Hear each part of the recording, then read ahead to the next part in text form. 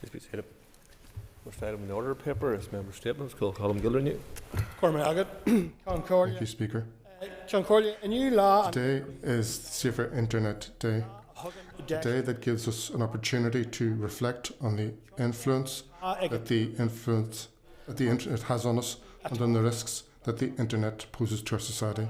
The internet has become an integral part of our existence. It is on the internet that we depend for our everyday lives.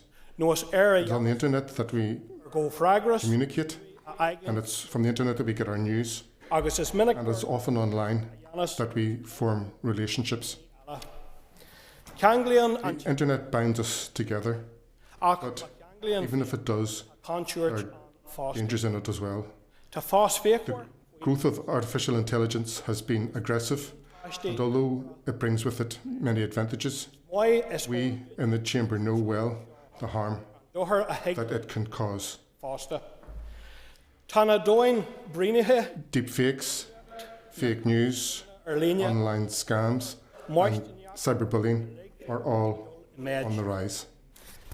As the father of two teenage boys, those developments worry me. There are enough schemes, programmes and initiatives available to allow us to improve our online security. We can learn how to recognise the danger signs and to keep ourselves safe online as well, and how to form relationships online properly. That is a never-ending task, and they deserve praise to teach us how to stay safe online. Although stringent guidelines are in place to reduce risks, online risks, it is we, the end users, who have a duty to keep ourselves safe and not to engage with fake content that causes hurt and hate. Stay safe, be vigilant, and please do use the report buttons when necessary. Thank you. Mr. Speaker, right across Northern Ireland, the marching band scene is at the heart of the cultural and social of our community. In every corner and in every village and in every place that I represent in North Belfast, I am absolutely delighted that the work undertaken by our marching bands to preserve our unique history and culture, to bring together people of all ages and of all genders, and to bring together a society in celebration of positive culture. For many years, Mr. Speaker, our marching band scene did not receive the support that it deserved. Indeed, some previous holders of the Department for Communities stopped funding for our marching bands.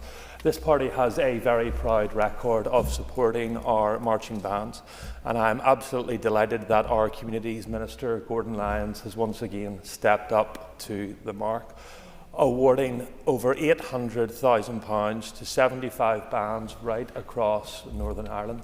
This simply does not impact upon the bands themselves, which have thousands of members, but on those who love to listen to our music, those who love to come out and celebrate our culture, and those who come together to proudly remember our past. This party will continue to support those bands right across Northern Ireland to ensure they get the support they deserve. I'm particularly delighted this year, Mr. Speaker, that Pride of the Hill Carnmoney, who are marking their 40th anniversary, have received almost £10,000. We as a party proudly stand with those bands to help secure the funding that they are entitled to. Though the funding, may be very high last year, Mr. Speaker, that is not the limit of our ambition. I'm very clear that we will unapologetically continue to campaign that bands right across Northern Ireland continue to receive the support that they need. And I look forward to the Communities Minister looking favourably upon further applications to ensure bands in every part of Northern Ireland and every corner of North Belfast get the support that they deserve. David Honeyford.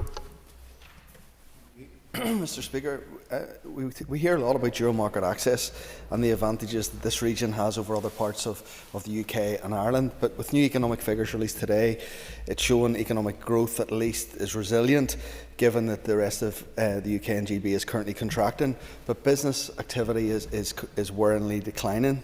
Unfortunately, we're not seeing a lot of movement from the Department of the Economy to seize the opportunities that dual market access brings. We have all the talent in the world, an entrepreneurial base, highly skilled workforce and market access, but it seems to focus on ourselves rather than focusing outward to seize the opportunities and potential that we have. When we unfortunately left the EU, we lost 3 fundamental freedoms, and the only advantage left for us is within products, giving us the ability to export without barriers to either market. Yet the Department doesn't seem to have a focused vision on a manufacturing strategy coming forward to grow this part of the economy, giving us more products to actually export. I've said many times in this chamber that it's our job to create the platform for others to flourish, creating the conditions for our economy to grow. And the Minister's economic vision listed multiple key industries. But should we not be prioritising 1 or 2 or 3 of those that we have an advantage on and drive for growth? And I'm calling for a definite focus on innovation and advanced manufacturing. So can I ask the Minister of Economy, will she move on this issue and bring forward an outward vision for the economy that specifically targets innovation and grows our manufacturing base to increase exports and develop advanced manufacturing across all the sectors, to take advantage of dual market access, to grow our economy, to seize the opportunities and provide highly skilled jobs and increase wages in Northern Ireland and bring growth back to our economy here? Thank you, Mr. Speaker. Thank you, Mr. Speaker. Mr. Speaker, the Invictus Games were first started in 2014 for injured and sick military personnel. This year's Invictus Games 2025 are being held in Canada, in Vancouver and Whistler. Over 500 participants from 25 different nations. And for the first time this year, Team Unconquered is being represented, and Team Unconquered is a team of Afghan military veterans, which is incredibly important. But also of note is our own Andy Allen is taking part in the Invictus Games. 3 events: Nordic skiing, rowing and wheelchair rugby. Andy was only 20 years of age when he lost his legs when he stepped on an IED in Afghanistan. I was serving alongside him at the time, and I would recommend you all to watch the programme Wounded.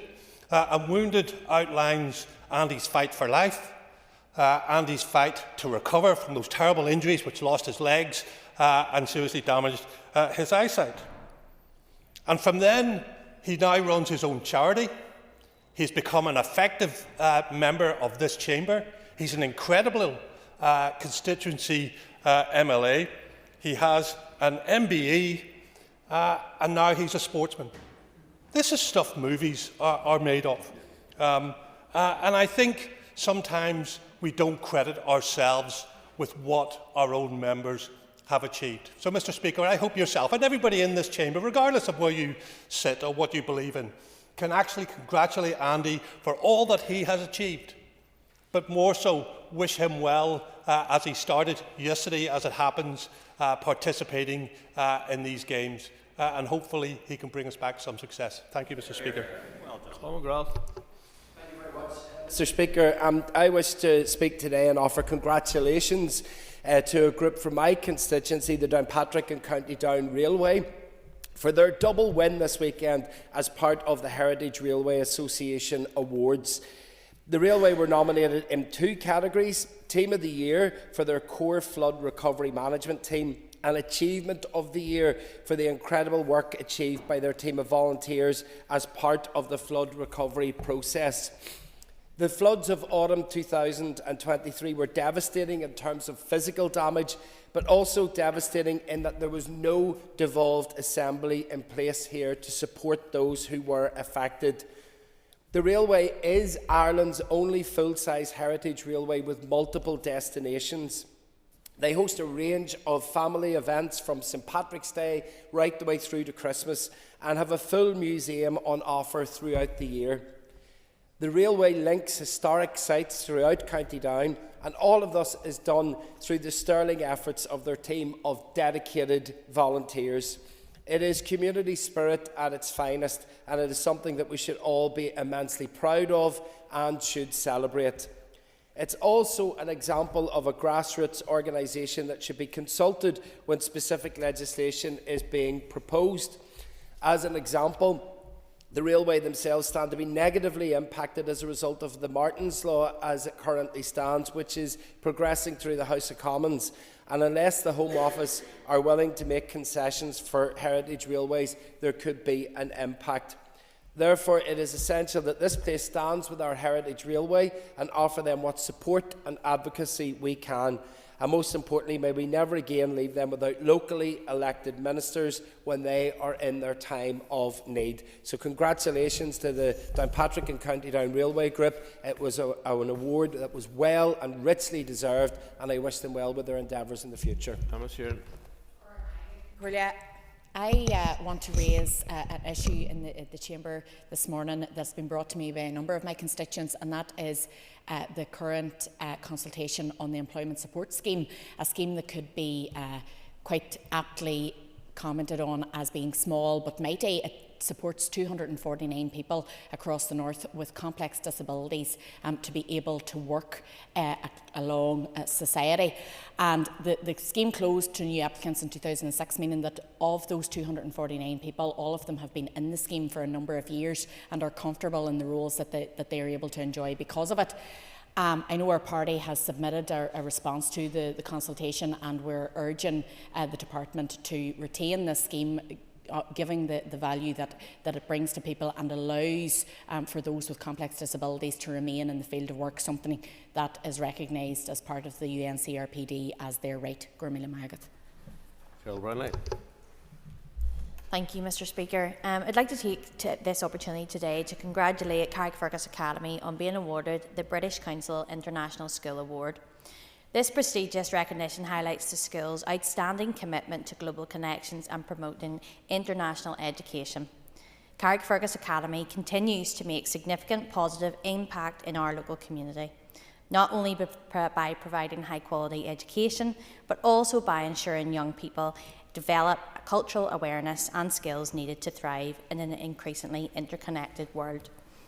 Their dedication to embedding international learning into the curriculum is commendable, and a special thanks must go to Mrs Fodringham and her team, who have worked hard, and their passion has played a vital role in securing this award.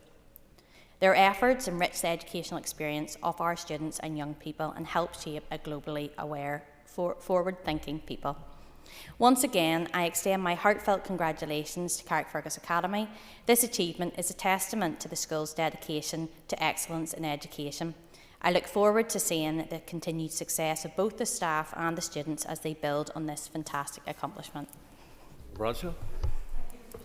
I rise to talk about the ongoing issue which remains too prevalent in Northern Ireland today, and one which continues to undermine the peace, stability and progress of our communities.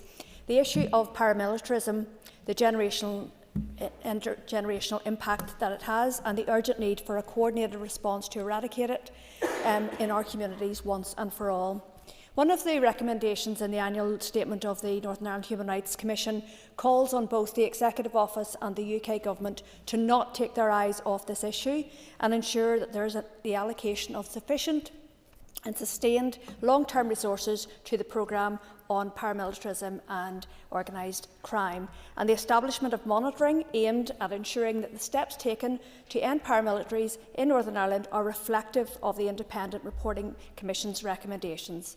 Beyond this, the Human Rights Commission stresses the importance for the Executive Office, working alongside other departments and the PSNI, to tackle the growing links between paramilitarism and the rising incidence of racism, xenophobia and coercive control in our communities. And over the recent few years, we have seen evidence of this, of these links, of these crimes in Northern Ireland, and they cannot go unaddressed. For the first time, the true extent of childhood trauma and its impact on all the people of Northern Ireland has been documented. at the launch last week of a groundbreaking study commissioned by the Executive Programme on Paramilitarism and Organised Crime, Justice Minister Naomi Long shared the stark findings of this research. The study revealed significant levels of trauma that continue to impact our communities across generations. The report emphasised that 60% of Northern Ireland's adult population report at least one traumatic childhood event, with nearly 1 in 5 experiencing 4 or more. Of particular concern is the finding that 30% of respondents reported conflict-specific adversities, highlighting the continued long-term impact of the Troubles. Importantly, this research underlines the need for trauma-informed approaches, particularly in socially economically disadvantaged communities where these challenges are most concentrated. This research provides us with crucial evidence that childhood trauma, including paramilitary-linked trauma, continues to negatively impact individuals across their lifetime. In closing, Mr. Speaker, it is about time that we saw the full dismantling of our so-called armed groups. It's about transforming attitudes, structures and relationships in our society by taking the findings of this study and ensuring that paramilitary groups no longer have any influence over our communities. Thank you. Peter Martin. Thank you, Mr. Speaker. This morning I want to raise Orchardville, which is in my constituency and has been providing essential services and support for people with learning disabilities and autism for more than 40 years. They annually assist over 600 people from across the country, but most recently in December launched an extended and expanded service in North Down. And I was delighted to meet with staff and users in their new North Down Centre recently, where I was able to see firsthand the outstanding work that's being done to transform the lives of those with autism or learning disabilities. The centre in Bangor has quickly become a thriving hub for its participants, welcoming over 100 users every week and projecting a very impressive 10,800 attendances annually. Orchardville support their participants in a whole range of ways in employability and skills. Their team encourage participants to overcome individual barriers to employment and assist them in developing skills to achieve accredited qualifications so they can pursue secure and paid employment.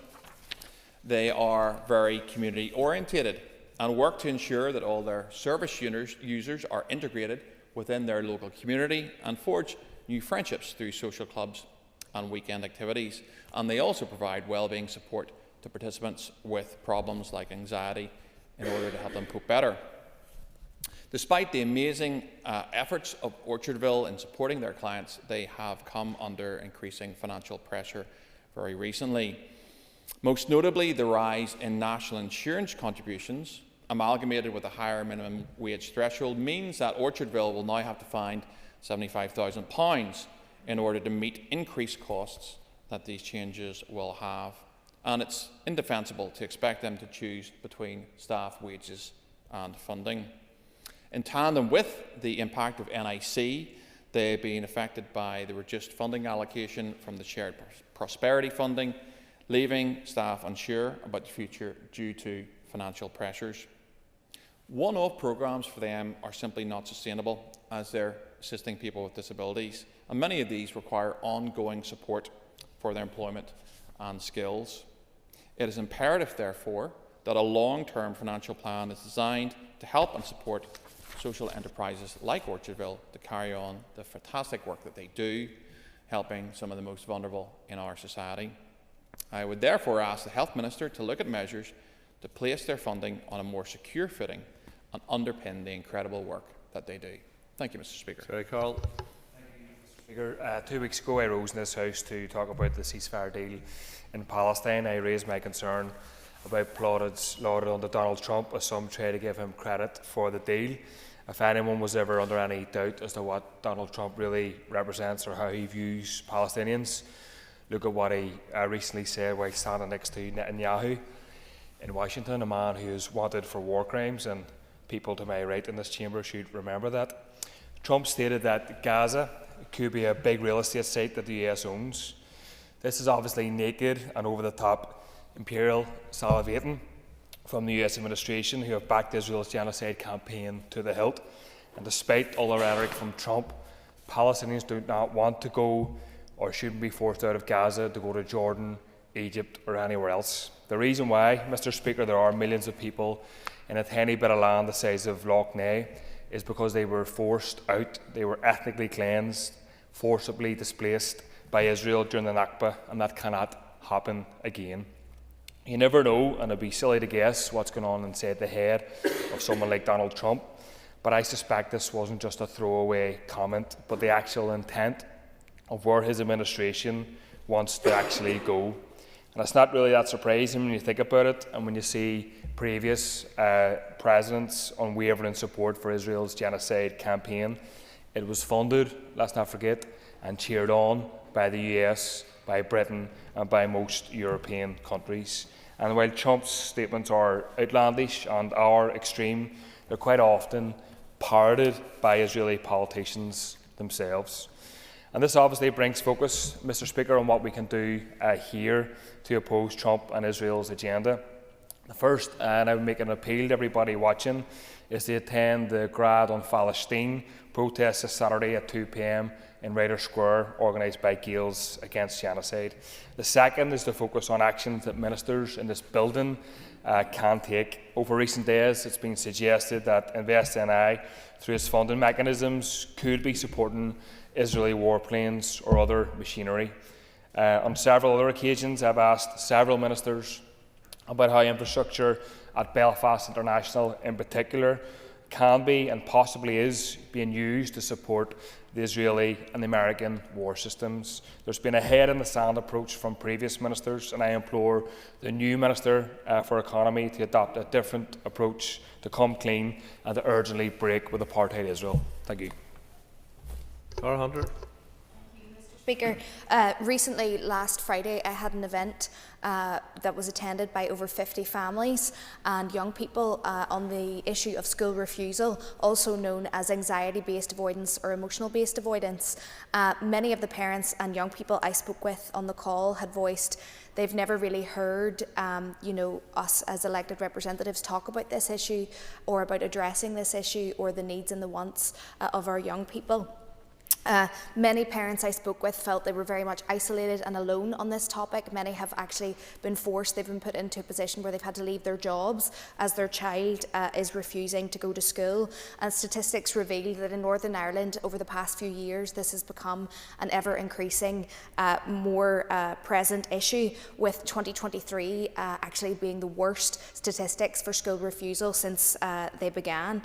There's a number of contributing factors that are leading to our young people not wanting to go to school. It's not a matter of just these children being labelled as troublemakers, but so much of this is to do with delays in assessments for autism, for ADHD. They feel, children really feel unheard and overwhelmed. And I'd like to thank a young lady called Emily, who is 13 and in year 9, who shared her story about recently being diagnosed with autism and just feeling really the complexity and the difficulty of attending school and feeling her needs are recognised in school. It's not about our young people having a problem. I believe this is fundamentally about a flawed education system, a rigid system that isn't flexible, isn't agile, and doesn't meet the needs of our young people. I believe we need to transition to become a more inclusive and understanding learning environment for children who struggle with things like routine and really struggle with the current learning environment, and they face significant anxiety. One story that really struck me was I spoke with a mum whose young son really struggled to go to school. He's very academically able, very intellectual, loves to learn, but just really had anxiety about sitting exams. As a result, he left school with no GCSEs, and now there is no places in Northern Ireland. There's only 2 schools that offer to sit GCSEs outside of our traditional school system, and thus he has left the school system, has no GCSEs and no pathway back to get those credentials. I think that's crazy, and I think that's something that this House needs to be aware of. to those parents that are listening today, I'd like to let them know they are not on their own. This is an issue, thankfully, we will be addressing at the Education Committee this week, where we have representatives there to discuss further about attendance. And I believe firmly that we need to listen to our young people about why they're not showing up for school, and recognise this is not a problem with them, but a problem with the education system as a whole. And we'll be doing all we can, hopefully, at the Education Committee to get the answers and to get the change necessary. Thank you. Anything else?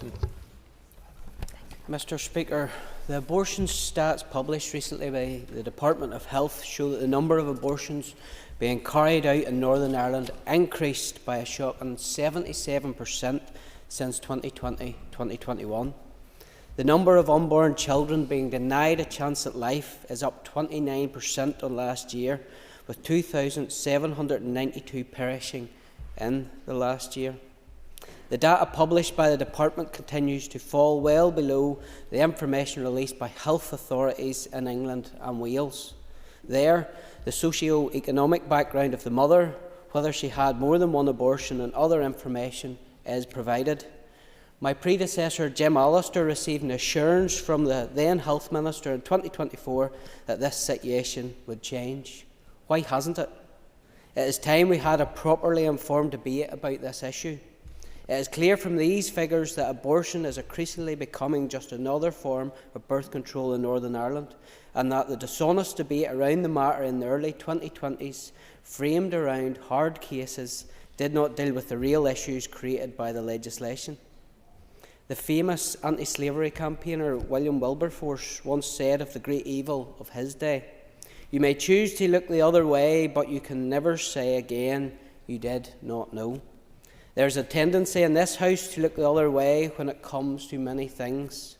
One of those matters is abortion.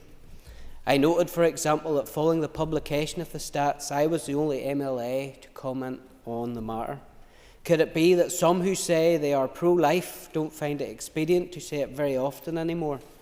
Whatever the reason, those must answer for themselves. But for my part, I will continue to force people in this House to face the truth. Whether it's the truth about the bloody terror campaign which resulted in the Belfast Agreement, or the slaughter of unborn children ushered in by the Executive Formation Act, an act which, I remind the House, enabled the DUP to renew their immoral partnership with Sinn Féin. John Buckley.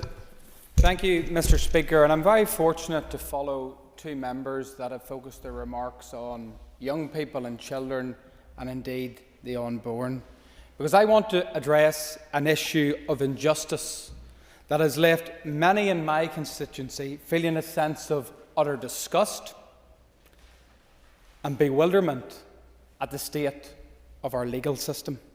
Yesterday it was reported that a 28-year-old man was found to be in possession of 77 grossly indecent images and videos of children. Evidence of real abuse, real suffering. This man contributed to a cycle of harrowing abuse. Members, let me be clear. These were not just images and videos. Each one represents a child who was exploited, their innocence stolen, their pain recorded for the pleasure of predators to consume. By possessing them, this man contributed to the cycle of abuse. He is not just a bystander, he was complicit.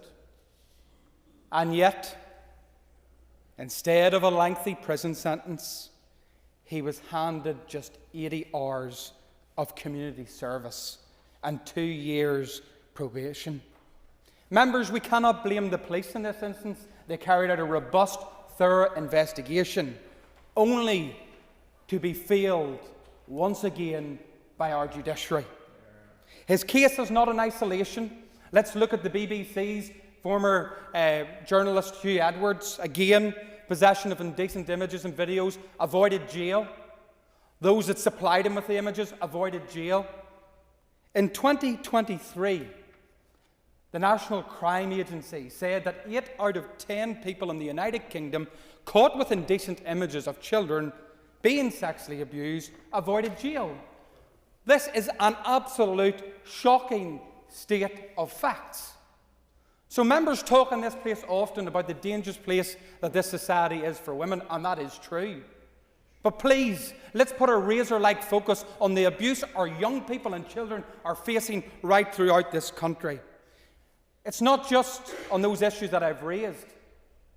Look at the shocking testimonies of those that were involved in grooming gang abuse across the United Kingdom, whether it be Telford, Rochdale or other areas. Are the police aware of any similar grooming gangs here in Northern Ireland? We simply don't know how deep this could go.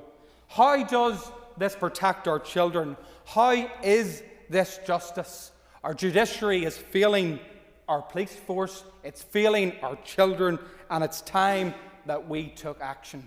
Thank you. Next item of business is a motion to approve a draft statutory rule. I'll ask the clerk to read the motion. That the draft Farm Sustainability Transitional Provisions Regulations Northern Ireland 2025 be approved. Thank you. I call the Minister of Agriculture, Environment and Rural Affairs to move the motion. Not moved. Thank you. The motion has not been moved. We'll move on to the next item of business. The next item of business is a legislative consent motion. So, Great British Energy Bill. Clerk, please read the motion. That this Assembly endorses the principle of the extension of the provisions of the Great British Energy Bill to Northern Ireland. Thank you. I call the Minister for Economy to move the motion. Moved. Thank you.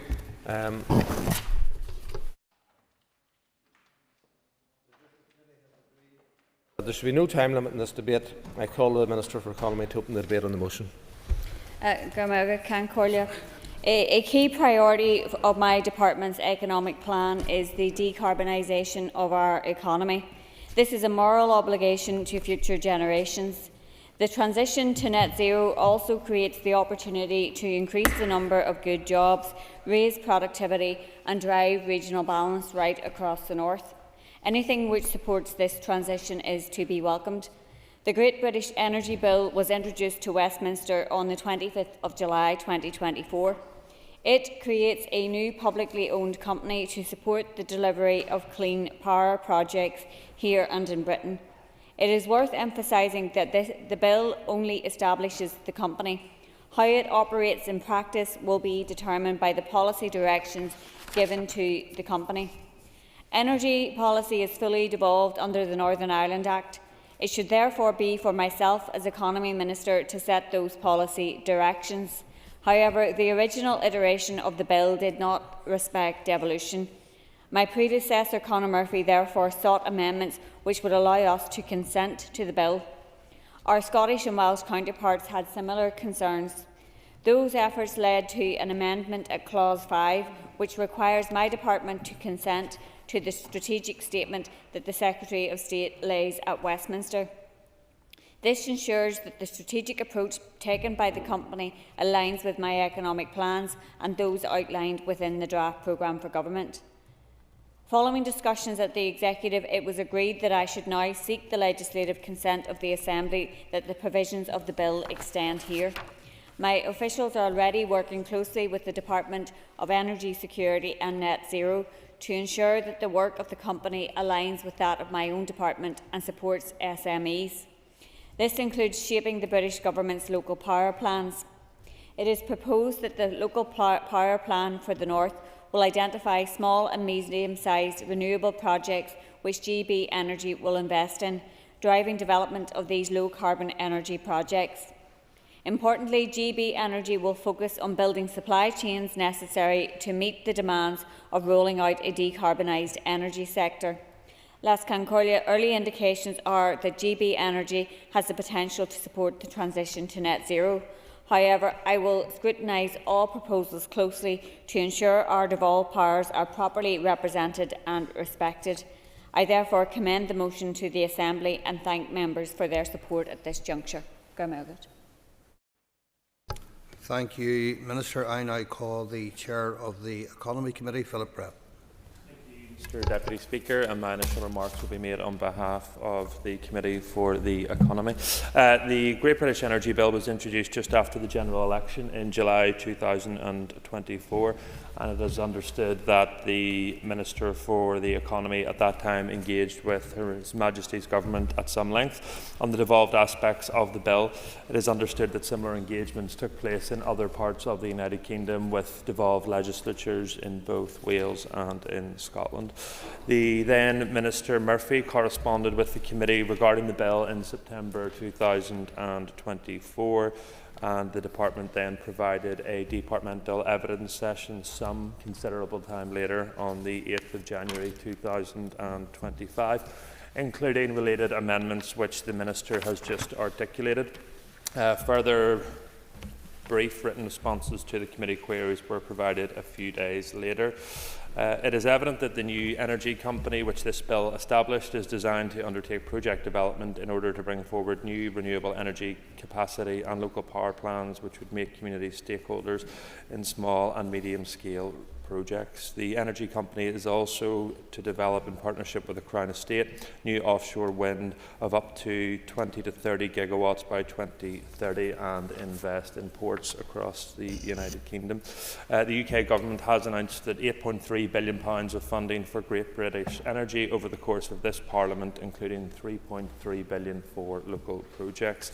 However, the Department was unable to clarify on the degree of agency that the Department will enjoy in respect of directing this Great British Energy investment. That said, officials also advised that that Great British Energy is expected to engage with key players in Northern Ireland as part of its role. As the House is aware, standing orders generally require statutory committees to report on the devolved provisions in the relevant legislation. The idea is that the committee can inform members' deliberations on the LCM before them. The committee's report on the LCM was therefore shared with members last week and provides commentary on the Great British Energy Company and the potential overlap with devolved matters. The Department was unable to provide detail as to how the energy company will work in Northern Ireland, though not at the fault of the Department. They have sought to get that information from the UK Government. Nonetheless, Great British Energy will mean very welcome investment for our renewable sector. In the absence of clarity coming from Whitehall, the committee was unable to come to a final view on the LCM. But turning to my remarks as DUP spokesperson on the economy, we as a party are very happy to support the LCM that's before the House today. At the last general election, the DUP set out our intention to explore how Northern Ireland businesses and projects with green and clean ambitions can better tap into UK-wide funding, supply chains and incentives. It is clear that there will need to be engagement from the Department for Government to understand the unique operation of the energy sector here in Northern Ireland, and as a party we will play our part in doing so. I note the Minister's concern in relation to decisions being made which impact upon the devolved settlement here in Northern Ireland. I would just gently point out to the House that those concerns did not exist by other members of this House when similar issues in relation to EU legislation were before this House. But, Mr Deputy Speaker, I have made those important points, and this party will be supporting the LCM which is before us this morning. Thank you. Matthew Till.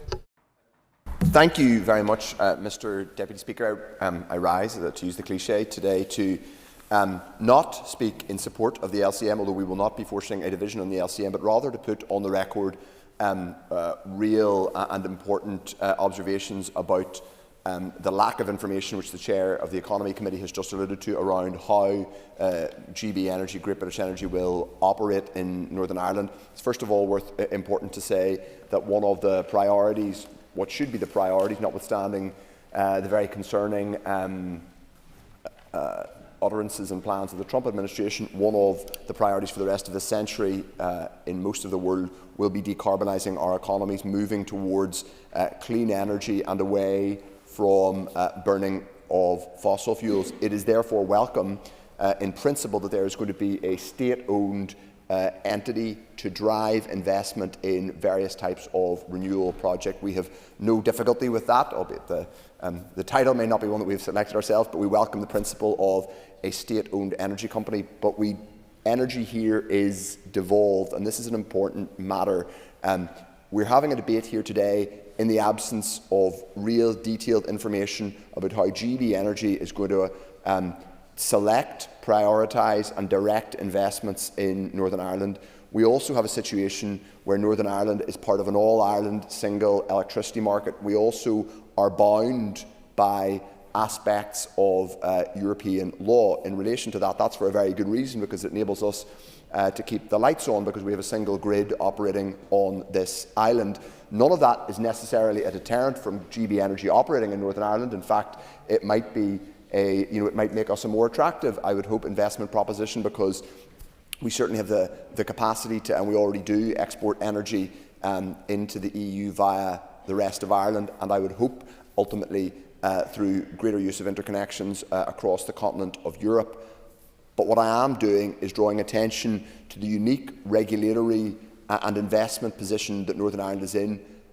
We have very, very little detail as yet about how GB Energy is going to reflect that unique regulatory proposition and how it's going to select and prioritise pieces of investment. It sounds like, from what the Minister said, that her department, and in this case, we're the opposition, we aren't simply, this isn't simply a feeling on behalf of the department. Clearly part of this comes from the Home UK Government Department, which has yet to provide clarity on how all of this is going to work.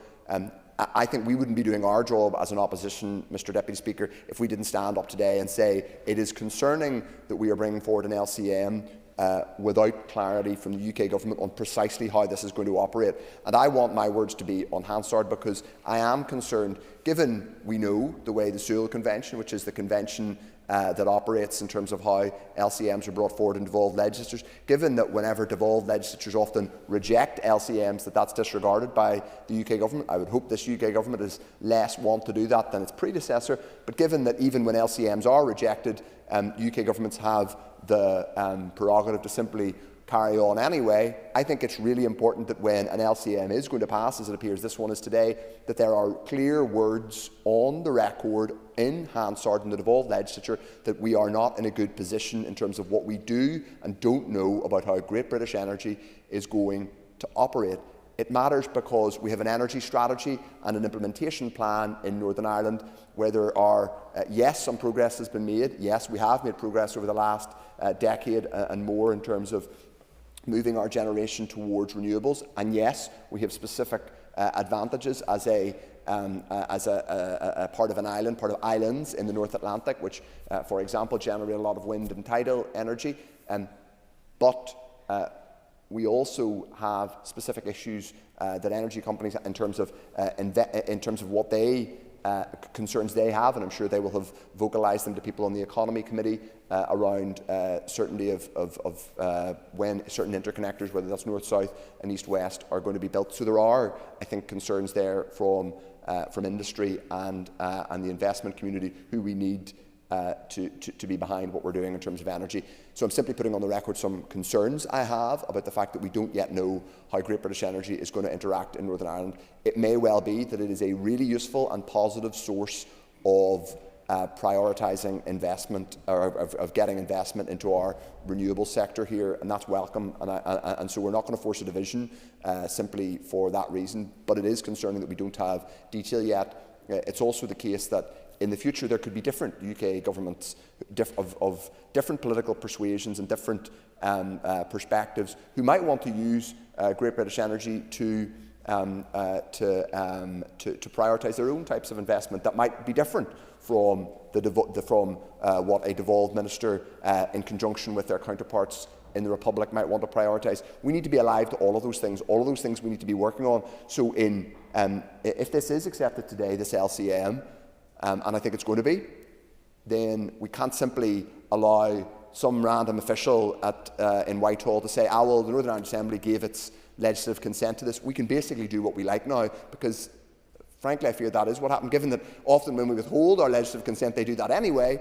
We need to have absolute clarity and have it on the record, and perhaps we can hear from the Minister what she intends to do and what the Executive intend to do to get those commitments in writing and articulated on the record in terms of the safeguards for the devolved settlement, number one, our specific our specific legal and regulatory context here in the north and on the island of Ireland, the fact that we operate within a single electricity market on the island of Ireland, the fact that we have unique and distinct opportunities in terms of exporting energy across the EU, and we want those respected and maximised. What specific promises or provisions are going to be made in terms of helping us maximise our dual market access and potential opportunities there that Great British Energy could help us fulfil. I'd like all of those on the record. I'd like more detail on how it's going to respect the devolved settlement. The Minister said in her remarks that the amendments had come forward and that is progress. I'm glad that Minister Murphy did get further clarity. It seems like the amendments in the bill, and as she said, this is just a bill that creates an entity called Great British Energy. It doesn't start to make investments and it doesn't start to actually set strategic priorities, but it does. We are now beginning down the road of this legal entity existing. I think we need more clarity and more detail about how, as I said, it's going to respect the devolved settlement, respect our unique regulatory position, enable us to maximise dual market access, and all of those things are really important. I would also just say finally in closing, Mr Deputy Speaker, we are passing an LCM, it appears today, to help the UK Government, which came into power in July last year, create an entity called Great British Energy. In the Minister's previous department, her department did not bring forward a similar enabling piece of legislation for an entity which has now existed for nearly 5 years, which is the Fiscal Council. We're waiting in the Northern Ireland Assembly to legislate for the Fiscal Council, but we're passing a motion on Great British Energy here today. I'd like to, it's slightly in parenthesis and not really to do with what we're debating today, but it does point to the slight difficulty we're having in terms of legislation coming through here. So while we aren't going to force a division on this LCM today, I want us to put on the record that we have specific issues that we want to see the UK Government address, and I would like to hear the Minister for Economy specifically answer how she and her colleagues are going to raise those with the UK Government going forward. Thank you. Emma Sheeran.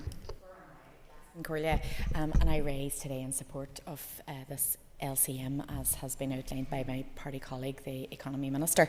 I think all members would agree that it's important that our commitment to net zero is upheld, and obviously that is the basis on which this energy company has been formalised by the British Government, and so the establishment of that is important, and it's important that policies reflect the specific nature of our economy in the north and our society here, and the different needs of our businesses and people and families that operate here.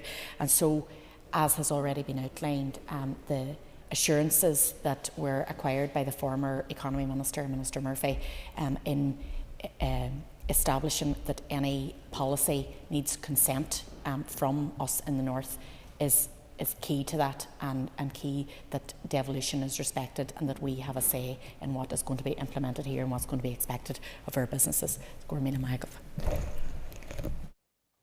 David Honeyford.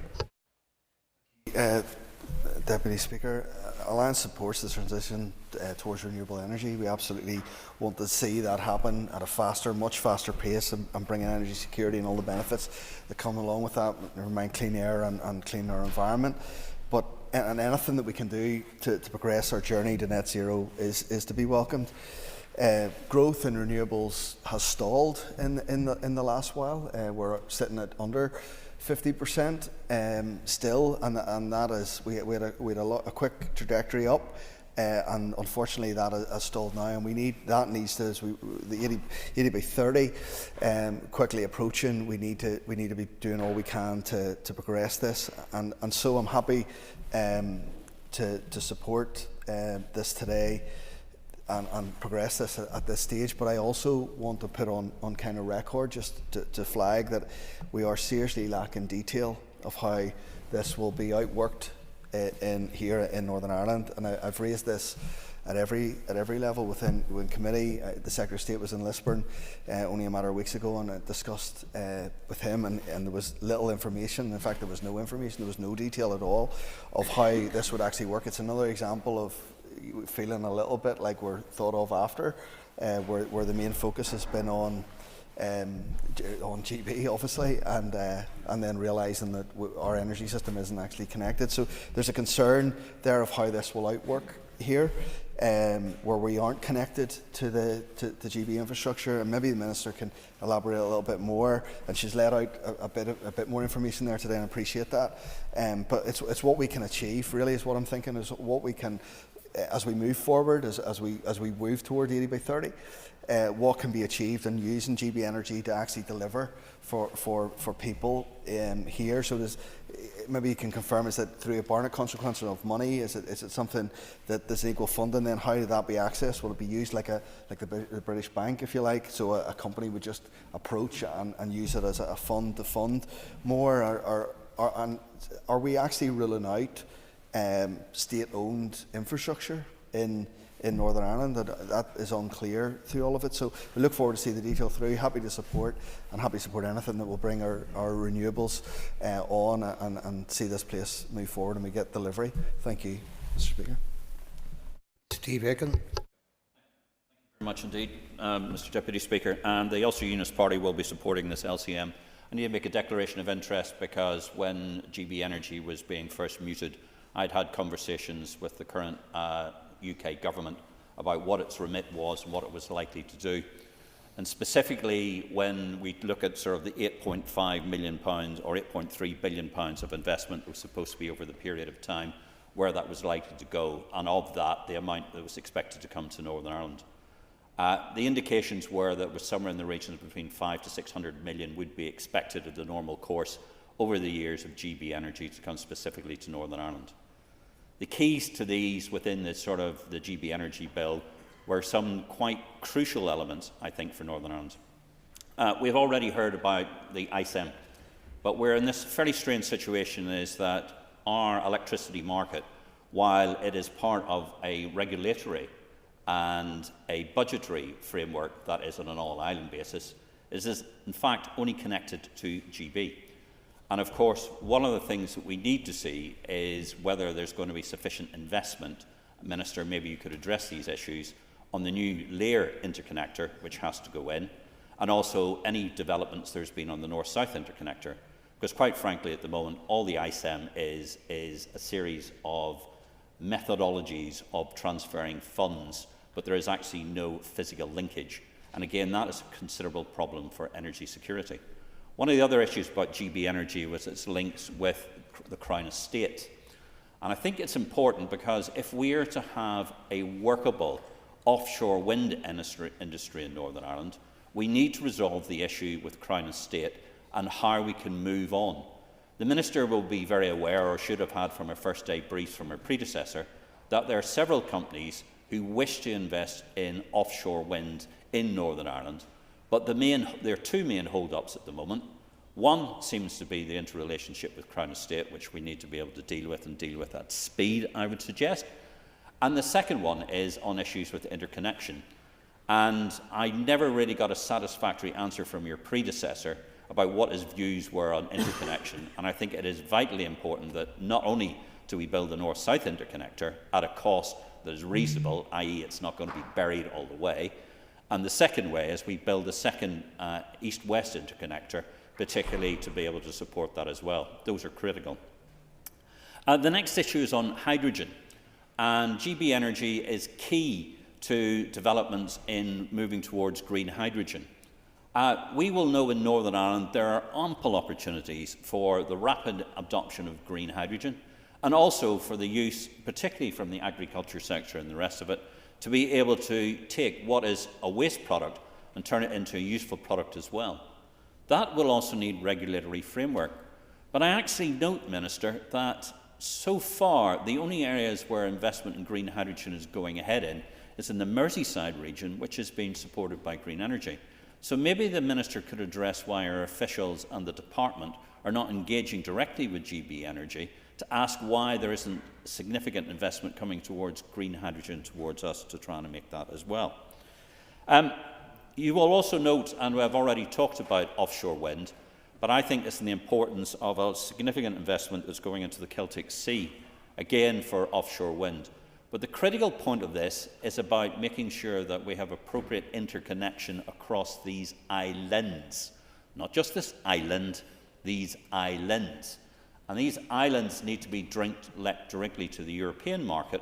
And that is something, again, that we need to look at because, in fact, the ICEM, far from being supportive of that, is anti-competitive to that.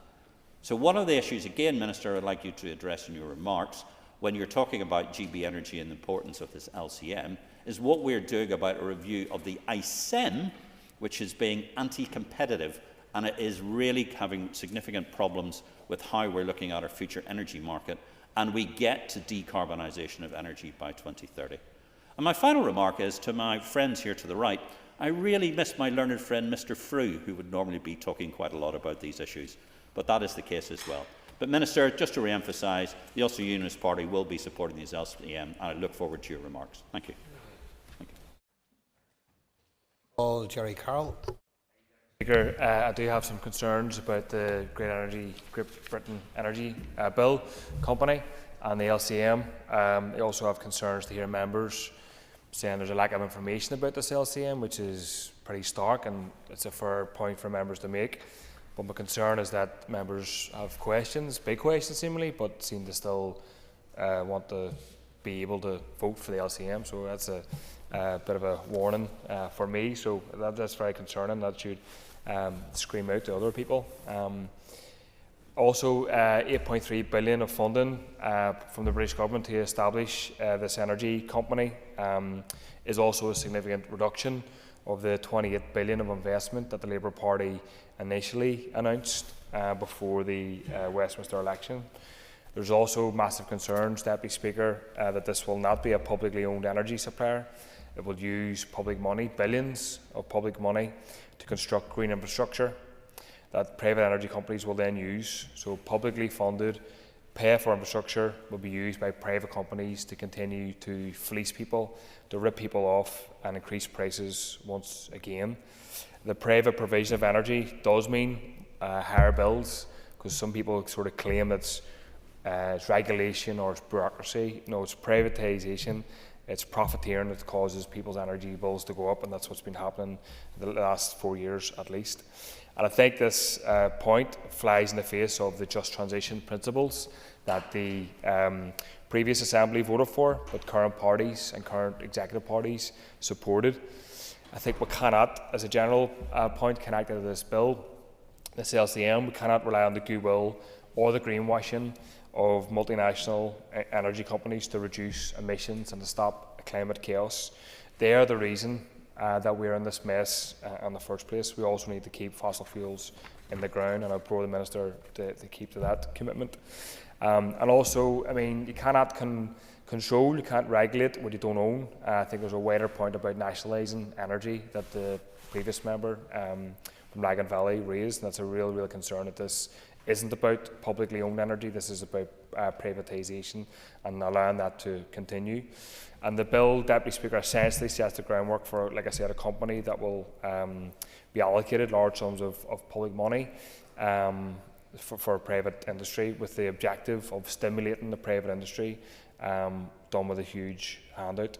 Labour themselves, the description of the Great British Energy aims, and I quote, to de-risk and unlock private sector investment and accelerate private sector development. These are massive red flags for me, and I think the Minister at the very least should address them, but I think there's serious questions about whether this LCM should be supported at all, not just by myself, not just by the Leader of the Opposition, but seemingly by members of the committee as well. Thank you.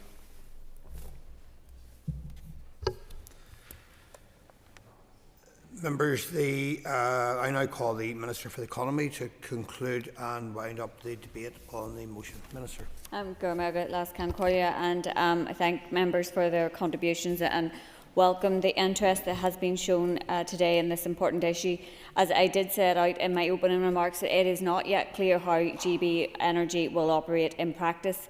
Indications from the British Government are that it will drive clean energy development, create employment opportunities and boost energy independence. Importantly, my department has been assured that GB Energy will work with local businesses with expertise in the area of energy and decarbonisation, investing in supply chains and promoting local growth. But just to pick up on a couple of the points and to clarify, if the LCM is not approved, GB Energy will still be established as a company and it will still operate here, but we will have no ability to input or engage, whereas following the intervention of my predecessor, the GB Energy Bill will now properly take account of devolution. It will allow us to feed into and to shape that strategic direction and the local policy plans once GB Energy is established. And importantly, it requires the consent of the Assembly and also of the Scottish and Welsh governments in respect of that.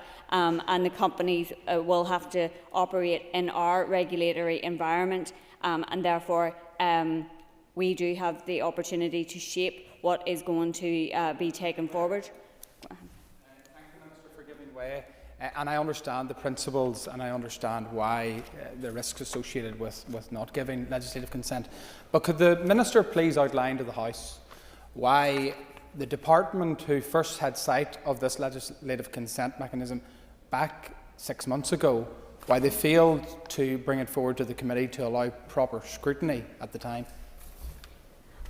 Well, the member will, of course, appreciate that I'm only in the job a week. However, my understanding is officials have been engaging significantly with DESNZ over that time, most importantly to ensure that the amendments that we are now seeing were brought forward, and that we did get the assurances that we now have, that we will have the ability to shape the strategic direction of GB Energy once it is established. I think that's really important. It will allow us to engage in a collaborative way and to coordinate on the issue, which is clearly challenging not just us as an Assembly, but governments across the world in terms of our ambitions and necessity to decarbonise.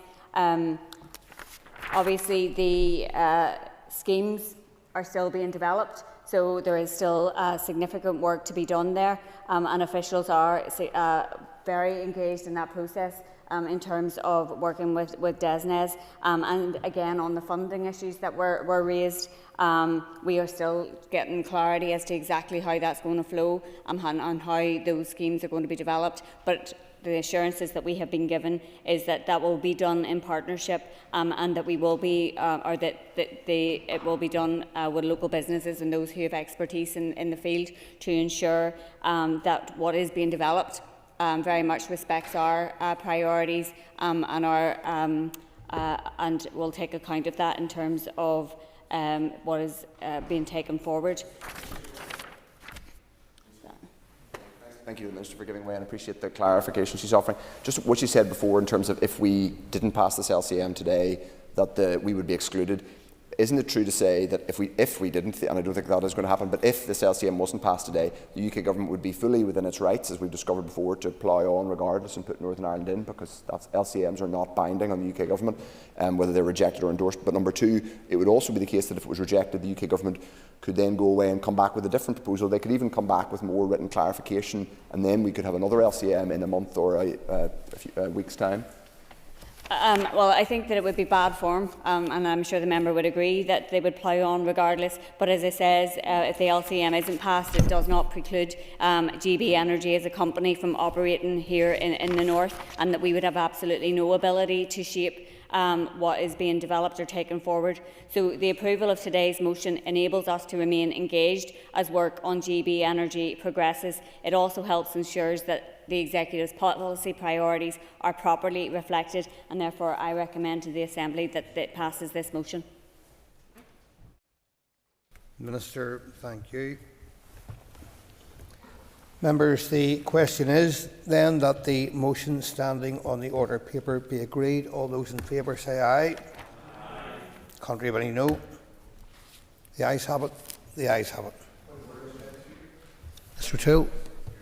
Offering a point of order. Can I just genuinely, in a point of order, clarify when perhaps the chair could clarify when an LCM is granted, is a minister obliged to come back with more detail, or is the UK government obliged to give the Assembly more detail on the meaning it has divined from an LCM being granted? Because I think it is clear today that while people agree with some of the principles, the GB Energy Bill, there is real concern about the devolved settlement and our unique position here. Thank you, Mr. Toole, for that. I am informed that if a bill is subsequently amended, there would be then a further debate on that amendment.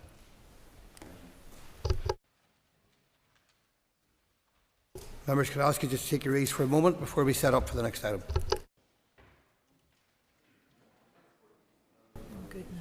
Okay.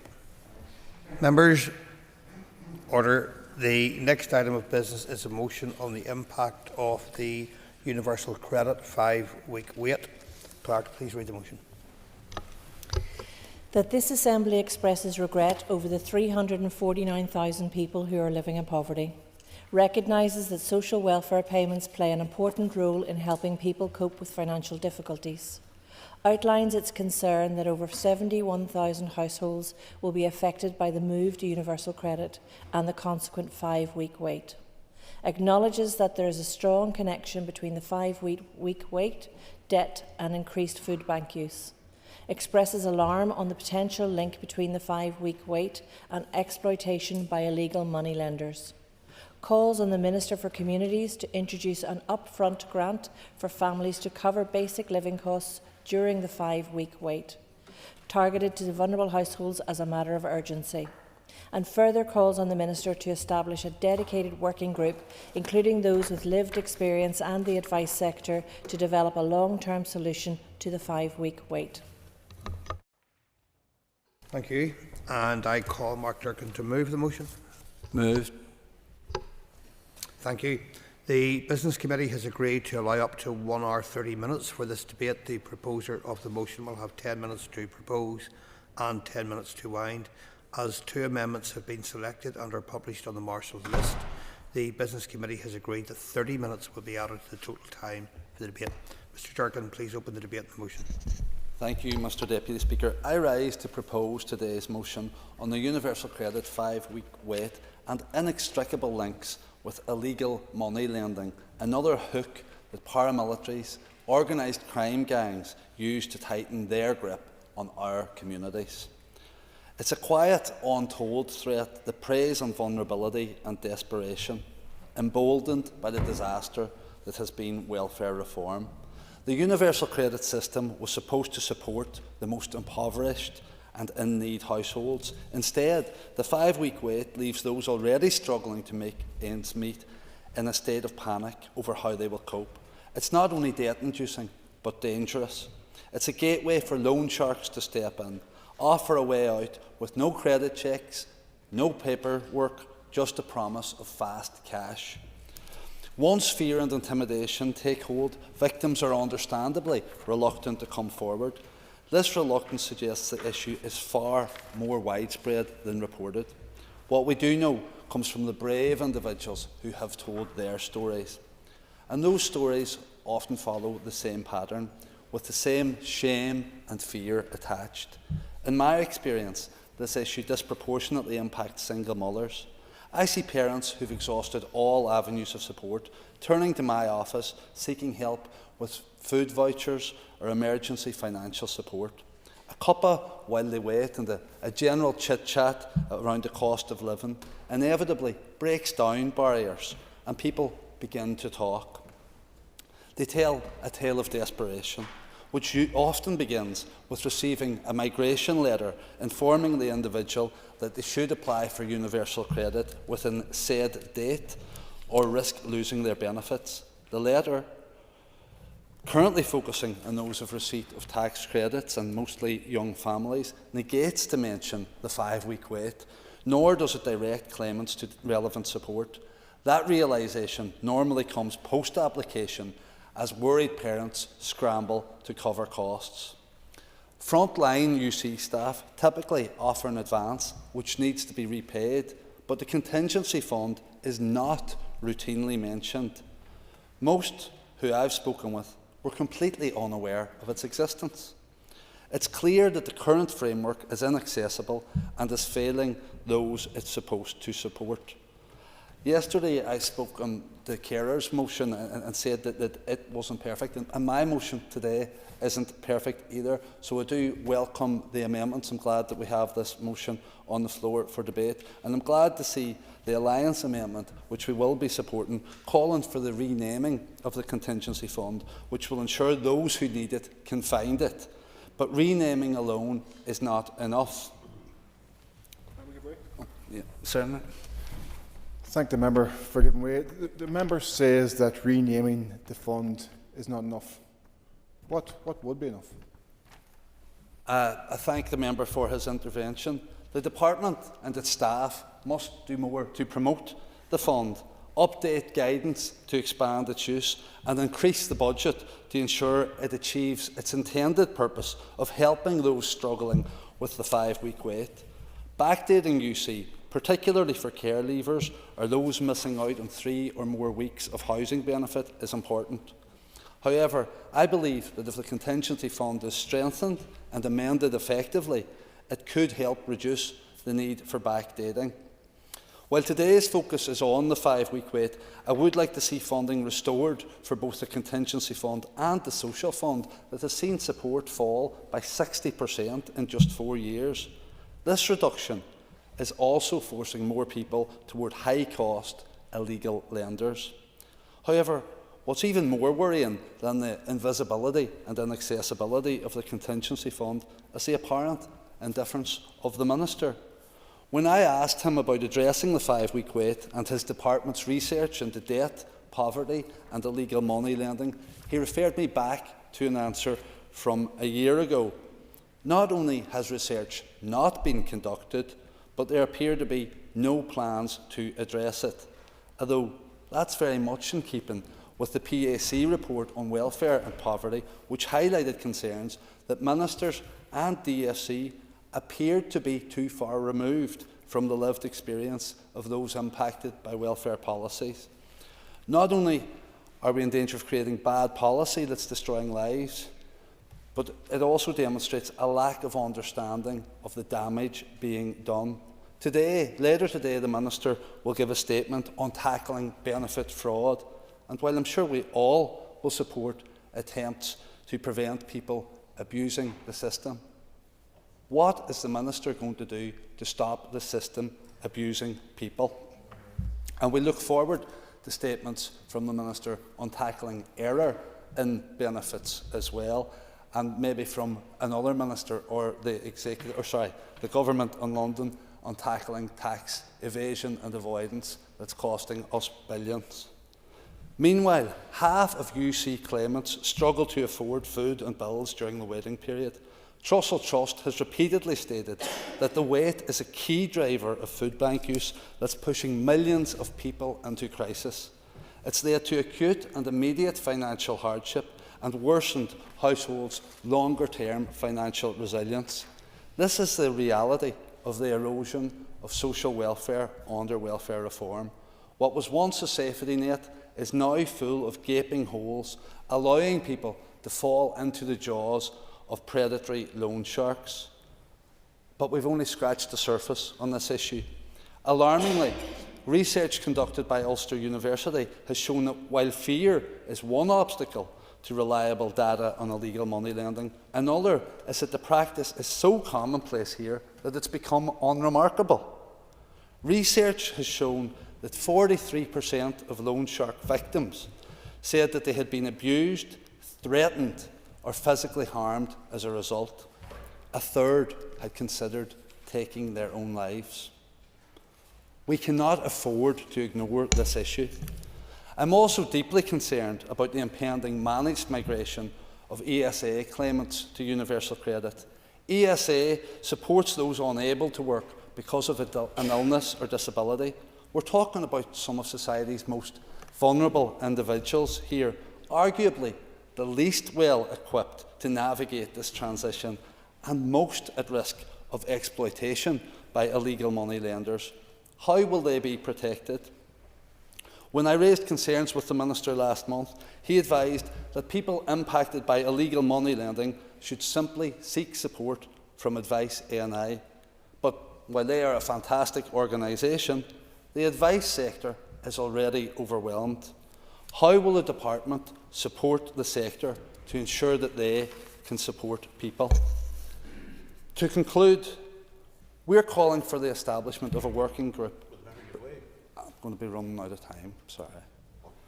We're calling for the establishment of a working group bringing together government departments, the PSNI, the advice sector, financial institutions, credit unions, with input from those with lived experience.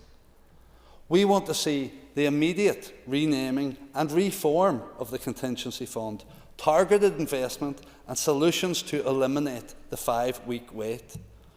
We need, in the short term, an easy enough ask, I believe, collaboration on a leaflet to be included with every managed migration notice, ensuring claimants are fully informed about the 5-week wait, the risks of illegal money lending, and signposting them to appropriate support.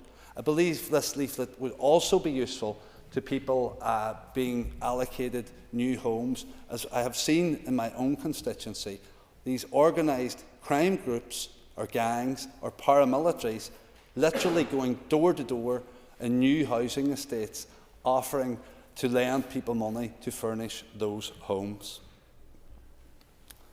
What would you do? That's something I'm asked time and time again on this matter. I was paying back numerous loans already. I had no gas in the meter.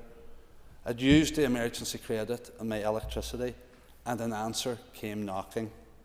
I had no idea what I was getting myself into. What would you do?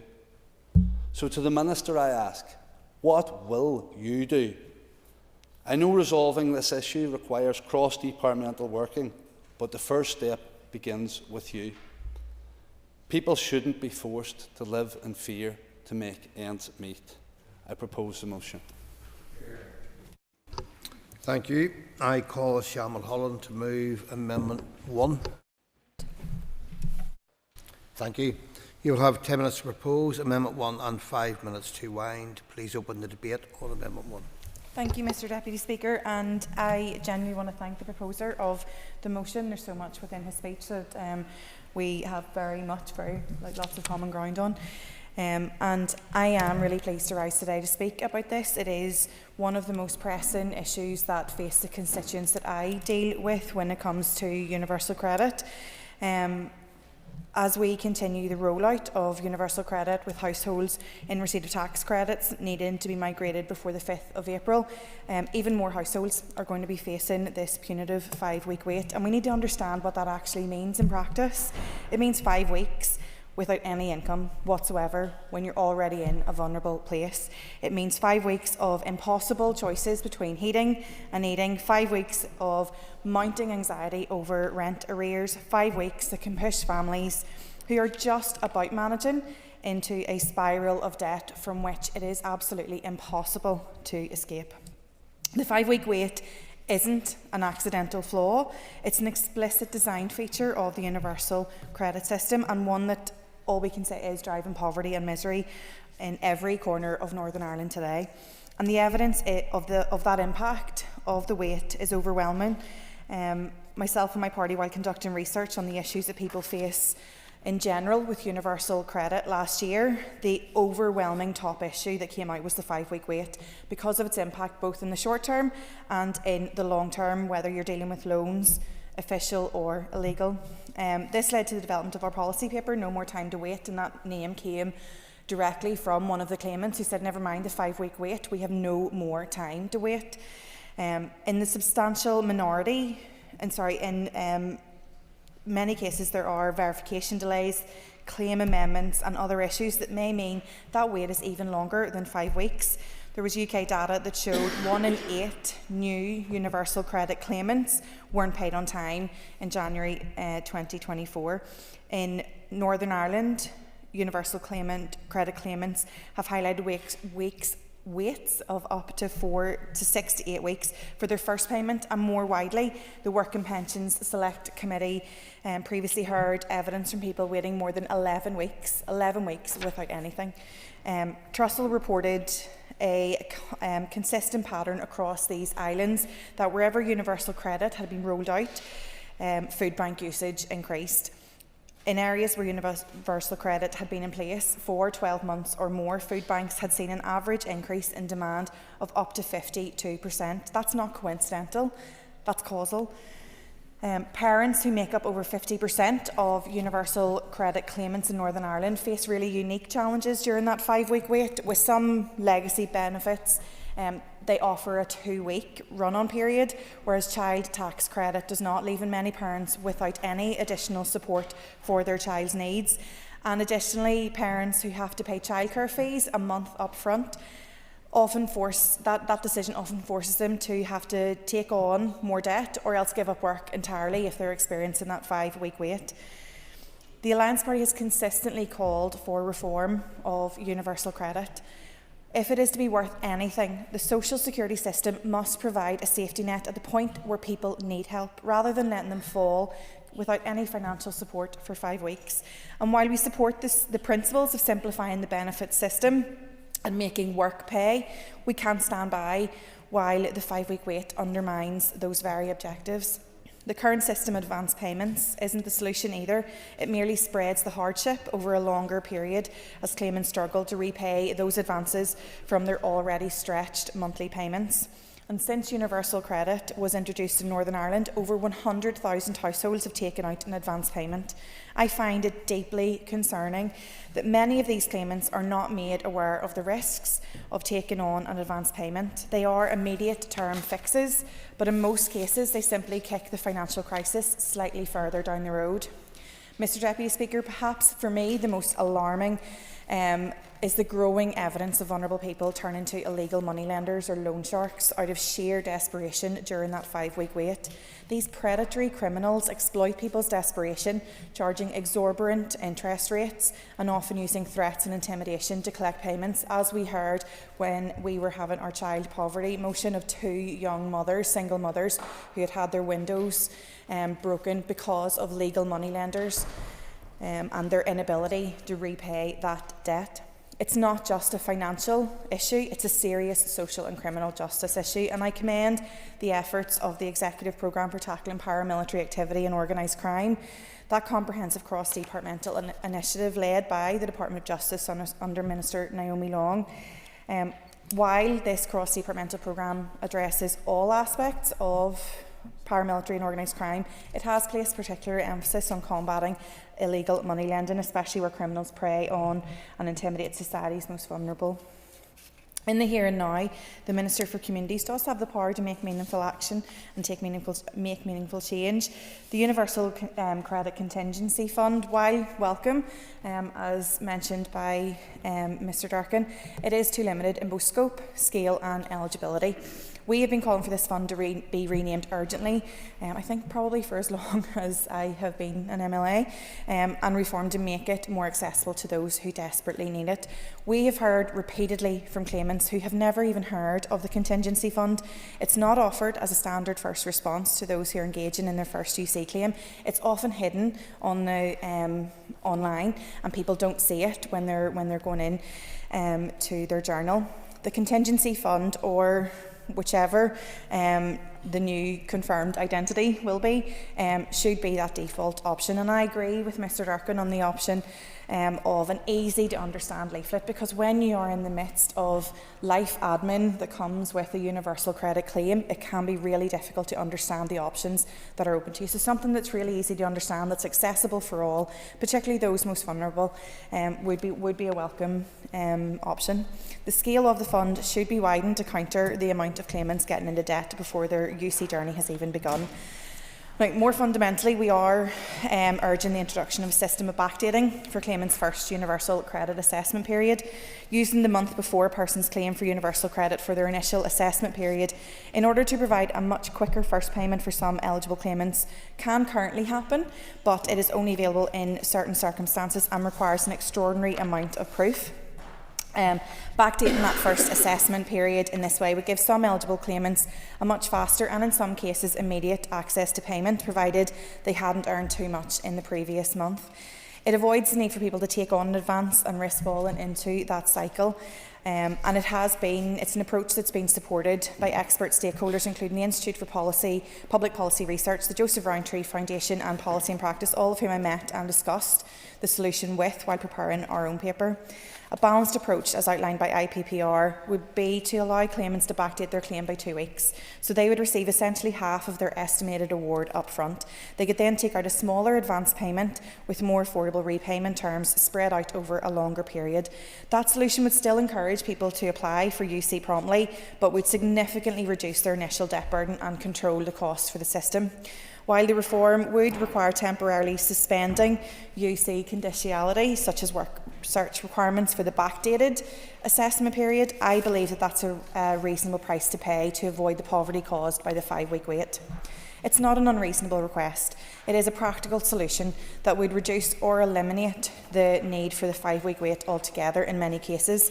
And it's notable that whilst it would cost money up front, it would significantly reduce, in many cases eliminate, the need entirely for advance payments and use of the likes of the contingency fund. So money would be saved there, and even more importantly, it would significantly reduce the cost and impact of poverty caused by the current system.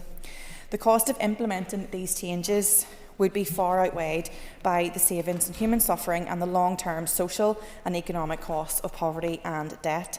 And some might argue that these changes would be too expensive, but I have to ask the Assembly, what is the cost of us not acting? Similarly, does any member in the chamber really believe that a future working group will come up with anything different or an alternative solution? I think that we have had quite a few working groups, and we have had the Independent Review of Welfare Mitigations, which was extensive in its recommendations. So, Mr Deputy Speaker, we are firm believers in evidence-based policy making. The evidence is clear. The 5-week wait is causing immense hardship. It's pushing people into debt, and it's undermining the objectives of universal credit. We also believe in practical solutions, and that's exactly what our amendment proposes. Our constituents deserve better. They deserve a social security system that brings genuine security, that treats them with dignity and supports rather than undermines their efforts to improve their circumstances. Thank you, Mr Deputy Speaker. Thank you. I now call Brian Kingston to move Amendment 2. Moved.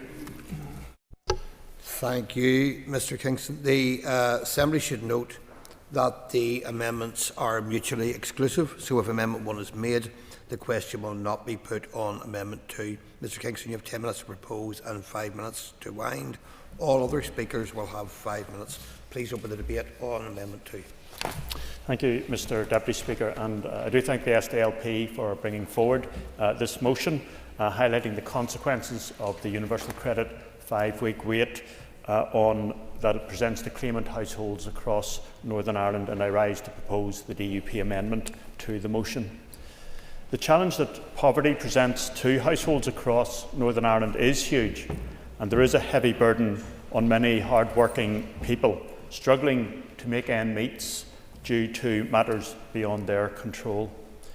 We must thank all those who work in the community and voluntary sector who do so much to help people experiencing poverty.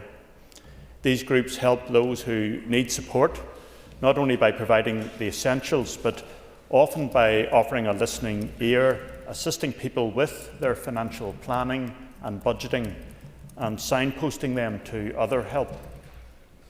The Communities Minister, Gordon Lyons, has been working on the anti-poverty strategy to prevent poverty and to help people out of poverty. We know that every member in this Assembly wants to work collectively to ensure that we support people facing poverty in Northern Ireland. I will give way. Yes. Forgive me, would you agree with me that part of the anti-poverty strategy, there should be funding attached to that as well to reduce poverty?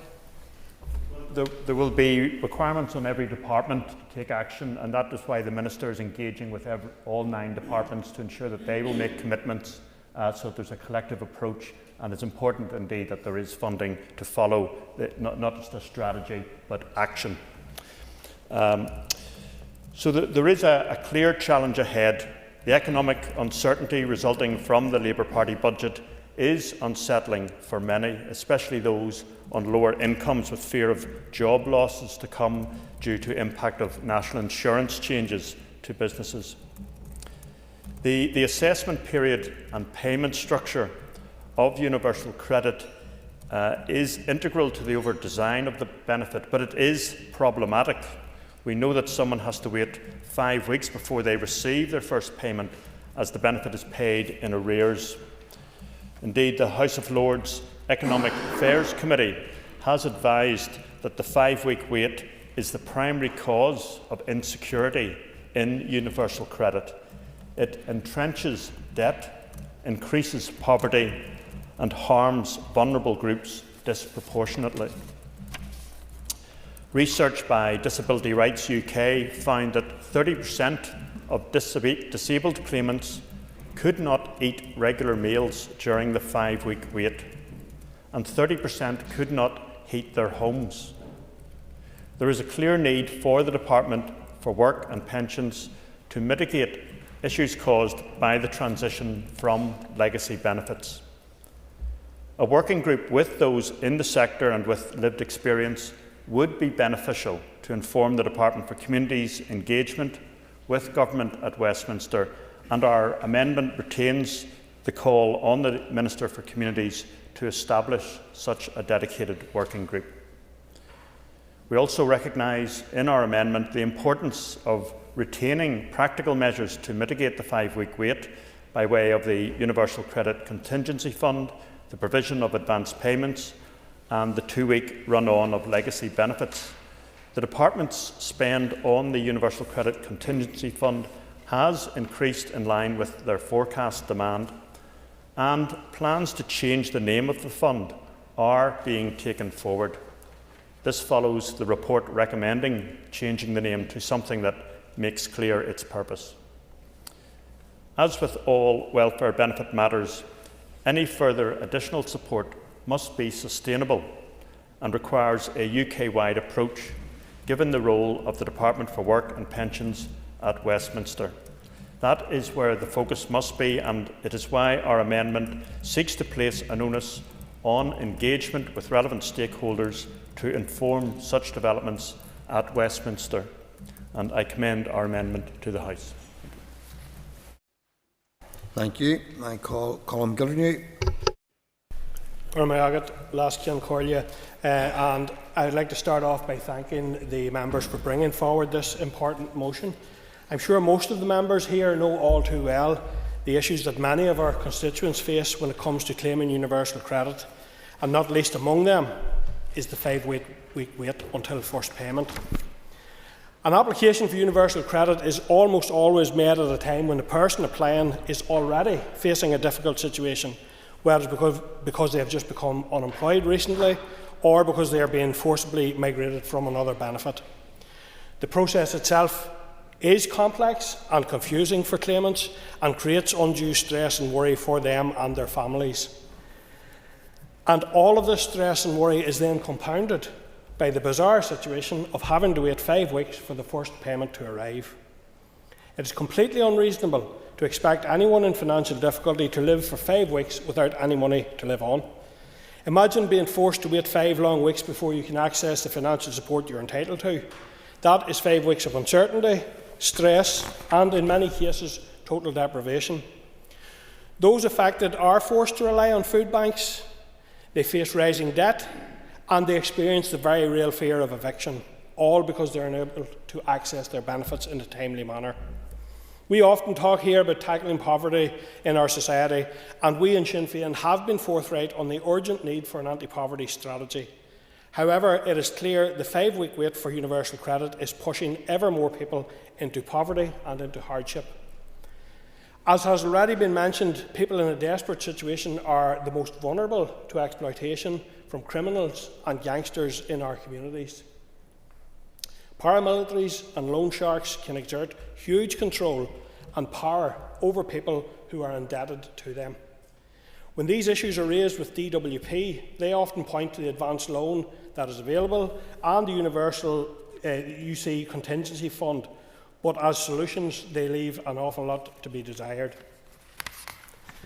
The advance loan might be useful in the short term, but it too puts claimants into long-term debt, which reduces the already meagre monthly payments that claimants are entitled to.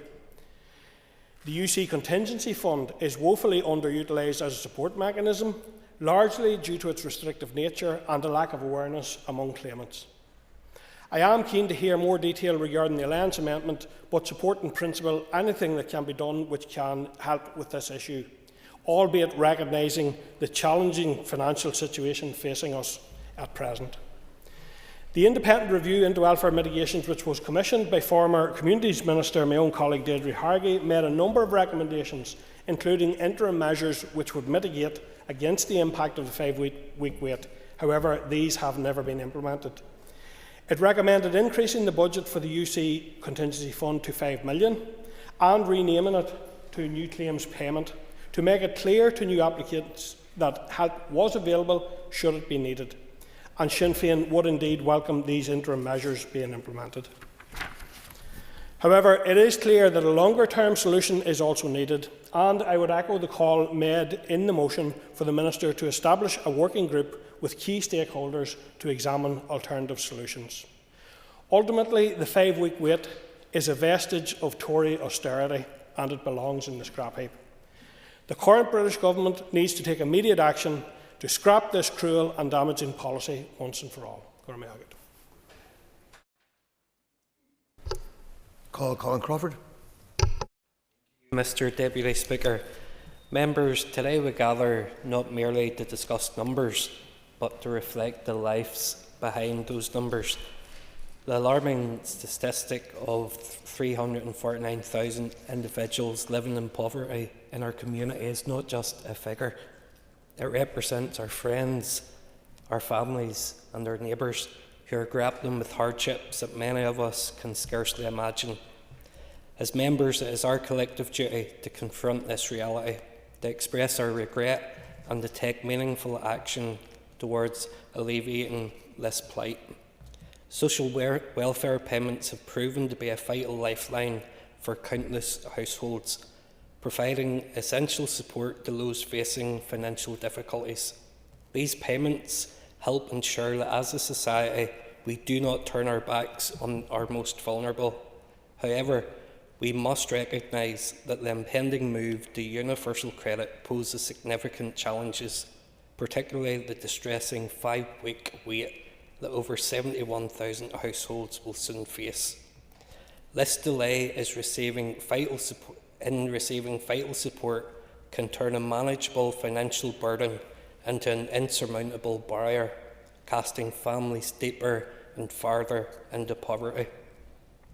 For women who often bear the brunt of financial responsibilities within households, this waiting period can exacerbate existing inequalities and strip away the little financial security they have.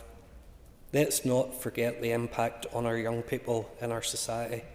Young people facing unemployment or those studying while living on their own may find themselves in an alarming situation, struggling to make ends meet during this critical period in their lives.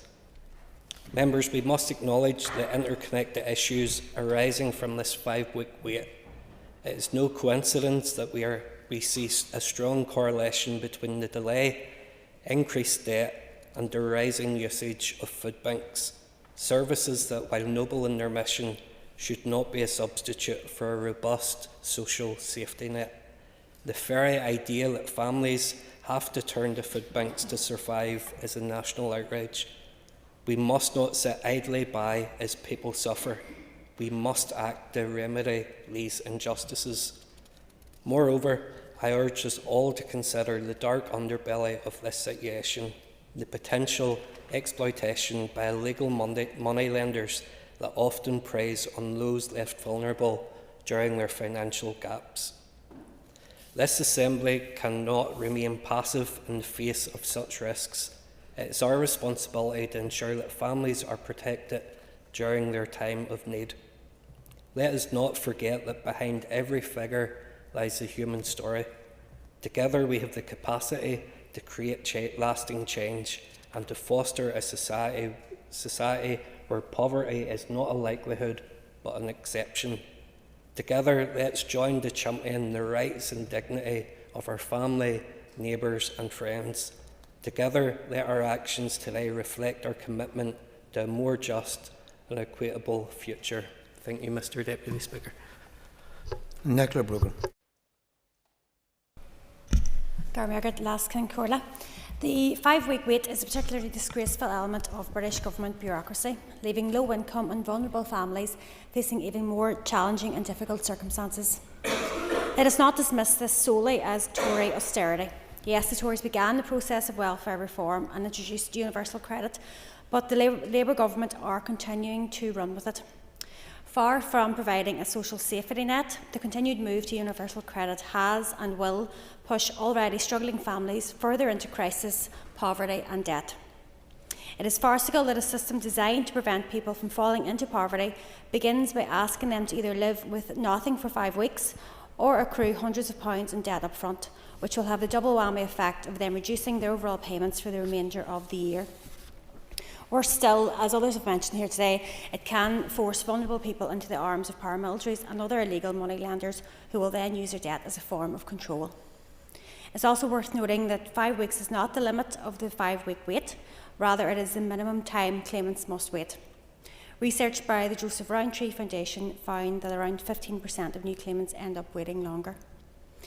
This Assembly in the recent past has sought to mitigate the effects of British Government austerity on vulnerable people as best as it can, and I am proud of my party's leading role in those efforts. We must use every device available to us to once again reduce the impact of British Government cuts here. However, decades of chronic underfunding have left the Executive unable to fund multiple vital projects, let alone take on the added burden of fighting British austerity on another front.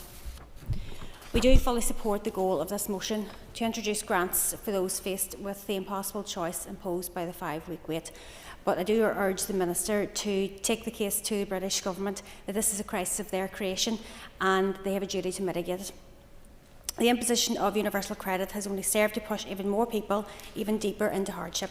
Westminster must re-evaluate its harmful and destructive approach to social security, but I do commend and support the motion. Jerry Carroll.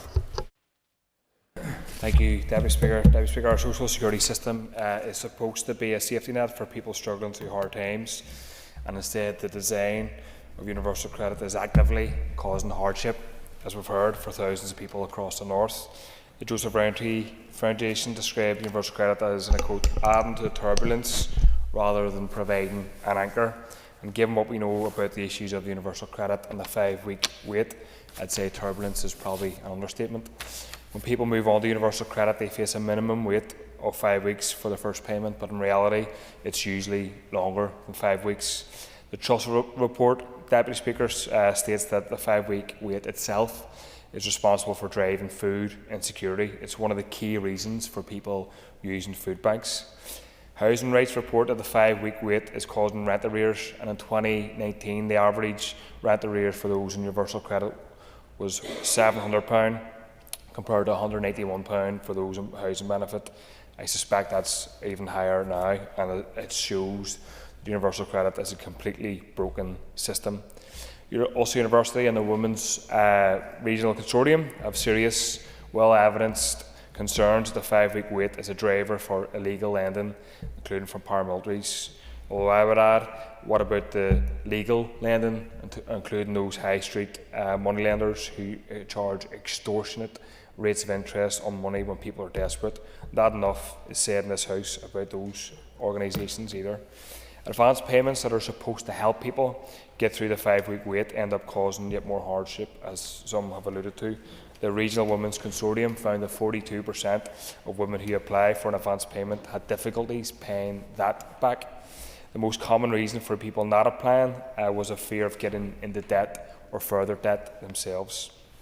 Christians Against Poverty found that the most common form of priority debts owned by their clients in the north are debts owed to the government. 50% of people surveyed by Christians Against Poverty said they considered or attempted suicide as an escape from debt. Harrowing stuff. Tangling people up in debt from the beginning of their UC claim, Deputy Speaker, is cruel, and cruelty is the hallmark of the welfare reform system, and that continues to damage and impoverish working class communities, and some would see that tangling people up in debt as a deliberate strategy. As the migration to UC continues, more and more people will face these problems. More people will face hardship, food insecurity, exposure to illegal and legal lending, and an endless cycle of debt. The Universal Credit Contingency Fund is the grant that's referred to in the motion already exists, but not many people know about it, and its uptake is poor, partly due to the name, but for other reasons as well. 86% of women who took part in the Women's Regional Consortium survey hadn't even heard of the contingency fund even existing, because they aren't aware of it, Some people apply for advance payments instead, and obviously are in debt to the state with unmanageable repayments. And one of the reasons for poor uptake is awareness of the fund, and awareness of the fund is the name, which is completely confusing for people. And for that reason, I support the Alliance amendment, which calls for the renaming of the fund. Months ago, the Minister committed to renaming the fund, and the member for North Belfast talked about that. And a name change is relatively simple, no cost attached to it, but it appears it hasn't been done, which really beggars belief. And I would implore the Minister to move that name change with speed. I presume he could do it today. Another simple and low-cost solution, one that seemingly hasn't been done, is for access to the new payments claim to be offered as a default option for all new claimants to universal credit. And the Alliance Amendment also calls for backdating payments to allow for more flexible backdating, meaning people could get much needed money in their pockets much sooner.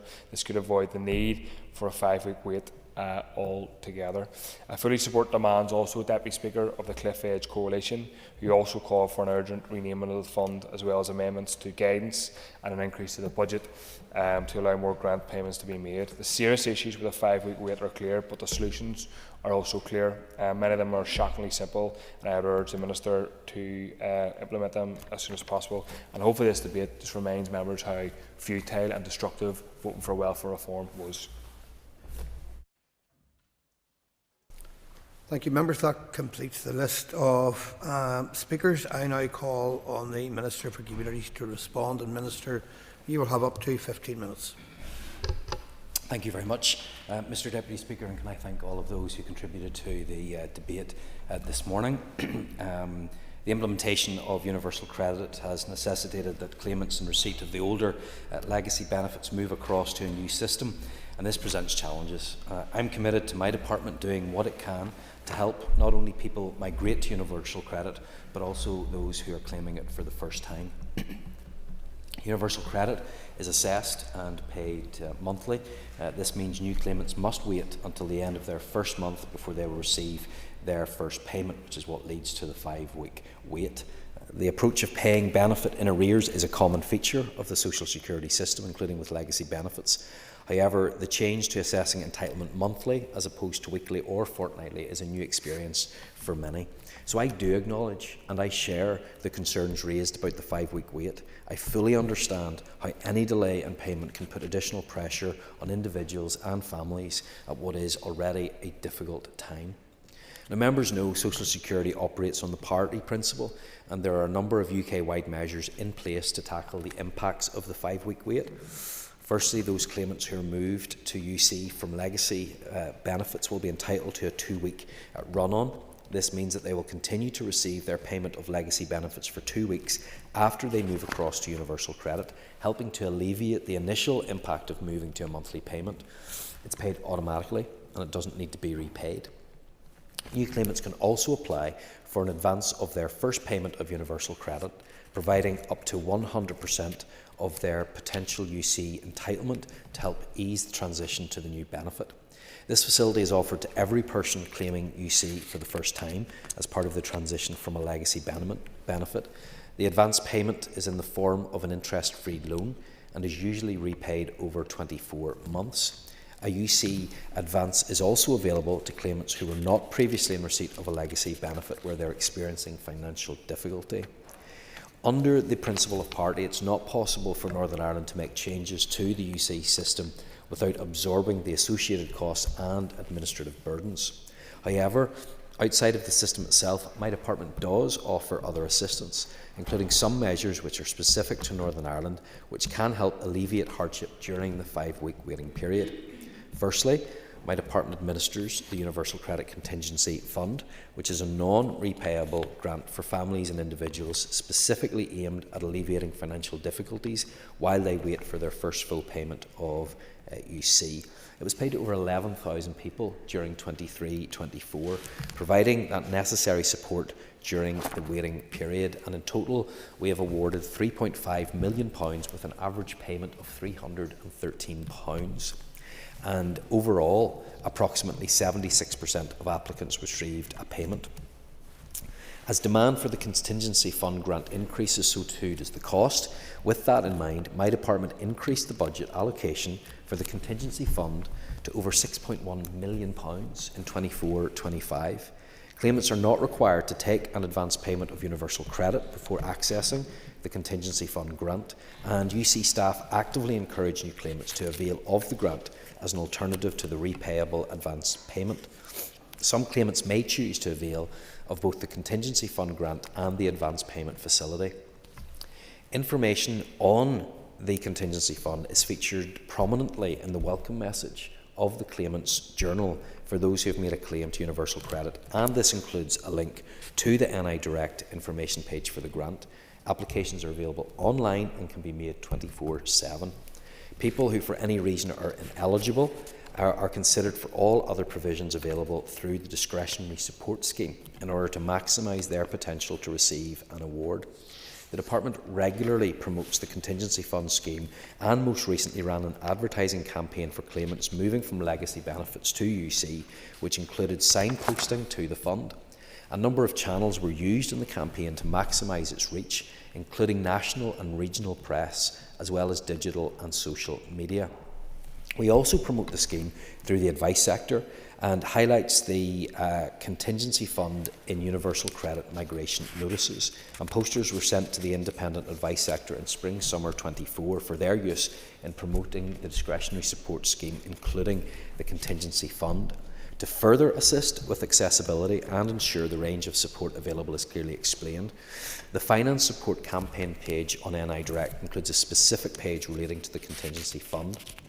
Secondly, through the Advisor Discretion Fund, my department can provide a non-repayable grant of up to £1,500 to help a claimant with costs associated with entering employment, for example, having to pay upfront childcare costs or purchase clothing or equipment needed to begin work. And work is the greatest tool that we have to break the cycle of poverty and is the best route to financial independence, and this helps benefit claimants get into work. Turning to the proposed amendments to the motion, on the changes proposed under the first amendment, members will be aware that the Independent Report on Welfare Mitigations recommended that the Universal Credit Contingency Fund should be renamed to Universal Credit New Claims Payment. This was one of several recommendations made in relation to providing additional financial support to those waiting on their first full UC payment and promoting the availability of such support. We have engaged with external stakeholders on this issue and invited further suggestions for a new name for the Universal Credit Contingency Fund. Now, plans to change the name are being taken forward. This involves changing notifications, information on NI Direct and Universal Credit Journal messages, and it's expected that the changes will have been rolled out by the end of this financial year. The independent report of discretionary support made other recommendations regarding the contingency fund, and these will be considered as part of an overall review of discretionary support. However, any additional costs would have to be assessed in the current financial climate, taking into account other priorities across the department and the requirement to ensure that budgets remain sustainable over the coming years. The second proposed amendment acknowledges the valuable support available under the 2-week run-on and the advance payment facility. As I have noted, these measures provide crucial help to claimants while they wait for their first payment of universal credit. They are statutory provisions which apply to the whole of the UK, and I certainly support their retention. Given the package of support already available to alleviate any financial pressures caused by the 5-week wait, I think on balance there is help there available to meet the needs of claimants based on their individual circumstances, and I hope that no one will be in the position of having to wait 5 weeks without receiving any support.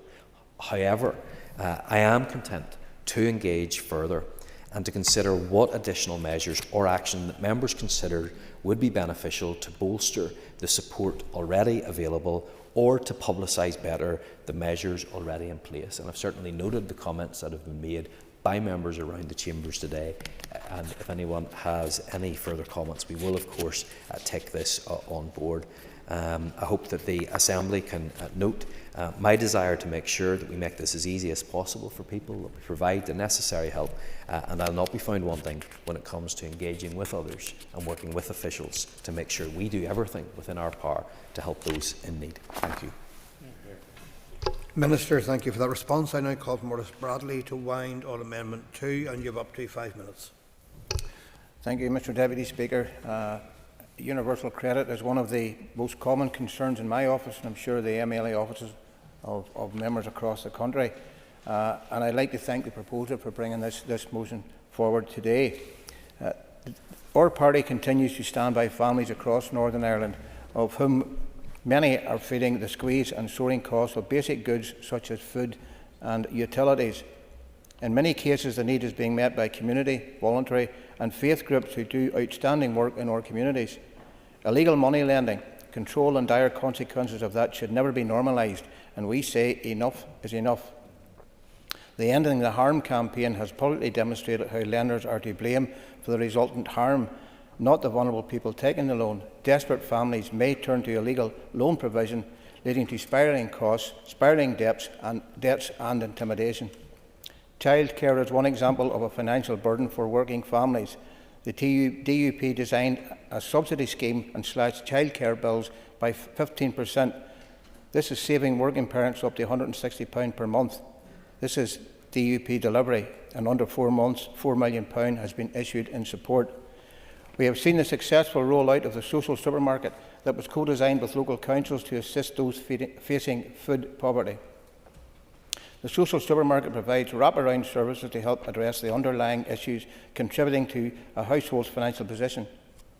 The models evolve and develop in recognition of a level of need and the geographical area in which that need is found. There has been widespread agreement across this House for today's motion. 349,000 people living in poverty across Northern Ireland is unacceptable, and we collectively must remove the 5-week period where people are facing financial hardships and strain. So therefore, in that, I would recommend our amendment to the House. Thank you. I call Kelly Armstrong to wind on Amendment 1, and you also have up to 5 minutes. Thank you very much, Deputy Speaker, and I'd like to thank Mark Durkan and the SDLP for bringing forward this motion today, and to my colleague Sian Mulholland for her amendment, and to the DUP for their amendment. I'd also like to thank the Minister for his comments today. So my colleague Sian had started off by saying, what is universal credit and the 5-week wait? Others have mentioned here today about the run-on. Just to be very clear, that while some legacy benefits have a run-on into the 5-week assessment period, carers allowance, disability living allowance and personal independence allowance are some of those, along with child tax credits, that are not run-on. So it does cause an impact and a loss of income for a number of families. As my colleague Sian has said, Alliance Party do have a policy, and that policy is called No More Time to Waste, and it reflects exactly what we have heard from individuals across Northern Ireland. While the DUP's motion talks about a working group, I can understand that, but to be honest, we've had working groups, they're coming out of our ears. We need to actually do something. We don't have any more time to waste. Trussell Trust, as others have said, where universal credit has been rolled out, the use of food banks has increased. I have to say that the social supermarkets that was mentioned by one of our DUP colleagues is absolutely great. But I have to say that what my disappointment with the social supermarkets is, the underlying cause of the use of food banks and social supermarkets is paramilitary lending. Not all of it, but quite a lot of it. But that paramilitary lending is not recorded anywhere, because they try to protect the person, because if the paramilitaries find out that they're going to the social supermarket and telling them about their paramilitary lending, they'll get an increased percentage onto their loan. Advance loans are not the answer for people who are already in debt. People who have been moved onto universal credit as part of the planned migration have not had the time to save up and to prepare for that period of time without an amount of money. And I have to say a huge thanks to the Department and Paddy Rooney, who came along and provided an informal update to the members of the Communities Committee about the work that they are trying to do the best that they can to mitigate against the losses, because we all recognise that that 5-week wait is causing such harm. Those mitigations, while very welcome, need to be added to, and that's why we have said about the Universal Credit Contingency Fund being changed to the new claims payment. My colleague Sian Mulholland has talked about a backdating suggested by IPPR, that 2 weeks payment as a universal credit new claims payment, for instance, could be a way of mitigating against that loss so that people are not living for those period of weeks with no money at all. And we're including children in that and families. It should be offered as a matter of course rather than the loan. And I appreciate, Minister, you've said there's a lot of promotion happening about Universal Credit Contingency Fund. It's still not working because there are still people out there who come to our offices and to many of the advice centres saying that they were offered the loan first and they didn't know about the contingency fund, that non-repayable fund that they could have accessed. I will do. Giving way, and I hope that she will certainly promote the fund that is there to her constituents as well. But I hope that she sees the amount of work that the department has done to try and raise the profile of it. We've used all of the tools available to us. We've gone out to the advice sector. We've gone to make sure that it's there on the websites. It's in the journal. I've read all of that out. Happy to take any further suggestions as to how we can do more. But it's certainly not the case that we've been sitting on our hands when it comes to promoting what's there. Members, an extra minute. Oh, thank you very much, Deputy Speaker. Minister, I know that the department is trying its hardest, but I think one way that we could actually make that change is through the solution that we have proposed in the amendment today, which is by making that grant a default payment and not offering people other choices, just to make that default payment. The cost of the 2 weeks payment up front, actually, as my colleague has said, would be covered by the savings that would be made from other things. So, you know, any fixes to the 5-week wait is not going to come as free. There will be costs to it, but let's make it as easy as possible for people who are, to be honest, completely living in poverty because of this.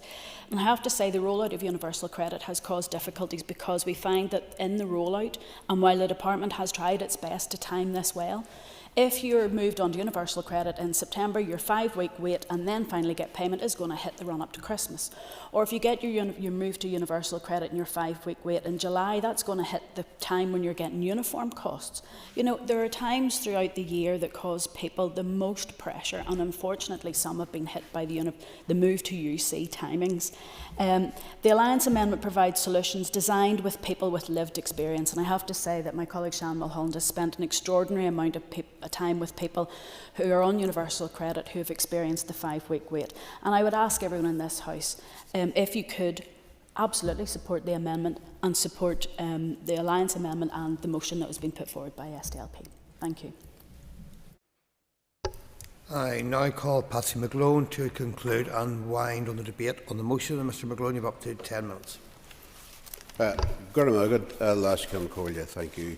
And thank the Minister for being here and listening intently to the arguments that are there. These are very real issues affecting so many people. And there's one aspect of this that hasn't really been focused on in particular, and that's for those people with mental health issues who are exceptionally vulnerable, who may be on the support group of ESA at the moment.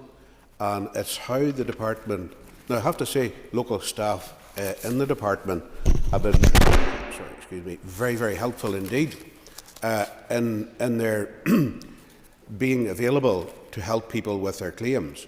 However, I do have a concern that some of those people are potentially inaccessible and may not follow through with letters from the department. And I just put that down there as a bit of a marker that to make sure that everything is done to reach those people that conceivably can be done. We deal with them in the office, people who come in who haven't responded to letters, winds up at appeal, and you find out there have been incredible difficult issues with them mentally and often physically as well. So I'll put that marker just down at the start, Minister. We've heard about the difficulties with and it's not just the 5-week wait, it's the minimum 5-week wait that has been associated with a claim for universal credit, how people cope. We've heard about, my colleague referred to loan sharks, intimidation, people who are fearful of what might happen to them, people relying on food vouchers and emergency financial support, that fear of migration letter, and he did refer to more information and more accessibility of that information being made available around the contingency fund. And the contingency fund is useful, but it is no substitute, as the amounts being paid for actual payment of universal credit. And there is a further element to that. Anyone who may have been eligible for discretionary support within that previous 12-month period may not now be eligible for the contingency fund. And that's another aspect of this that has to be considered too, because the discretionary support, maybe they may have moved house, they've had no money, they may have been in work, they may have been on another benefit, and that discretionary support is there to help them get out their house, maybe give them a basic bed. So that's one aspect of this, Minister, I would ask you to please consider. I've already referred to the ESA migration to UC from people who are principally but not exclusively in the support group. Sean Mulholland, in proposing the Alliance Party amendment, again referred to people having to wait up to 68 weeks for a determination, some even as much as 11 weeks, and food banks, the increase since the introduction of food banks has gone up. The food banks have gone up, their use has gone up by 52%, I think was the figure you used. And people taking the advance payments, again, illegal money lenders, and you referred to 2 young mothers having their windows put in by those money lenders who are out there to prey on people who have no money and are exceptionally vulnerable and are just there as ready, just ready pickings for them. Awful stuff. Could I just say just a couple of other issues, Minister, around UC? Now, this isn't particularly to do with the 5-week payment, and that's people who are captured within that monthly assessment. Their pay may fall twice within a monthly assessment, or indeed arrears of pay may fall within that monthly assessment period. As a result of that, the assessed amount was up. They are then ineligible for payment for that month, or substantially reduced for that month, and it also affects their housing payments too. I know that's tied in with Westminster, but it is affecting people. Another issue that does definitely affect people, and we've had at least one case around this, and it does affect people in the transition to from the benefits that they're on, especially tax credit, those in receipt of tax credit. We've had one case, at least I did put in an assembly question around that, and that's where an overpayment accrued. Now, the overpayment wasn't because the person hadn't notified the tax credit people, HMRC, about the transition that move over to UC. But that method of notification is due or supposed to come from UC itself.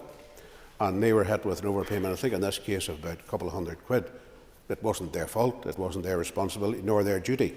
So I would ask that you look at that too, please, Minister. I don't know how many other cases like that might be out there, but clearly there's at least one. Thank you for that. Yes, certainly. The members raised a number of issues. Obviously, I don't have time to respond to all of them, but I can assure you that notes are being taken, and we'll respond directly to those issues that you've raised and to provide clarity. And if necessary, we'll put it in the Assembly Library if it's something for other members to take on board as well. Brilliant. Thank you for that, Minister. Brian Kingston of the DUP, I think we're all on the one message here as regards the implications on the effects of UC and how it's been processed.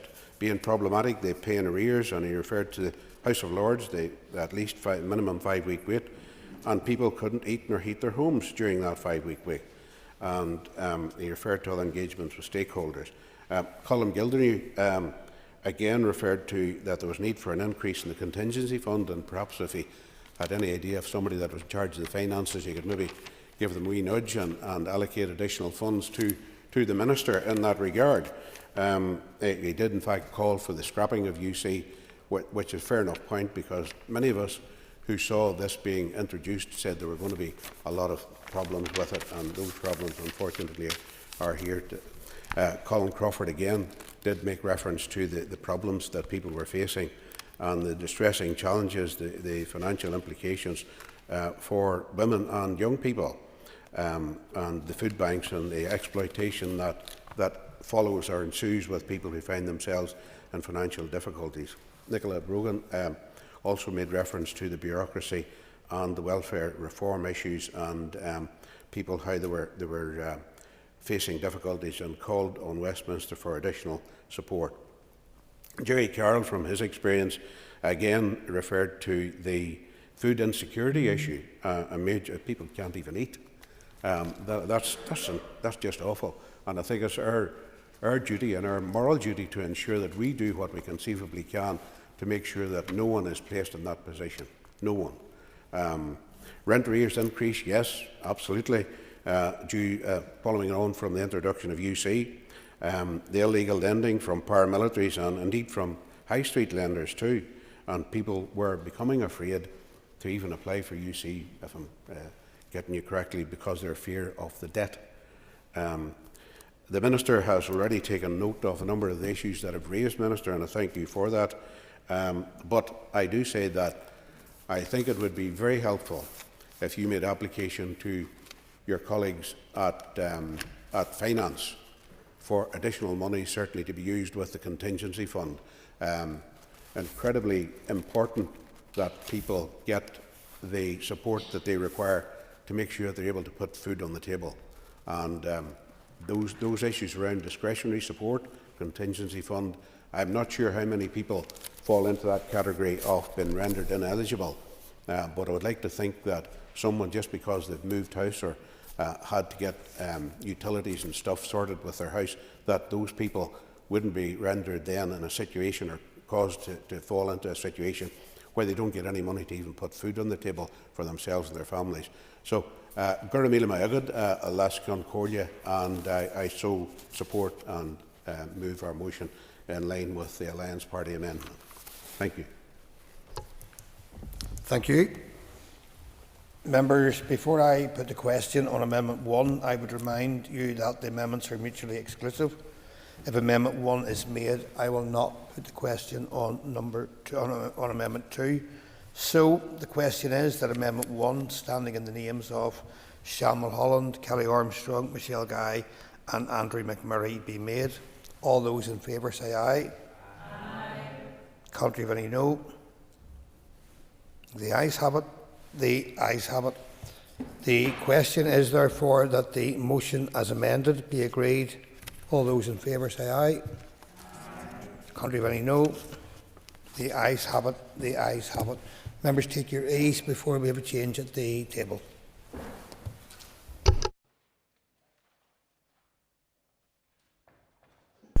Okay, members, the next item of business is a motion on inheritance tax changes impacting family farms. Clerk, could you please read the motion?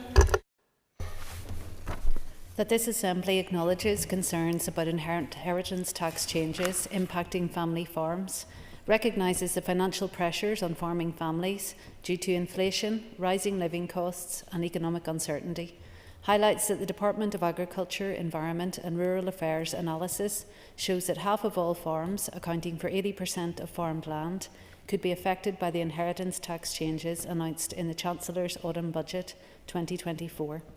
Further highlights that the increase in average land value estimates from £15,000 per acre to £21,000 per acre, as calculated by this analysis, raises the number of farms impacted by these changes, understands that these changes threaten the viability of family farms that contribute significantly to our agricultural output, and calls on the Executive to actively lobby the British Government in advance of the upcoming Spring Statement 2025 to secure the urgent reversal of these changes, ensuring the protection and sustainability of family farms.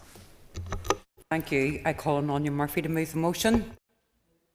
Thank you, Áine. The Business Committee has agreed to allow up to 1 hour and 30 minutes for this debate.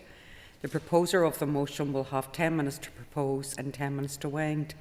All other speakers will have 5 minutes. Áine, please open the debate on the motion. Today we stand with our resilient farmers who are enduring an unprecedented financial crisis. Escalating costs and unpredictable market conditions, largely out of the farmers' control, have left many struggling to stay afloat. Yet, despite all of these overwhelming challenges, our farmers continue to serve our communities, safeguarding food security and sustaining our local economies. At this critical juncture, the British Government's decision to impose the punitive inheritance tax measures jeopardises the future of generational farms and rural sustainability. With business incomes plummeting by 46% per farm, many family farms are at risk of collapsing without immediate interventions. The upcoming spring budget offers a crucial opportunity to halt the damage that these proposals would inflict. Considering that farmland prices in the north already average around £15,000 per acre, with an anticipated increase, any farm larger than 27 hectares will be affected. Many farm families will be liable for inheritance tax that never existed before. This could force many families to sell land simply to meet the tax burden, leading to fragmented farms and destabilising our rural communities. Príomh Ceann Comhairle, our farmers are not only the backbone of our economy, but they are also stewards of our natural environment. The livestock sector alone contributes £1.7 billion annually to our economy and provides 4.6% of total employment. However, these same family farms have been passed down through generations, now face the real threat of crippling inheritance tax. If these proposals are enacted, they will not only impose an unbearable financial burden, but could also force land sales, dismantling viable farms and undermining our nation's food security. The British Government must recognise that land values do not equate to farm income. These changes could force families to sell their land just to meet tax demands, eroding the very fabric that is so important to our rural heritages. This is not merely an economic setback, it's an assault on our rural way of life. Our agriculture sector is unique and can't be compared to other devolved regions. The truth is, 77% of dairy farms and a third of livestock farms will be severely impacted by these changes. This isn't a fair tax. It's an attack on working families who are already on the brink of collapse. The British Government may argue that land transfers can reduce tax liabilities, but this is unrealistic for elderly farmers or in the event of an unexpected family death. The ability to pass down a farm intact shouldn't be contingent on complex tax planning. It should be a fundamental right for those who have dedicated their lives to food production and rural sustainability. DAERA has warned that these changes could result in forced land sales, disrupting farm succession and threatening the long-term viability of our rural communities. With escalating development values, some farmers may face even higher tax liabilities, further increasing uncertainty. Príomh Ceann Comhairle, this is not just a crisis for the north, it's an island-wide issue. Agriculture is deeply interconnected across Ireland. In the south, however, targeted tax reliefs and succession planning measures provide vital supports to family farms. The south has various mitigations in place, allowing land to be passed down without placing severe financial strain on families. Furthermore, the Irish Government has implemented young farmer supports, restructuring reliefs and income stabilisation schemes to ensure the long-term health of the sector. In contrast, no such safeguards exist here in the north, leaving farmers more vulnerable to these harsh tax proposals. Given the cross-border nature of our agri-food industry, which sees over £1 billion in trade annually between north and south, it is critical that farming in the north remains competitive. We must work together to protect the future of our agri-sector and preserve family farms for generations to come. I want to take this opportunity, Príomh Ceann Comhairle, to acknowledge the efforts of the Finance Minister, along with the DAERA Minister, who has raised this issue with the Chancellor and the DEFRA Minister. The First and Deputy First Minister have also made representation on this issue at the last British-Irish Council meeting before Christmas. All parties have made it clear that these tax changes represent an existential threat to family farming and the rural way of life in the north. The UFU has mobilised in opposition to these inheritance tax changes, securing widespread support throughout the north through petitions signed by thousands of farmers and rural residents. They have made their voices heard. This tax will devastate family farms and must be stopped. The UFU has also organised a number of tractor runs over the last number of weeks, uniting farmers from across the north to demand immediate action from the British Government. These grassroots movements represent the deep frustration and fear and anger that exists within our farming communities. To conclude, Príomh Ceann Comhairle, I call on the British Government, as they prepare this spring budget, to listen to the voices of farmers and reverse the proposed inheritance tax changes before irreparable damage is done. We must protect family farms, ensure fairness in taxation and support those who work tirelessly to feed our people. We stand united in solidarity with our farmers and indeed rural communities, and we will continue to fight for policies that protect and sustain them. Thank you, Anya. I call Michelle McElveen. Principal Deputy Speaker, and while any debate highlighting the chronic problems facing farmers in light of the Chancellor's autumn budget is welcome, key debates on this issue have been taking place in Westminster, where these decisions are being made. And Sinn Féin is conspicuous by its absence. By continuing to distance themselves from Westminster, Sinn Féin effectively forfeits their ability to directly influence the decisions that impact us most. Instead of fighting for the reversal of these harmful changes in the place where real change can happen, they opt to raise it here, knowing full well that we don't have the power to affect the outcome. Would the member please address the scope of the debate? Thank you. Thank you, Madam Deputy Speaker, if you're just borne with me. I was just moving on to that. As the mover has outlined, we must acknowledge the immense pressure already being placed on family farms. Inflation, rising living costs and widespread economic uncertainty on top of additional regulatory burdens and reductions in government subsidies in real terms. Farmers are battling not only to keep their businesses afloat, but also to continue to provide the essential food and resources that sustain our nation. It's a tough reality for those who work tirelessly, often with little recognition, to maintain the land that has been passed down for generations. Family farms are not just businesses, they're part of the fabric of our agricultural heritage and economy. These farms contribute significantly to our agricultural output, ensuring the continuation of local food production, maintaining rural landscapes and preserving traditional family practices. To undermine their sustainability is to risk losing not only the future of our agriculture, but also the livelihood of countless families who have invested their lives into this vital industry. Yet now, as we've debated previously in this chamber, they're confronting yet another financial hurdle due to recent changes in inheritance tax policies. These changes, introduced in the Chancellor's Autumn Budget 2024, have the potential to deeply affect the long-term viability of family-run farms across our country. The Northern Irish Rural Valuers Association, in conjunction with the Central Association of Agricultural Valuers, produced a report just last week on the impact of these changes. It found that at least 6,000 Northern Irish farming taxpayers would be affected by the tax change over a generation. Northern Ireland farms will be more significantly impacted by these changes than any other part of the United Kingdom. This is as a result of high land values, the age demographic, the greater prevalence of the sole owner model, and is more livestock based. Where there was a second owner, these were typically spouses. The analysis provided shows that using the UK Government's estimate of 500 farming taxpayers affected in the first year, Northern Ireland on its own would have 200 or 40% of the total the UK Government expects for the whole of the UK.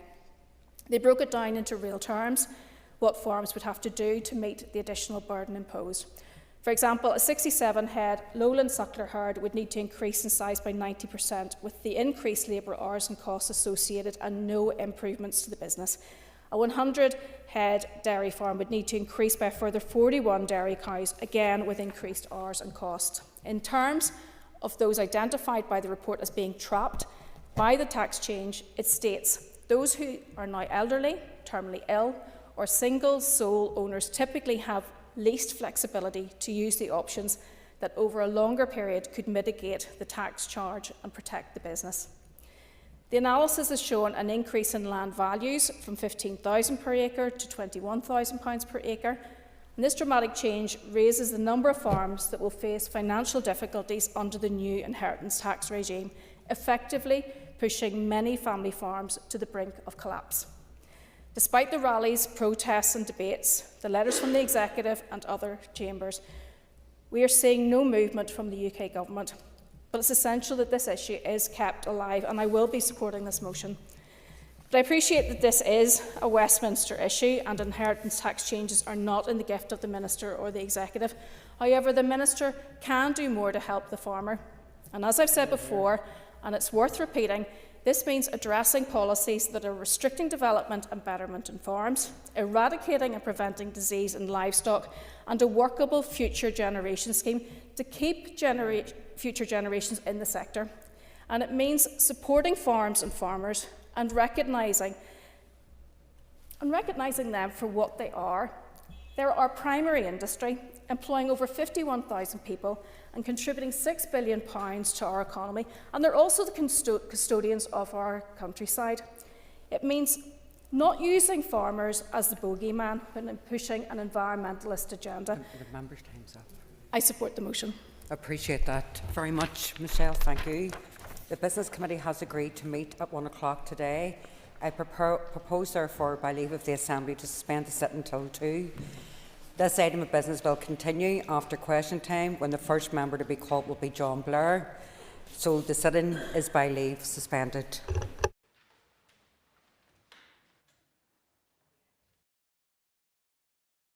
We now move to questions to the Minister for Education. I call John Stewart. Between September 2024 and the 31st of January 2025, the Education Authority paused new referrals from schools to the Education Authority Literacy Service. This allowed the service to facilitate the prioritisation of pupils awaiting support as a result of the legacy discrepancy model of referral and service delivery. As part of the move to new local impact teams in September 24, the Education Authority removed the requirement for an educational psychology assessment prior to a request for input from any Stage 2 pupil support service. This, alongside the planned removal of the discrepancy model, will allow for increased flexibility and earlier access to support for children and young people with special educational needs. The literacy service offer has also been widened to include training and advice and guidance. Mr. Stewart. And I thank the Minister for his response. Primary school principals I am in contact with in my constituency tell me that it is increasingly difficult and slow to successfully get referred to the EA Literacy Support Services for pupils suspected of having dyslexia. Can the Minister give this House and concerned parents an assurance that moves towards graduated responses and local integrated SEND support teams are not just euphemisms for the dilution of reduction of services currently or up to now provided by the EA Literacy Support Service? And are these changes being properly resourced? Sir. Well, can I thank the member for the question, and it touches on a number of areas, but just to assure the member, the EA is reviewing literacy support in line with the new model and the graduated response framework that he mentioned. They are liaising closely with experts in the field, including a Professor Julian Elliott from Durham University. And the EA has also established a new reference group of professionals across Northern Ireland's higher education providers and the Council for Curriculum Examinations and Assessment. So there are a number of areas of work that is being undertaken to improve the situation. I think there has been some progress made that may not be being felt yet, but there are processes in place to improve this. Mr. Martin. Thank you, Mr. Speaker. Can I ask the Minister to outline why the Department's literacy and numeracy strategy, Count, Read and Succeed, has been withdrawn? Minister. Can I thank the member for the question, because it's a hugely important one when it comes to what actually is taught in our classrooms, the approaches that are being taken. And we need to have a strong focus on this, in particular literacy and also numeracy, because they're the essential foundation for all education. They are essential to allowing our children and young people to succeed in their educational journey. The Count, Read, Succeed strategy was published in 2011. It contained actions and targets up to 2020, all of which are now out of date. Work to develop the strategy had commenced in 2007, and therefore the research that underpinned the guidance dated back nearly 2 decades. It was also unhelpful to have such a strategy continue to be endorsed as departmental policy. And, Mr. Speaker, there are excellent evidence now on approaches to reading acquisition, and it's clear that we need to set out clear expectations for teaching reading so that all children benefit from an evidence-based approach. The evidence is that phonics is extremely strong, and the evidence for competing models of balanced reading is, however, equally weak. So it's vital, therefore, that the teaching of phonics should be explicit and systematic across all schools to support children in learning to read. And my officials have therefore commenced work on a new literacy strategy for Northern Ireland, which will take account of recent international research in these key areas and sets out the support and resources that will be available to our teachers. Speaker, and thank you, Minister. Does the Minister accept that evidence shows that systematic phonics is the best approach to teaching literacy in schools rather than systematic synthetic phonics? I actually think both of them are important in terms of phonics and then the systematic use of it. I think the key question on this has been, for example, the use of cueing, which has been well documented as not being an approach that is advocated now based on international research. ITV carried out a very good investigation into Wales, which has had a really significant downturn in terms of literacy performance. Our literacy measurements in terms of PISA, benchmarking at an international level, is high in Northern Ireland because phonics is the established way in which literacy is taught. However, there are still elements of where cueing had been inferred as that being an appropriate way to do it. The evidence would show that actually cueing can undermine phonics and its use. So to answer that question, I think both are important when it comes to phonics and then the systematic use of phonics. Stephen Dunn. Minister. Thank you, Mr. Speaker. I recognise the detrimental consequences of gambling and the considerable impact the associated harms can have on individuals, their families and the community as a whole. In order to address this issue, it is essential to promote awareness among our children on the dangers of gambling-related harm. This strategy is fundamentally in line with the objectives of the Northern Ireland curriculum. These objectives include the promotion of critical thinking and informed decision-making, equipping students with the skills to effectively manage risks in their personal and financial situations, and addressing contemporary societal issues such as the increasing prevalence of gambling through online platforms. The Northern Ireland curriculum is structured to be dynamic, allowing for adaptability in educational delivery. Instead of mandating specific content, it empowers schools and educators to select contexts, topics and themes that best suit the needs of their students. This approach is highly advantageous as it enables the curriculum to be tailored to emphasise particular subjects while remaining compliant with statutory requirements. And within the curriculum, the topic of gambling harm is presently explored through the wider themes of financial capability, risk management and making responsible choices. While the term gambling harm is not always explicitly referenced, the curriculum includes aspects that enable students to comprehend the dangers and outcomes linked to gambling and related behaviours. Financial capability, encompassing awareness of gambling and gaming, is already established as a statutory and essential component of the curriculum. Opportunities for the teaching and learning of financial capability occur across the curriculum and through young people's everyday experience inside and outside school. Mr. Dunn. Thank you, Mr. Speaker, and thank the Minister for his answer. Today marks Safer Internet Day. Can the Minister outline how your department works with other executive departments to ensure our young people are adequately protected from the harms associated particularly with online gambling, and how your department's actions on tackling mobile phone usage within schools can assist with this work? Minister. Can I thank the member for raising the issue and highlighting the importance of this week in terms of highlighting the points that he has made. Yes, working across the departments and the executive is something that we need to do, because there is a substantial impact on the far-reaching consequences of gambling harm in our society. So therefore, it requires a coordinated multiple departments being involved. The joint approach is necessary to address the changes impacting gaming, gambling, particularly on young people. It's been well documented in various reports related to this. There was, I know, members, Mr. Speaker, the publication of the Reducing Harm Related to Gambling final report of the All-Party Group, and that was published last year.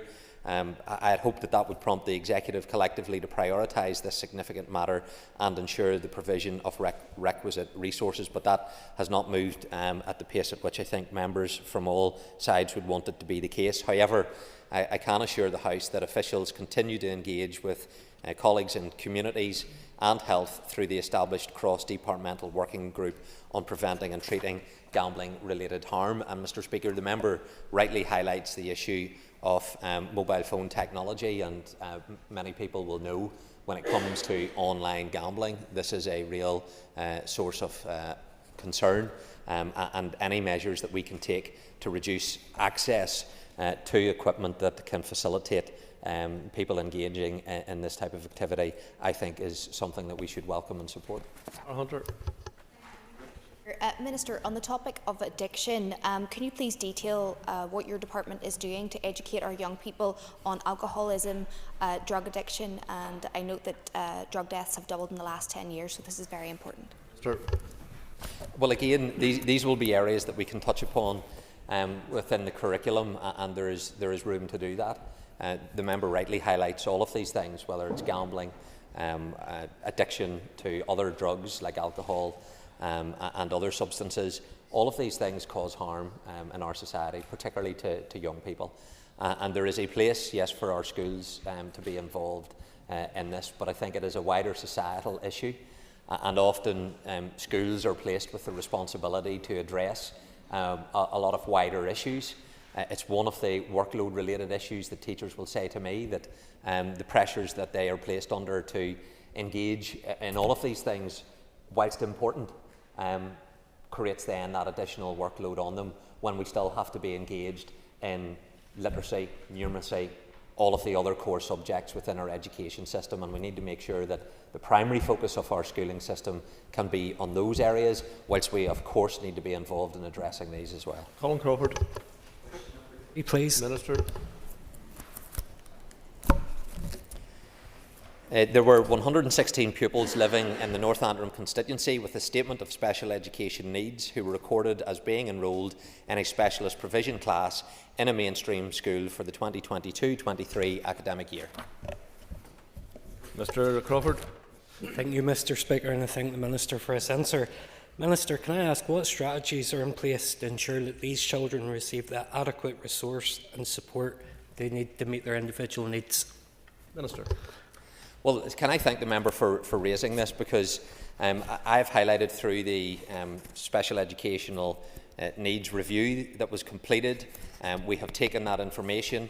I made a statement to the Assembly outlining how we needed to address this, and have subsequently published the details around the delivery plan associated with that, and also the resources that would be required in order to meet the need. So special educational needs has been a key priority for me from day one in taking up office, from creating an extra 1,400 places across our school system to making sure that we have the appropriate pathways and supports in place to make that change, carrying out a review of all special schools in Northern Ireland, ensuring that the operational plan 2 published by EA for area planning had a say and first approach that has prioritised meeting the needs of children with special educational needs, and there is also the funding within the transformation programme that my department has bid for, and I would anticipate this will allow us to take forward further work when it comes to transformation, which will be of assistance to those who need that help.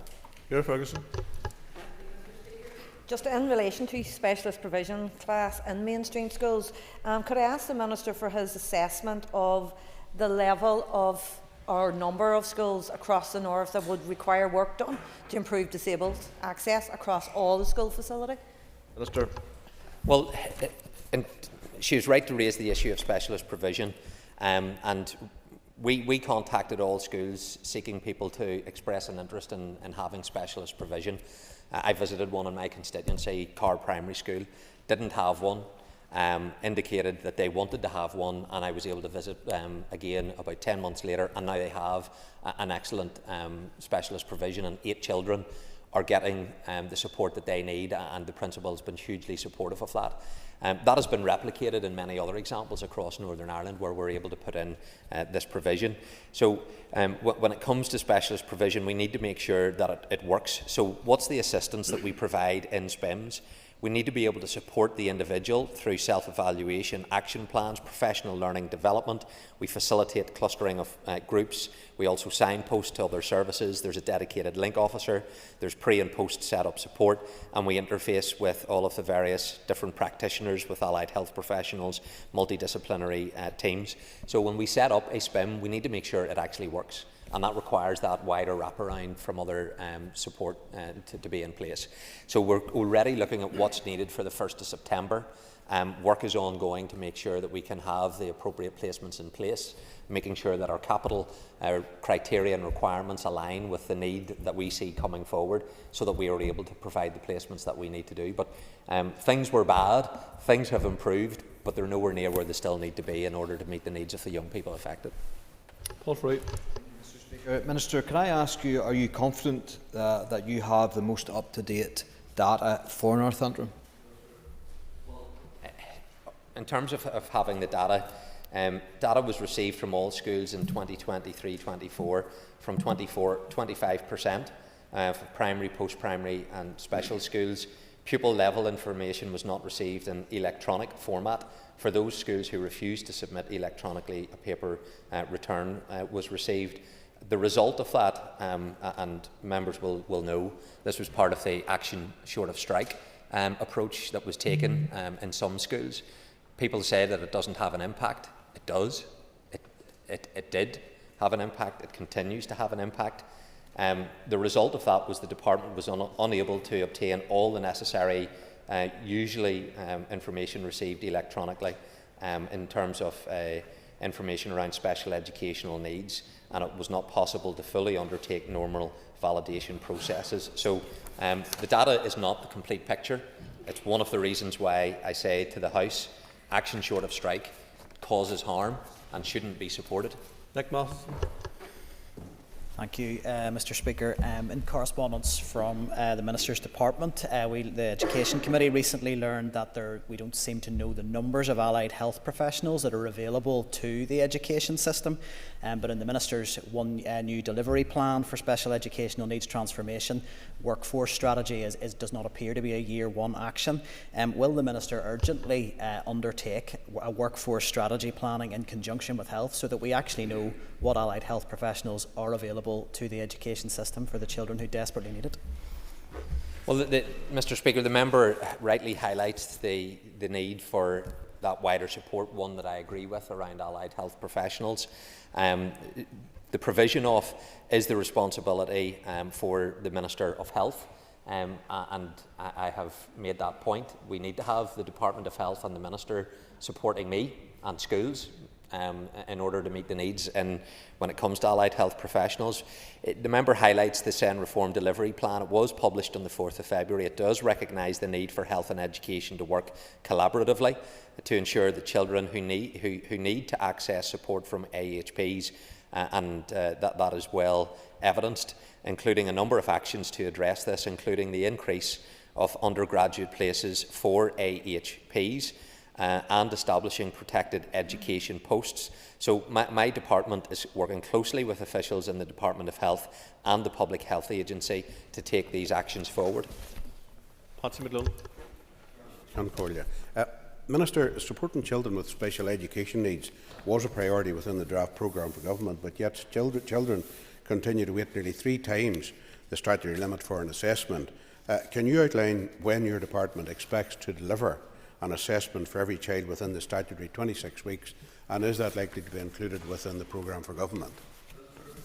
Well, it was consulted upon in terms of the draft programme for government around special educational needs, and I'm confident that that will be within the document whenever it is agreed. That recognises the collective approach that the Executive is taking to try and deal with these issues. Of course, that needs to be followed through in budget and resource allocations, and that will be important that is the case. The member highlights rightly the statementing process, the ability to get assessments carried out. One, that the time frame I don't believe is satisfactory, but it also points to the issue that people feel the need to actually require a statement and a legal document to get the services that they believe is required. That is symptomatic of a system that doesn't work, because what I'm trying to do is provide that support early, the assessment being carried out with some flexibility rather than a statementing process, make the intervention so that people don't need to get a statement, so that they don't need to get a legal document, because we should be meeting these needs without parents having to go down this particular route. And then there's a feeling that once you've got that, you'll get the resource, but often that isn't the case either. So there has to be a better way, and we now have a clear pathway that we can achieve that, but it will take time, it will take resource, but we know what we need to do. It's about being able to do it. John Buchanan. With the Speaker's permission, I'll answer oral question 4 and 10 together. I'd like to begin by expressing my sincere thanks to staff in all our schools, staff in the Education Authority, staff in NIE and members of our community who worked extremely hard, sometimes in very challenging conditions, to protect our schools' estate from the storm and subsequently to ensure that schools could safely reopen as quickly as possible. The Education Authority Maintenance Help Desk received in excess of 1,000 calls from schools reporting damage to their premises following Storm Owen. These calls ranged in severity from missing roof tiles and damaged fences to significant structural damage. On Monday, the 27th of January, 60 schools were closed. Of these 60 schools, 10 were closed due to major damage and the rest were due to power outages. And I can confirm that all schools were reopened by Friday of that week, the 31st of January, due to the tireless work of the Education Authority's maintenance teams and other agencies, including NIE and Northern Ireland Water. Significant damage has been experienced across the school's estate. The Education Authority's maintenance teams have been collating damage reports and triaging on a safety basis. Plans are well developed to address the required remedial works, which are likely to be ongoing in some schools for several weeks and indeed months. The Education Authority and the Department will continue to liaise with schools to provide support and ensure that any outstanding repairs or replacements are progressed as quickly as possible. Mr. Buchanan. Can the Minister give any indication as to what impact this damage had for pupils and teachers? The impact was obviously, as I've outlined, detrimental in terms of those schools that had to close. But we were able to have the vast majority open, and by the end of that week all schools were open, and schools were also seeking, where they could, to carry out some remote learning. It also highlights the need for that contingency arrangements in place for those exceptional circumstances where a school are closed, that we still need to, where we can, because obviously some schools had no electric and some homes had no electric, so very difficult to do online learning in that, and I think everybody understands that. But important that those contingency plans are in place to try and ensure that despite what was going on, there was still some level of education taking place. So yes, it was disruptive, but we were able to mitigate that disruption through the good work of those involved. Keith Buchanan. Speaker, Minister, can you give us a bit of an outline of indication of costs at this stage that it's going to cost your department? And has the cost been, or any indication coming from the Executive to help your department to support you in those costs? Minister. So, can I thank the member for that question? I know the Minister for Finance did carry out an allocation of some funding that was provided to departments to help mitigate the costs, because obviously departments of education and other departments are already under acute financial pressure. But my department received a £3 million allocation towards the storm damage on the resource side. We initially, and I caveat this, we are still trying to get precise details.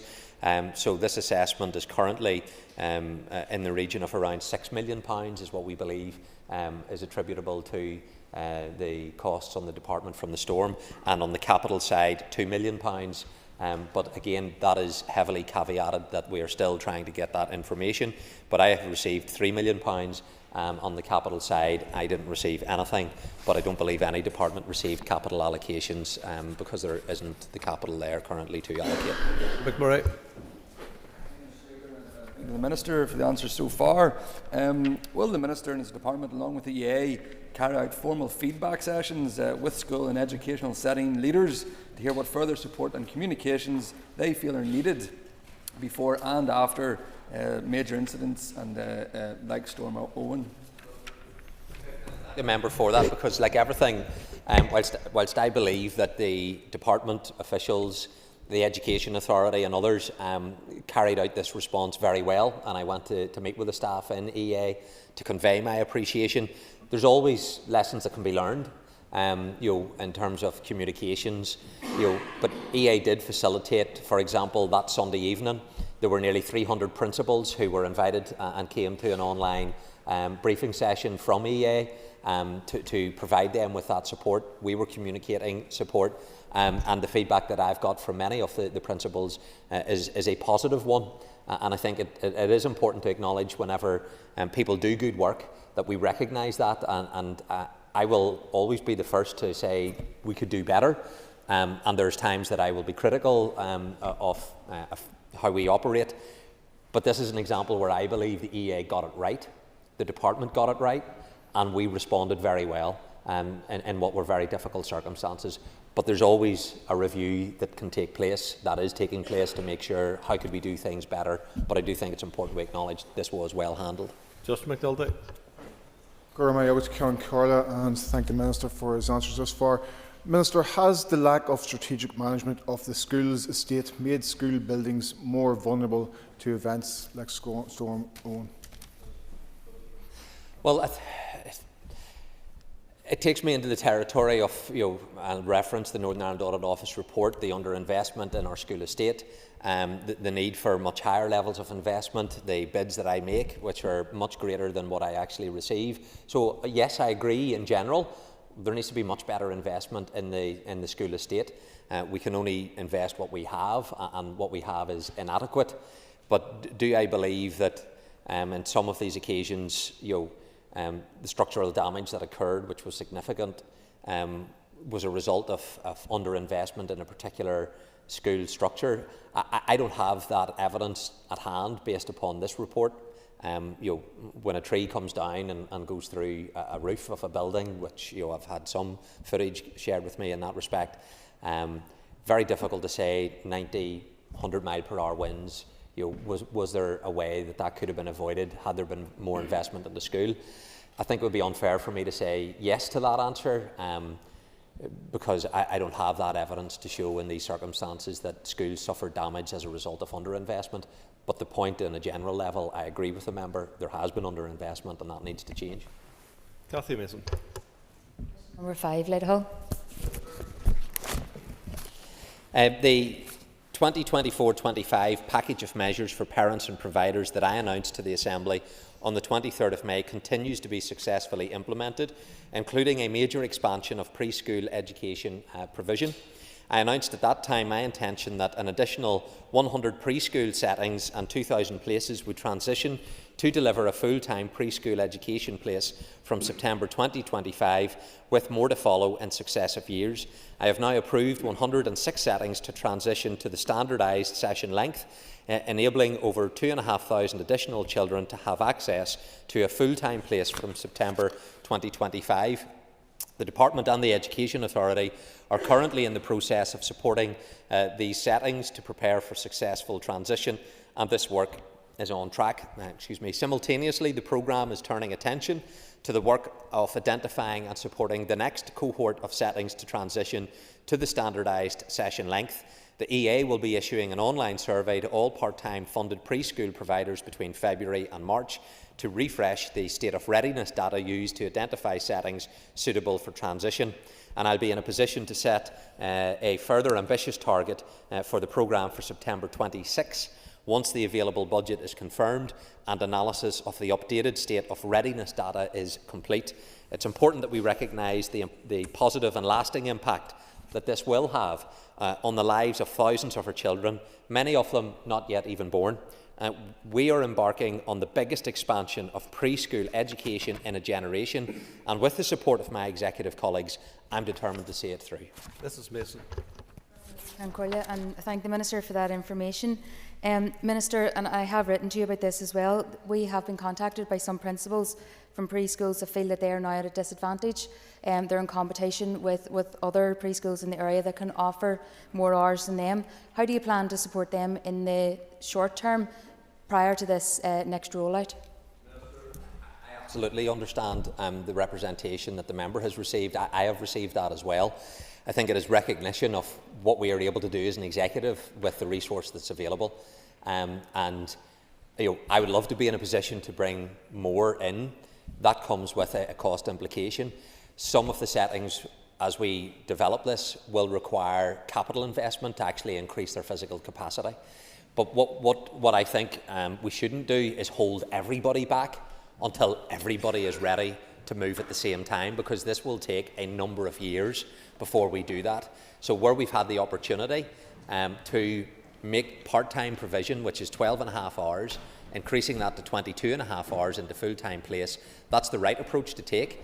I welcome the support of the executive and the funding that has allowed me to do that, but I want to bring so many more settings in line to provide a full-time place, but that is subject to finance. But for some, it'll also be subject to them being in that state of readiness, which will include capital investment to actually increase the physical size of their buildings. And we also need to staff it, so we need to be able to have the staff that are available to actually provide those additional hours that we want to make everybody full-time. Move to topicals. Call Carr Hunter.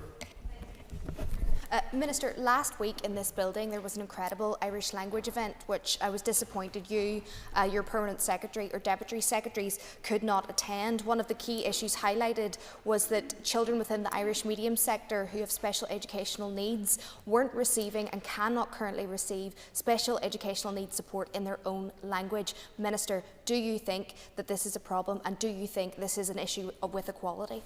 Minister. Mr. Speaker, can I thank the member for the question? I and colleagues will know this, receive a huge amount of invitations, and I just can't be everywhere all at the one time. But I seek to make myself available, and I think most members in the chamber, if they look at it fairly, will say that I do make myself available and attend as many settings and take up invitations as I can. But the member raises an issue in terms of some of the recommendations that were raised and published in respect of that. And I do accept there are issues in terms of providing enough resources for those that want to have their education through the medium of Irish. I also recognise that whenever it came to reductions in staffing for going into training colleges, the one area that did not have a reduction for people being able to go into training colleges was those who participate in the Irish medium. So I think that recognises the efforts that the department has made in the past to support the Irish medium sector, and I certainly am happy to continue to provide that support whenever the requests come through. Ms. Hunter. Speaker. Minister, you'll be aware the Good Friday Agreement states that we need to both facilitate and encourage the growth of the Irish language. In your term in this mandate, on a scale from 1 to 10, how well would you say you're serving the Irish medium sector and the Irish language? 10, Mr. Speaker. Andrew McMurray. Thank you, Mr. Speaker, and thank you to the Minister. Could I ask the Minister for his assessment of nursing provision at Knockhaven Special School? Well, Mr. Speaker, we held a meeting with a number of principals to do with Knockhaven and others in terms of the pressures that they face around allied health professionals, nurses within that, and certainly the principal of Knockhaven, and I have every sympathy and indeed support for her position around it, that they need to be supported with appropriate health care, because they're dealing with very complex medical needs within the school setting, as are other principals and teachers across special schools. And I don't think it is satisfactory in terms of the withdrawal of services that principals have brought to my attention from the health service and decisions that have been taken by trusts to withdraw them from those special schools. I believe they should be enhanced, not reduced. Mr. McMurray.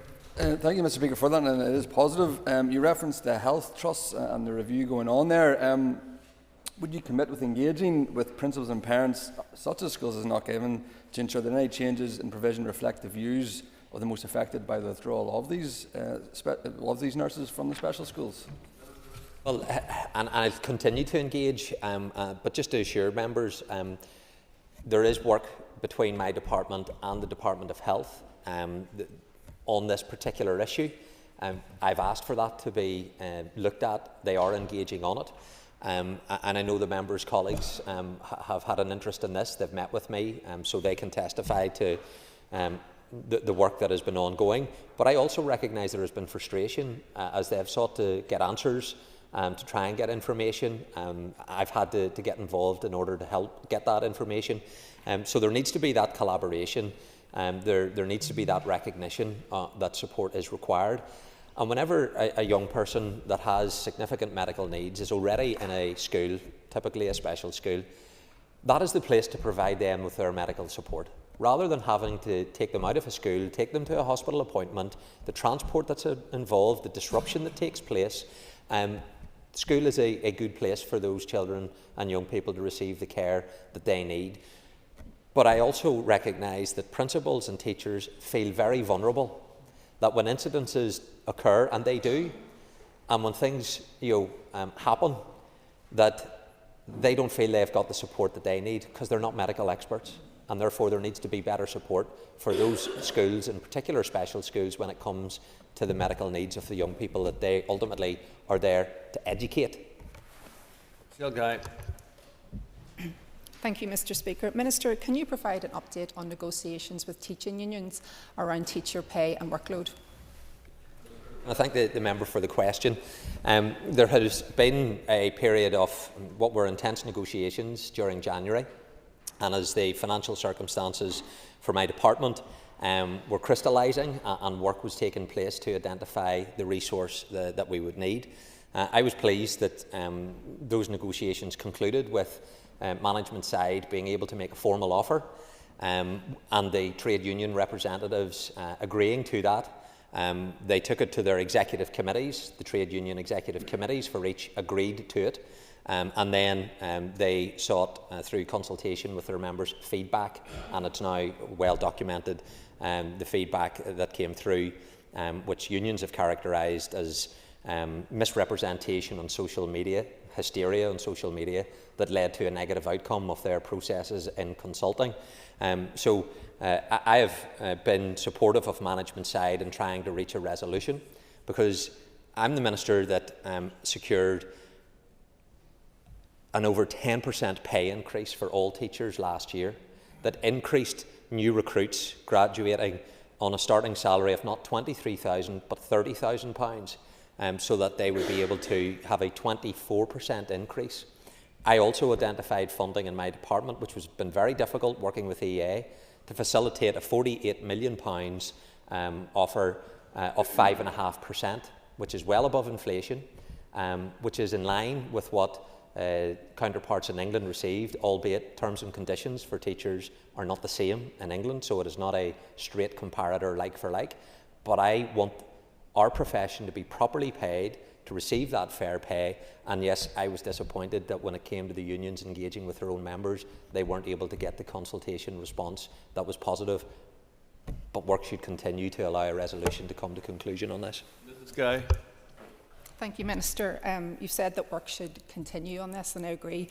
If the unions are willing to come to the table now, as they have indicated, would you ask the management side or encourage them to also get around the table as soon as possible so that we can get this over line to the benefit of everyone? It doesn't require me to ask for that. The management side have already asked for that. We also, in terms of the management side, offered to go to the Labour's Relations Agency to help mediate if that was helpful. So management side are making every effort. They are available. They've said they're available. There is no inhibitor for that. The unions are indicating that they need time to reflect on the outworkings of the process that they had. So I would hope that we can reach a conclusion as soon as possible on this, because what was secured at 5.5%, everyone has recognised is significant. We also identified workload is an issue. I absolutely understand the frustrations that teachers have, that they are being bogged down in bureaucracy and being distracted from being able to do what they want to do around education. I am up very much for trying to deal with all of that. That's why there were various commitments entered into with clear timelines to address workload-related issues. So I would appeal to the trade unions, come forward with how you feel you need to take this deal away again to your members in order to get a more positive outcome, because what is on the table is significant in terms of pay. It will lead to a recurrent expenditure of £83 million next year.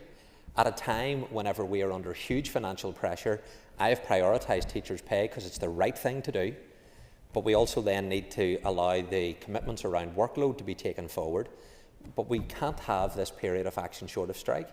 Members just need to look at the corrosive impact it has had on our school system for many years, and we need that period of industrial stability. That will allow all of these things to be taken forward, whilst also delivering a significant pay increase for teachers. Minister, can I ask you for an update on the Ardnashee site in Derry, given that the new build, which is currently underway, is already too small for the current enrolment at the school? I'm going to thank the member for the question, because I've been to Ardnashee. Hugely impressive, the work that is taking place within the member's constituency. It was part of the announcements whenever we were looking at special schools and the capital needs, that Ardnashee would be developed to obviously extend the site, because as soon as it opened it was no longer capable of meeting the needs. So Ardnashee is one of those schools that I've taken that decision that requires the new build to be built beside it, and that work is ongoing in order to try and deliver that, but it is absolutely a priority scheme for the department. I thank the Minister for his answer and for his commitment to that. Can I ask him two things? Firstly, to provide a time frame for this, and secondly, on the broader query, there are quite a number of schools which we've seen in the same predicament, and how can the department work better on future planning to ensure that when we see an increase in school numbers, that that's reflected in any planning and in any future planning for those schools? Well, I'm happy, Mr. Speaker, to give the member a written update in terms of where we're currently at in terms of the processes, the time frame that we're working to.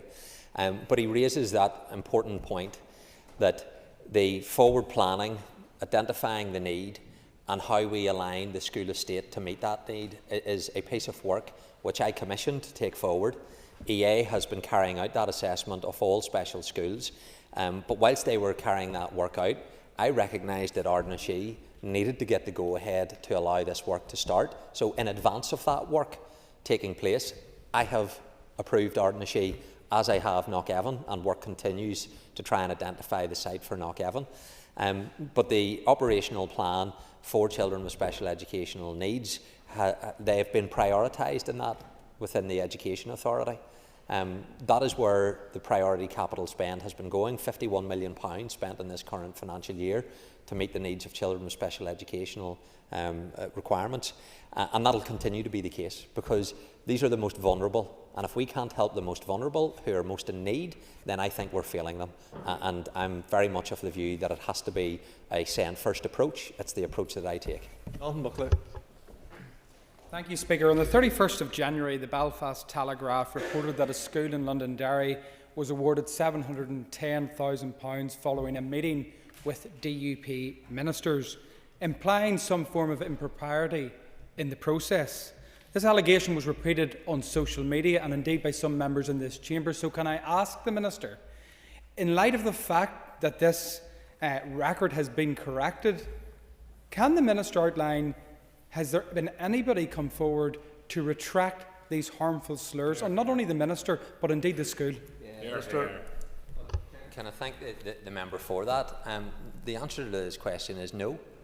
Nobody in this House has yet apologised for the misrepresentation of this particular scheme.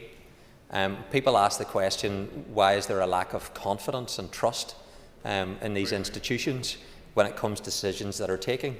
Well, there's a lack of confidence and trust whenever members deliberately misrepresent the facts. And I think they do need to reflect on the approach that they have taken on this particular school. They owe an apology to that school. The Education Committee owes an apology to that school.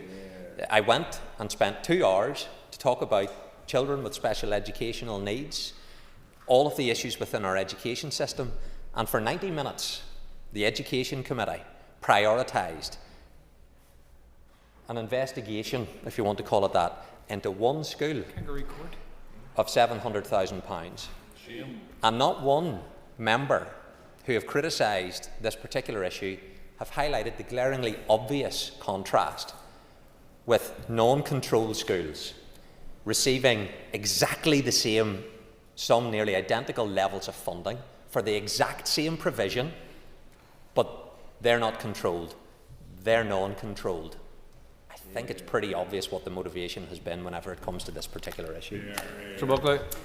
I thank the Minister for his clarity on that matter. And with that in mind, in relation to the Minister's closing comments, is he aware of any similar media or political focus on the decision to fund a pitch in the maintained rather than the controlled sector in Foyle in recent years? Well, Mr. Speaker, I highlighted this issue whenever I was responding to the statement that I brought to the Assembly last week. And it is notable that, having put on the record that there was funding provided in the Foyle constituency to a maintained school, a Catholic maintained school, nobody has picked that up from those who then subsequently asked questions at the Education Committee. And not only I, but the school and other principals in the control sector who I have spoken to from this story broke out, they're asking themselves, why is it that the control sector and this school have been singled out, when they are all pointing to me examples in their own communities where funding went in to non-controlled schools? And they are concerned around the focus because they believe, as I do, politically motivated with a sectarian agenda. That is what it's about. That is the purpose. And the Alliance Party have a particular problem with the control sector because they are obsessed with one sector alone, the grant-maintained integrated sector. That is their preferential treatment. No concern about Fresh Start funding that give preferential treatment to the tune of hundreds of millions of pounds to the integrated sector. They're allowed preferential treatment, but how dare a controlled school get the crumbs from the table of £700,000, and better not point out similar funding for identical projects in other sectors. Those members who have used this need to apologise, not to me, but to the school. That brings to a conclusion questions to the Minister for Education. Members will take their ease. We move to the next item of business.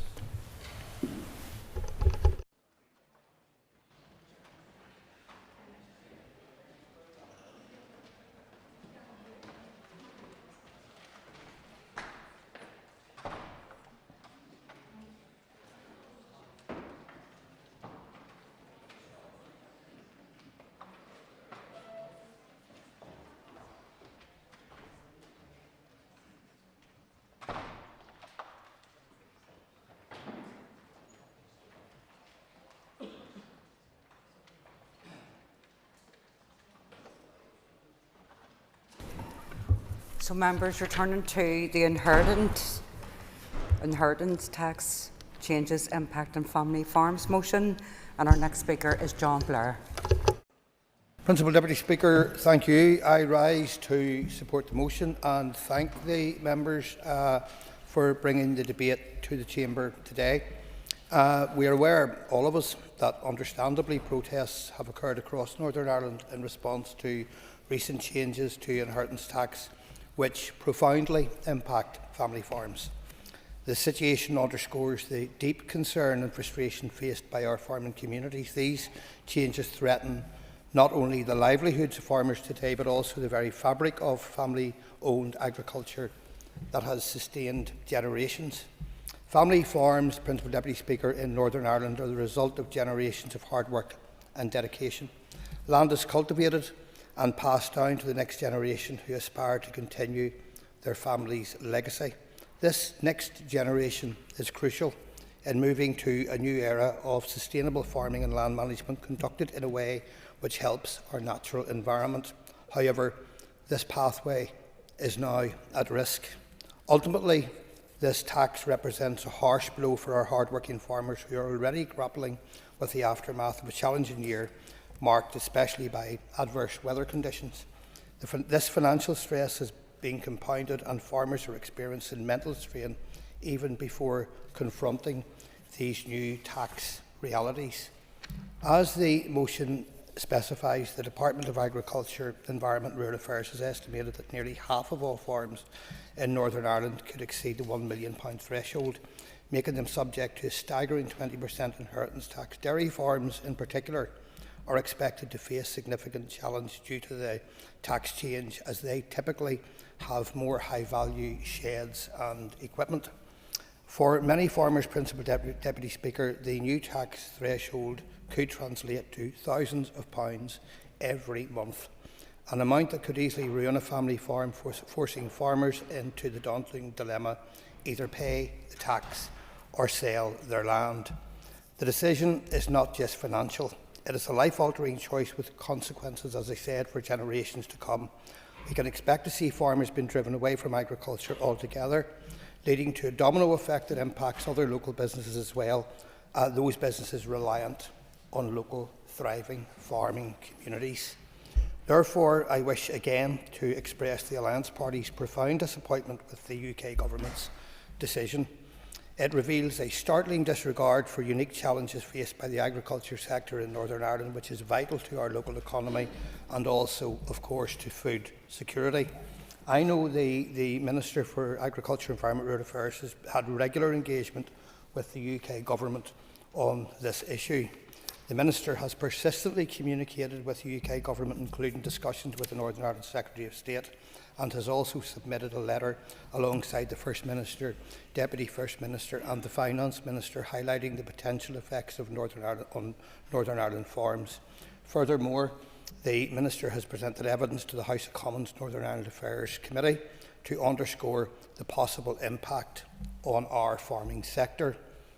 As I move towards a conclusion, Principal Deputy Speaker, it is crucial to say that the UK Government must recognise the unique challenges confronting our farming community and should reconsider its policy so that it is aligned more closely with the actual conditions of our agriculture. To supporting the farming industry in Northern Ireland regarding the issue, increased engagement is required before the spring statement in 2025 to ensure these changes are urgently reversed. Farmers serve as custodians of our land, producers of our food, and are a crucial part of the local economy. As we look ahead, it is essential to acknowledge that their success is intrinsically tied to our food security and environmental sustainability.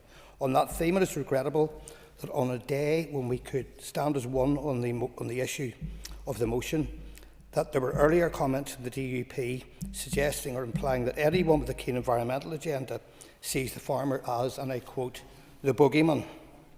This is simply not the case. Some of us, Principal Deputy Speaker, do not see everything as an us and them binary choice.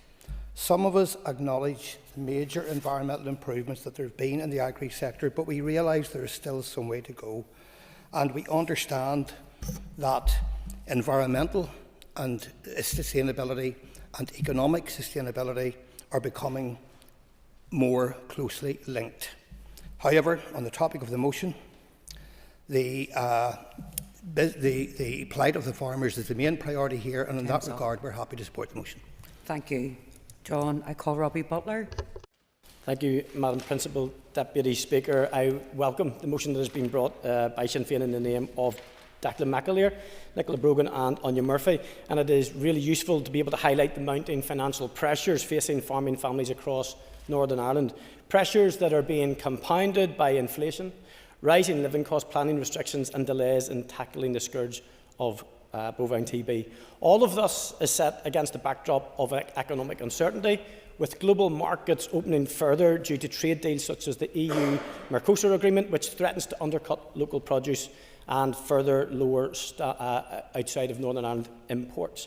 Adding to this burden is the uncertainty surrounding future support from the Department in meeting climate and environmental challenges, because farmers want to play their part in tackling change. Of that there's no doubt, but they do need clarity. They do need stability and they do need funding. Today I want to focus on the specific threat that has been brought about in the motion, and that is the future of family farms. The changes to inheritance tax announced in the Chancellor's Autumn Budget 24, with their own analysis showing that half of the farms, accounting for a staggering 18% of the farmland in Northern Ireland, could be affected. Let me be clear. I will say this, it's almost certainly an underestimate. With average land values rising from £15,000 per acre to around £21,000 per acre, and even higher in high-yield areas, many more farms will be caught in this inheritance tax net. And this is not just a technical adjustment in a tax code, it's a direct attack on the viability of family farms here in Northern Ireland. These are the same farms that form the backbone of our agricultural sector, our rural communities, and our local food security. And if these changes are not reversed, we risk forcing the next generation off the land, accelerating the decline of family farming, and handling even more power to large agri-businesses and speculative investors, and ending food security for good. The Executive must do more than simply acknowledging the crisis. It must act. That means actively lobbying the British Government ahead of the Spring Statement in 2025 to secure the urgent reversal of these damaging changes. And let me be clear. Words without action are like wheels without traction. It's how you vote that counts, not the likes you amount. When the official opposition brought this issue before Westminster, only 6 MPs recorded a vote. 6! That's an absolute insult to every farming family in Northern Ireland, and let's be honest about what happened. Sinn Féin, to be fair, true to their abstentionist policy, didn't vote. There was no surprise. The SDLP, sadly, didn't vote. And revealingly, the Alliance Party, the member from Lagan Valley, didn't record a vote. The parties failed to show up. When push came to shove, they all had the chance to stand up for farming families in Northern Ireland. Excuse me, will you return to the debate, please? Absolutely, Madam Deputy Speaker. Yes, I will give way. Thank the member for giving way. Just for clarity, is the member outlining the particular vote on tax changes in relation to inheritance tax at Westminster? I absolutely am, and I think what happens in each of the legislatures across this, whether it's Westminster, Edinburgh or Scotland, is important when we're talking about the topic at hand, and it was an inheritance tax vote that I was talking about. So we are intrinsically linked, so I thank the member for that. Family farmers need more than press releases and social media posts. They need every legislative tool and political tool at their disposal.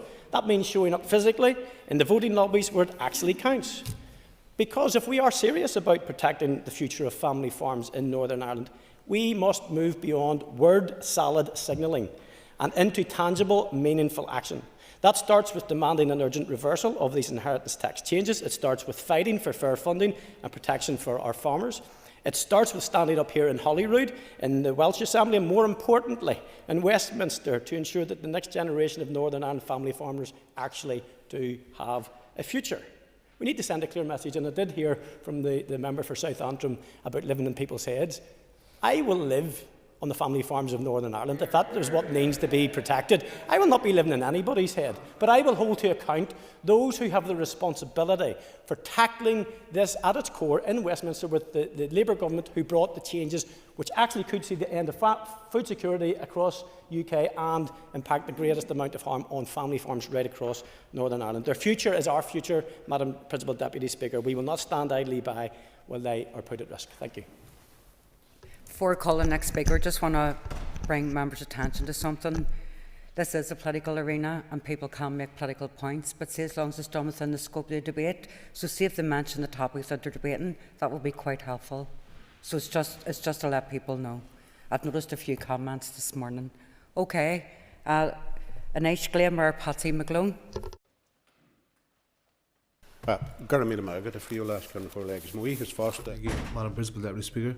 And I thank Declan and his colleagues for bringing this motion here today. I would like to thank the member and the members for bringing this motion before us here today. People have said, what's the scale of this? For those who aren't off the land, those whose family aren't engaged in farming, those whose family who haven't held in ownership the ground, the land, which is a very important issue we know in Ireland alone, but those who are not attached to the land, not off the land, really don't get what this means. This is emotional attachment. This is a legacy. This is a tradition, a way of life, a way of working, which has been handed down generation after generation after generation and kept within the family. So whenever we come to speak about this, it's just not about basic accountancy. This is about a range of emotions, a range of attachment, a whole host of issues about the attachment to the land, work on that land to give and sustain their families and others. Sure, Paul. Well, and he will also realise, and the point should be made, that there will be young people on that farm, a son, who may work for less than a minimum wage throughout his young career until he inherits the farm. Would the member recognise that? The member has an extra minute. Absolutely, Agus Gurma. Thank you for raising that point. And some do it because of their attachment, because of the value, the emotional value of that land within the family. And there's another element to that. What, because it's usually the grandfather or the father, wants to leave a legacy of debt to that young person.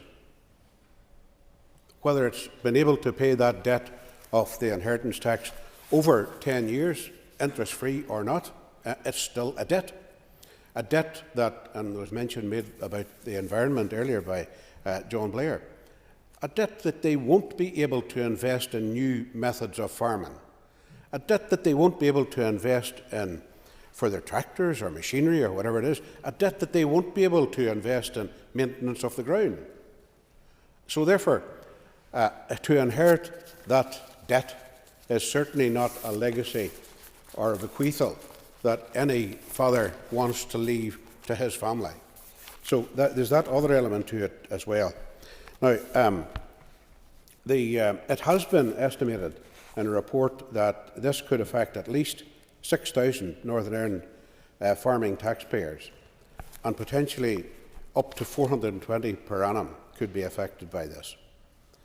So, but the way I look at this is, the Labour Party government, if they wanted to go after those billionaires who are land stocking, we'll call it, just to avoid tax, go after them. They can surely find ways among the great and the good and the brilliant tax advisors that there are to find a methodology of going after someone who has just bought land to avoid tax and isn't actively farming it. Do that. Instead of going after the small man, the small farmer, or others who are just trying to provide food for their families, but also trying to provide food for 10 million people, because that's what Northern Ireland does in various aspects of farming and agriculture. So the estimates are that, again, these are estimates by people, that Northern Ireland could account for over 40% of the inheritance tax intake from the result of change to inheritance tax for farm families. That's incredible. And that just shows you that they're directing it at the wrong target, if target is their aim. And that they should really reflect upon this. Now, I look forward to hearing the Minister, and I'm sure the Minister has been doing his job in making the case at Westminster, to Westminster. It would be helpful if we shed a wee bit of light on that detail. I wasn't Minister, you'll forgive me, but I watch most of your stuff and make sure we keep an eye on you most of the time, but I can't do it all the time. So it would be helpful if you shed some light on the case that was made to Westminster, because this is a big issue which has caused a lot of angst among farming families, caused a lot of angst among both the young, the old, the generations within a household, and that is not the place we want to be in. If we want to invest in the future, we need to have those that own the land still working the land and providing the food for our people, and giving their young people and families a future to look forward to. Gurmila Mayaga. Falter Patsy, I call Dama Dolan. Gurmila Freelask and Corlia, and before I bring in my remarks, I declare an interest as being brought up on a family farm. Today I stand firm in support of our farming communities who are under threat from an unjust tax that jeopardises not only their future, but also the very foundation of our rural economy in Fermanagh and South Tyrone.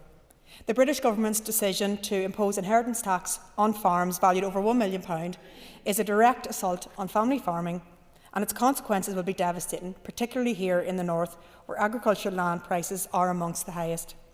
On November 18th, the Agriculture and Finance Ministers, along with the First and Deputy First Ministers, wrote to the Chancellor urging a rethink of this flawed policy and the preservation of agriculture reliefs. The message was clear: taxes must be fair and proportional.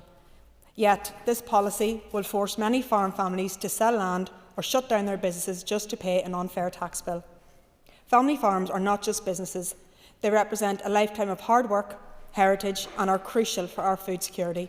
We cannot let them be taxed out of existence. Sinn Féin has been vocal in opposing these changes, and alongside the Ulster Farmers Union, we have shown our commitment to protecting farm families. Despite the British Government's refusal to listen, we will continue to fight for fairness on every front, including the British-Irish Council. Farming is the backbone of the rural economy, especially in Fermanagh and South Tyrone. It provides jobs, sustains communities, and ensures food security. This tax puts that all at risk, threatening to drive even more families off the land. The British Government's Autumn Budget 2024 proposes capping agricultural property relief and business property relief at £1 million from April 2026. With the North's high land values, farms larger than 27 hectares could face a 20% tax on the portion of land exceeding the cap.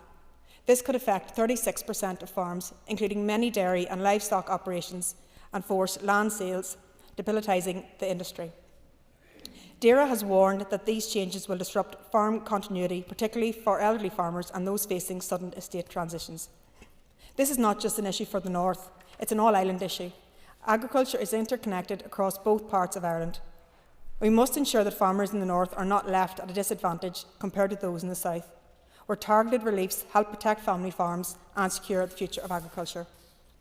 Despite rising land prices, more land was advertised for sale in 2024, up 21% from the previous year. Young farmers are being priced out, and tighter planning regulations will only increase costs for those looking to expand or modernise their operations. We cannot let tax pressures and inflated land prices block the future of farming. As we approach the 2025 Spring Statement, I urge the British Government to reconsider these inheritance tax proposals. This is a critical opportunity to protect our farmers and the rural economy. I call on all representatives here to reject this unfair tax and stand with our farmers to safeguard the future of family farms in Fermanagh, South Tyrone and across the North. We must act now before it's too late. Gura Mayagov. Thank you, Gemma. I call Tom Buchanan. Deputy Speaker, the announcement of the Chancellor's budget in the autumn of 24 not only dealt a body blow to our agriculture industry here in Northern Ireland, but was a complete betrayal of our hard-working family farms who are the cornerstone of our economy and a fundamental part of our local communities and rural life. The dismantling of the historic agriculture property relief and introduction of a 20% inheritance tax on family farms valued in excess of £1 million is an unprecedented and unjust assault on the backbone of this vital industry. For many family farms, this threatens their very survival and livelihood and has the potential to force many farm businesses to sell off land and assets in order to keep them out of debt as they struggle to manage huge tax liabilities. An in-depth report on the impact of the October 2024 budget inheritance tax charges on the farming community by the Northern Ireland Rural Valuers Association and the Central Association of Agriculture Valuers revealed stark challenges for the continued livelihood of the farming community. The study assessed the values of 9 typical farm types, focusing on those that primarily produce a livelihood. The findings demonstrate that many of these modest owner-occupied farms, often in sole ownership, are highly valuable and they are highly vulnerable, and they face severe financial burdens that could force drastic operational changes to their businesses.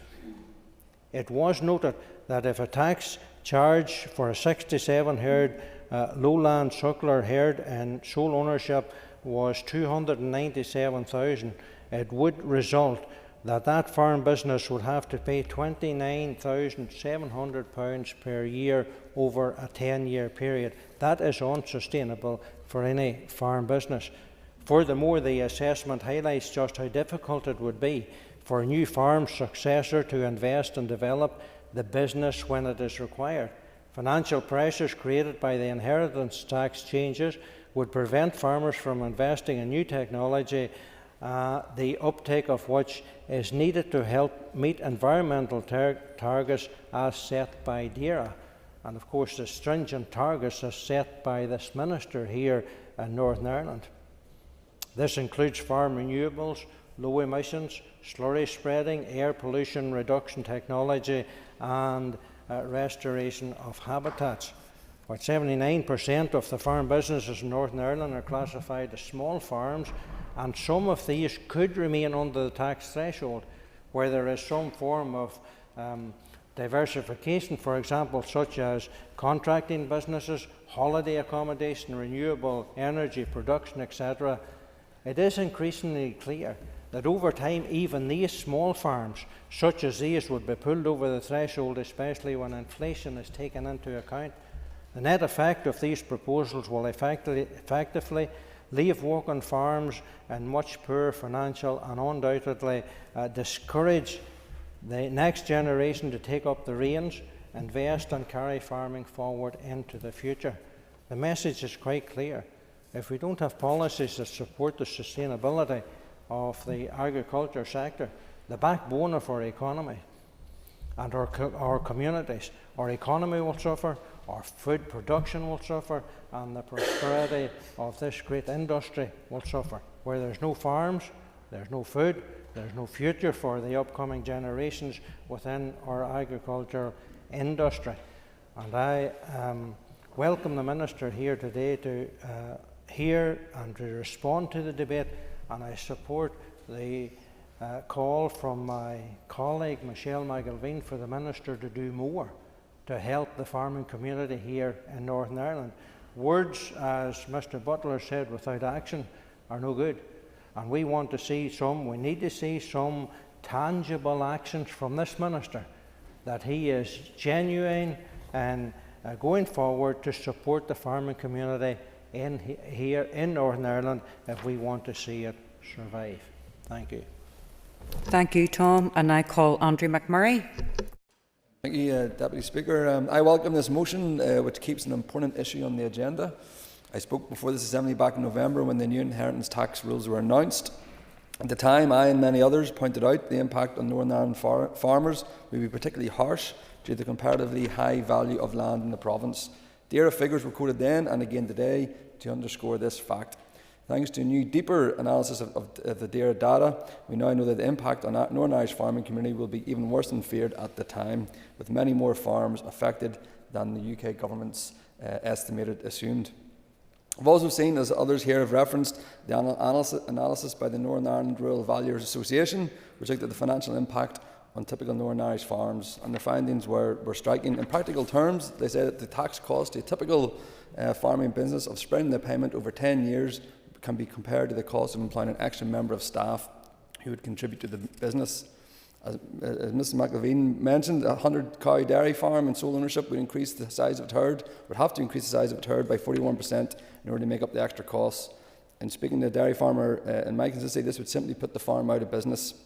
And again, reference that between 2018 and 2024, land prices have quadrupled in our local area. You know, some as high as 25,000 to 40,000 pounds per acre. And again, the geography of South Down doesn't help. We have the Mournes on one side and the sea on the other. Again, this drives the prices up, and to be viable means buying ground that can't happen under the current climate.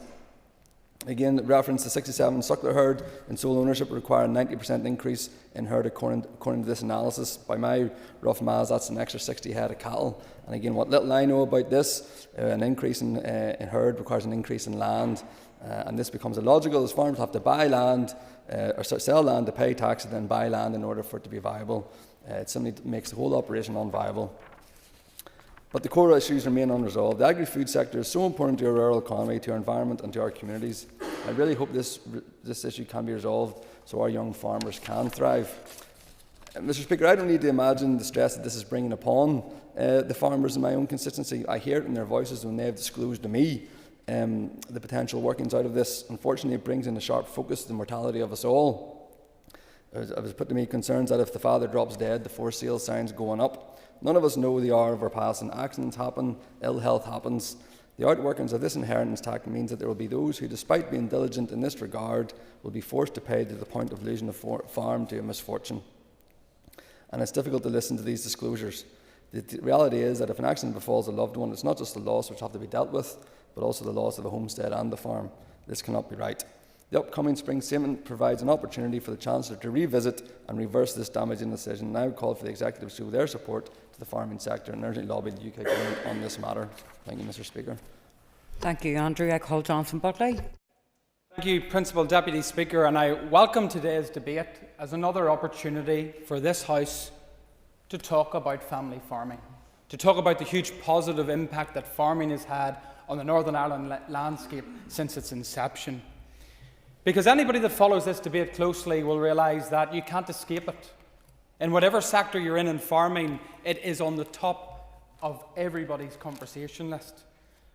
Farming life, Mr McGlone, the member from Mid-Ulster, highlighted it. Northern Ireland alone could provide between 40 to 85% of the total number of cases in relation to inheritance tax.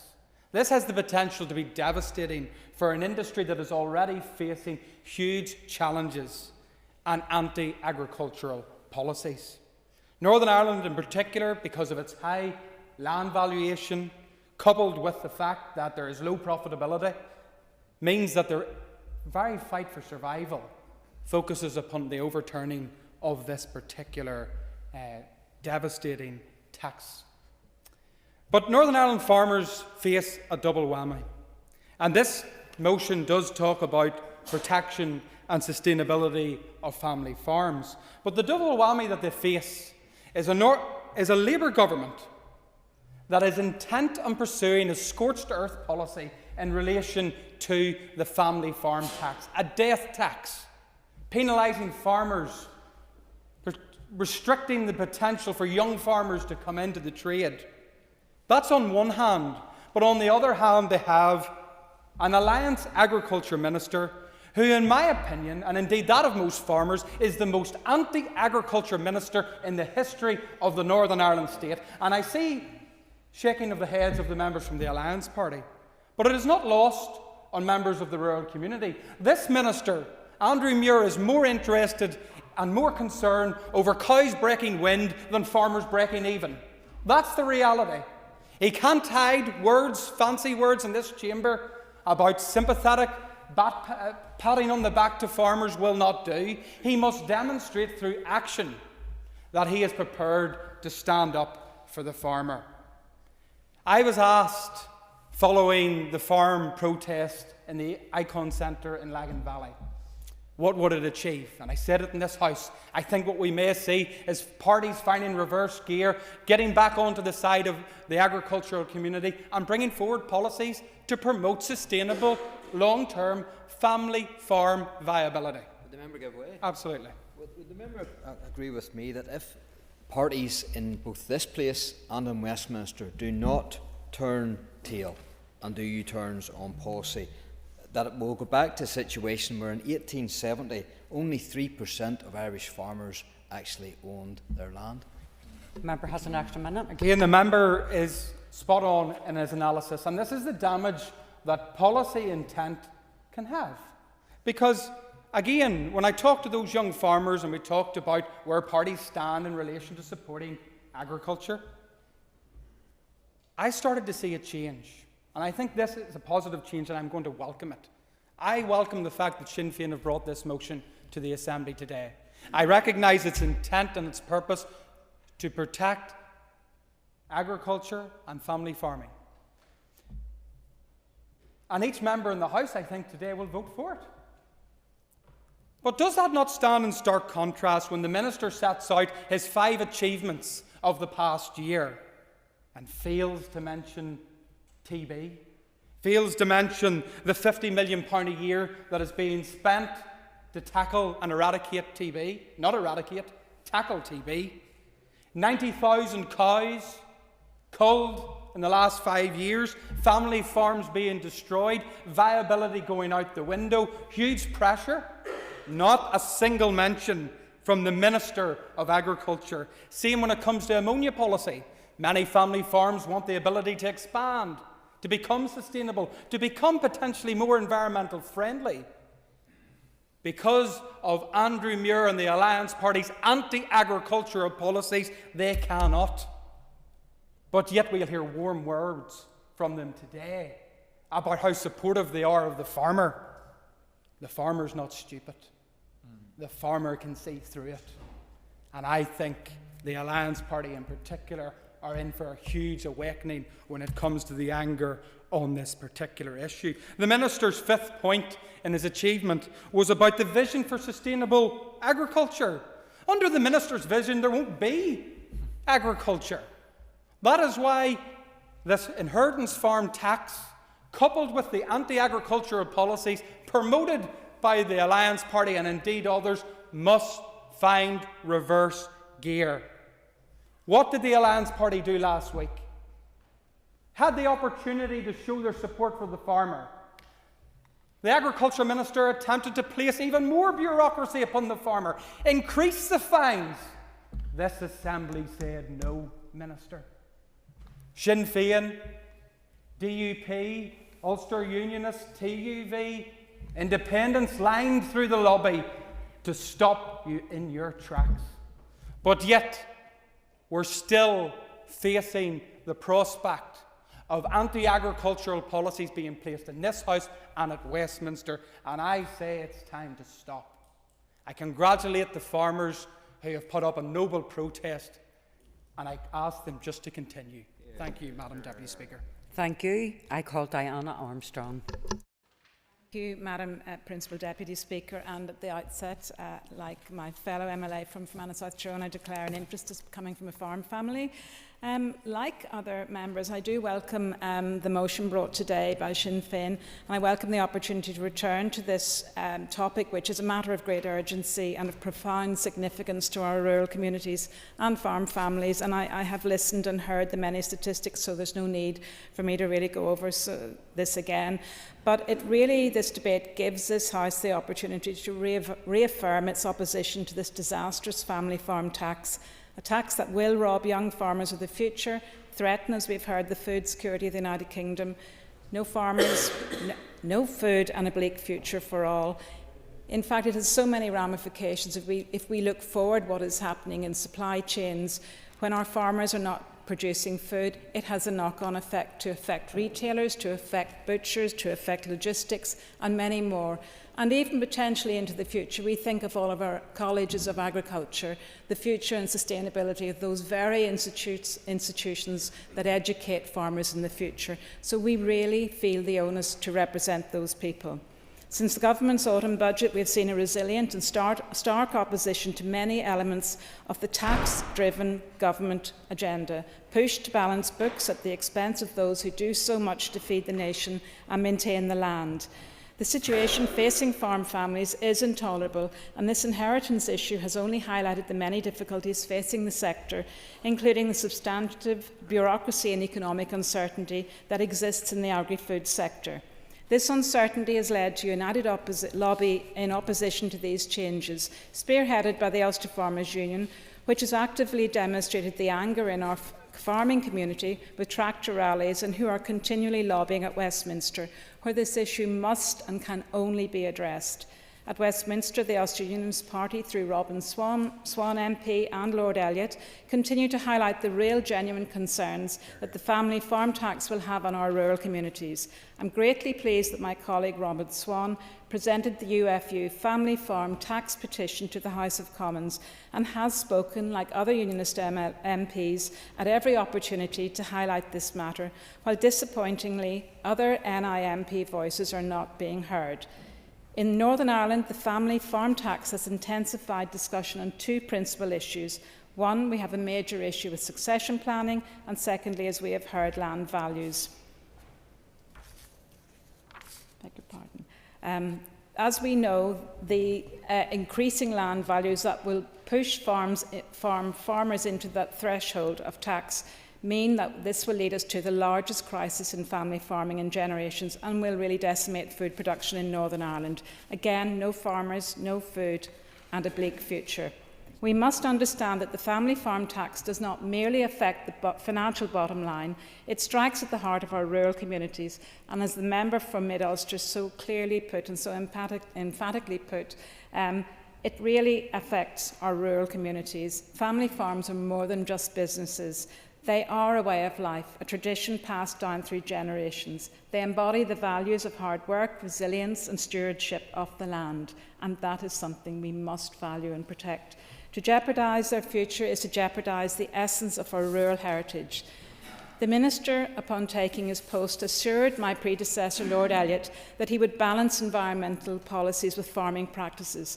I now ask that the Minister continue to give his fullest support to protecting farming families so that a legacy of generational farming can be protected. Therefore, just as I sum up, I want to support this motion and thank the members for bringing this here today. Thank you, Diana. I call Deborah Erskine. Principal Deputy Speaker, and I want to declare an interest as well, as my in-laws are farmers. It's no surprise that as a representative of Fermanagh and South Tyrone, I am seeing the first-hand massive impact that Labour's ill-thought-out inheritance tax policy is having on our family farms. And that's really what I want to focus on today, the real-life impact upon our farming families. Burnout, stress, anxiety, worry about unexpected death are all the outworkings and more.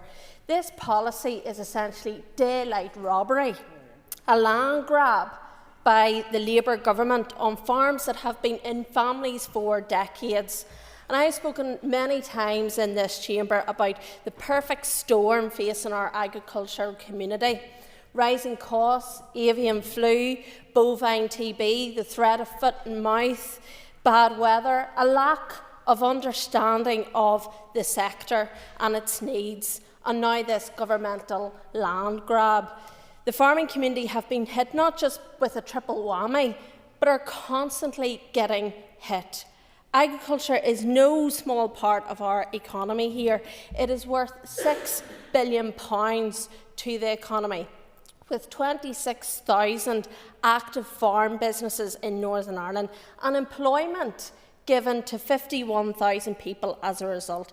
What are we doing to support those farm businesses? That is not some hypothetical question. It is a question that is posed to me a number of times from the community that I represent.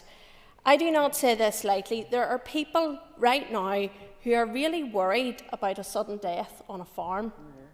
The chances of this are a lot higher on a farm due to the nature of the business. People are worried that as a hearse pulls out of their laneway, as they grieve the death of a loved one, they're worried about what the taxman is going to bring next. Think on that for one moment. There's no time for these families to grieve. Instead, they have to pick up the pieces of a massive bill landed on their doormat. Yes? I thank the member for giving way, and as someone that lost 2 uncles in farm accidents, I think it's lost on a lot of people, not only the impact it has in the family, but the particular impact it has in a local community of which a farmer is the bedrock.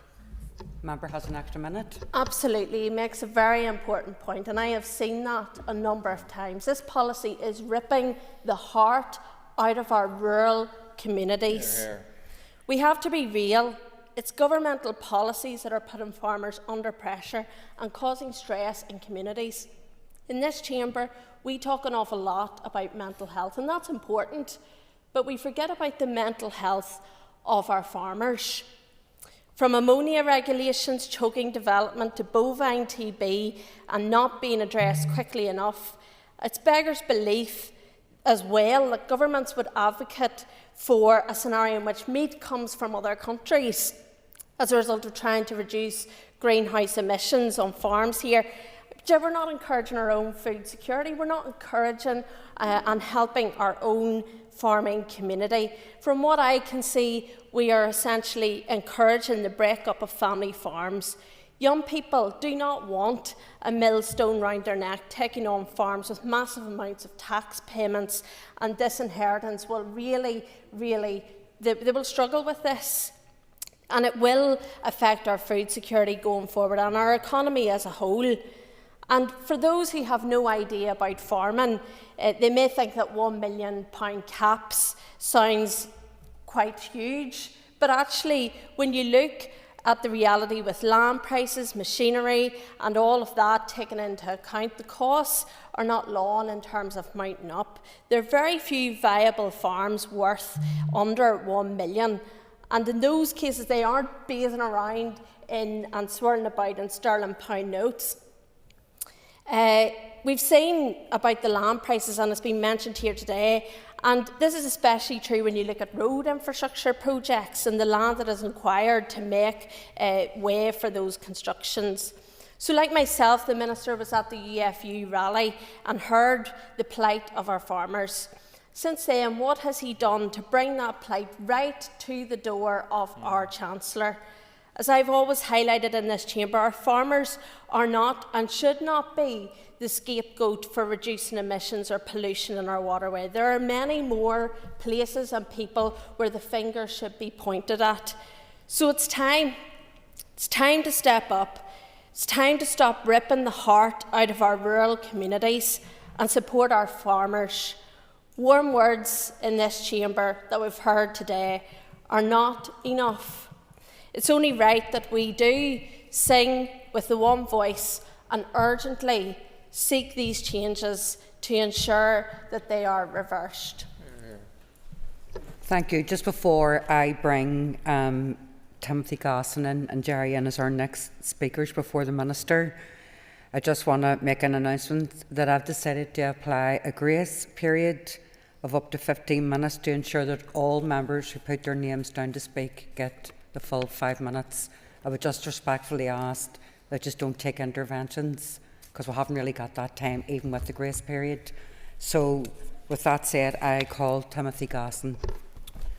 Principal Deputy Speaker, the Labour Government have proved once again they have no empathy for the farmer. If they did, they would not have dealt such a brutal blow to the future of family farming through their inheritance tax extension policy. In Northern Ireland, land prices are in some cases twice as high than in other parts of this United Kingdom. As a consequence, the farm tax threshold will be reached more quickly here in Northern Ireland than in GB. Farmers are, indeed, asset rich because of their land, but cash poor, with it being a struggle to meet the constant monthly bills from fluctuating income. Importantly, when one generation take over a farm, they naturally want to grow, expand and improve their productivity. During a lifetime, extra land will be bought. That extra land is bought with money on which tax has already been paid. So this is a double taxation. People buy land with profits they have made on which they have paid their tax. Then when they die, the government come once again looking for more money. The fact that they own 50 or 100 acres cannot be drawn upon for day-to-day needs, yet retaining that 50 or 100 acres for farming into the future is key to the generational survival of any farm. There is reason and logic for the historic agricultural exemption from inheritance tax. With limited cash reserves, many family farms will have no alternative but to sell off land and consequently diminish the viability of the farm. Food production and security will suffer knock-on effects as a result. Currently, 36% of farmers in Northern Ireland are aged 65 and over. Farmers in North Antrim and elsewhere have devoted their lives to building up their farms with the driving motivation to see that land handed on to their next generation. Now this kick in the teeth from an uncaring government has, rightly, left many feeling angry and betrayed. When will the nation and its politicians start to respect those who put food on our tables? All that said, there is an irony in this motion. I say that because I do not expect anyone in this chamber to oppose the motion before us today. Yet, this place votes on inheritance tax. Doesn't really matter. As has already been said, where the parties represented in this House with seats in the Commons when this issue was voted upon, when it really mattered. Just half of Northern Ireland MPs bothered to vote when the issue came before the Commons, which is where the real power lies. The Agriculture Minister, it's already been said, his party colleague wasn't there. Half the SDLP didn't bother to show up. The half that did voted with their sister party's budget. And Sinn Féin, who brought this motion before us today, well, that's Republican ideology, matters a lot more than the farmer. It's about time the parties in this chamber stopped their play acting and got serious about representing the interests of farmers. It's all well and good saying the right things in this House, but these words need to be followed up by actions in Westminster where the real power is. Members, farmers see you, farmers are watching, and farmers will judge you accordingly. I sat in an Ulster Farmers Union meeting in Ballymoney just before Christmas. The worry and stress in the room was palpable. Many questions remain unanswered from that night. I fear that this inheritance tax, if imposed by Labour, will devastate our agri-industry and in years to come lead to food shortages that will on our own doorstep. If imposed, I believe this is the potential to wreck the backbone of the Northern Ireland economy and has to be resisted in every level. But once again, resisting it in this House is all fine and good, but it's in Westminster where those that don't take up their seats or don't bother to attend, that's where the real power lies, and that is where you can make the difference. I call Jerry Carroll. Thank you, Deputy Speaker. I want to begin by clarifying some figures before I say that I oppose this motion, and I'll outline why I do. The proposed changes will mean farmers pay inheritance tax at half the normal rate on property transfers above £1 million. Two people with farmland, depending on circumstances, can pass on £2 million and in some cases up to £3 million without paying any inheritance tax. These are huge figures we're talking about. Less than a quarter of farms in the north have an agricultural and business property value of more than £2 million. This means less than 25% of farms will have to pay half the normal rate of inheritance tax on their land valued above £2 million. This is important to keep in mind during this debate. The fact is that most family farms across the north won't be affected by these changes. And often, an organisation often quoted in this building, Deputy Speaker, the Institute for Fiscal Studies, notes that these changes, if implemented, would still mean that farmland is much more lightly taxed than most other assets, and land is an asset and it is wealth. The pushback against changes to agricultural property relief across the north and in Britain has been led, and I emphasise the led by the political right, massively profitable agri-food businesses and their lobbyists. This is the exact opposite of a grassroots movement, as the member of the motion, the mover of the motion, described. The fact that protests in England were led by the likes of Jeremy Clarkson, a TV presenter and hobbyist farmer who bought his farm for the stated purposes of dodging tax, should tell us everything we need to know about who's setting the political agenda with this debate. Clarkson, Farage and other leading this charge are nothing more than multi-million-pound opportunists desperately trying to cling on to their obscene wealth. And they've also used this debate to peddle myths about climate change. The interests of large landowners and big agribusiness, Deputy Speaker, are entirely opposed to the interests of small farmers, and that includes most family farms across the north. Big farm landowners speculate on land value. They buy farmland with the clear purpose of raising prices to accumulate wealth, or else as a vehicle to avoid inheritance tax. These are the people and the businesses hiking up land value, threatening the sustainability of family farms and the livelihoods of tenant farmers. But we also need to talk about why small farmers have been drawn to these protests in the first place.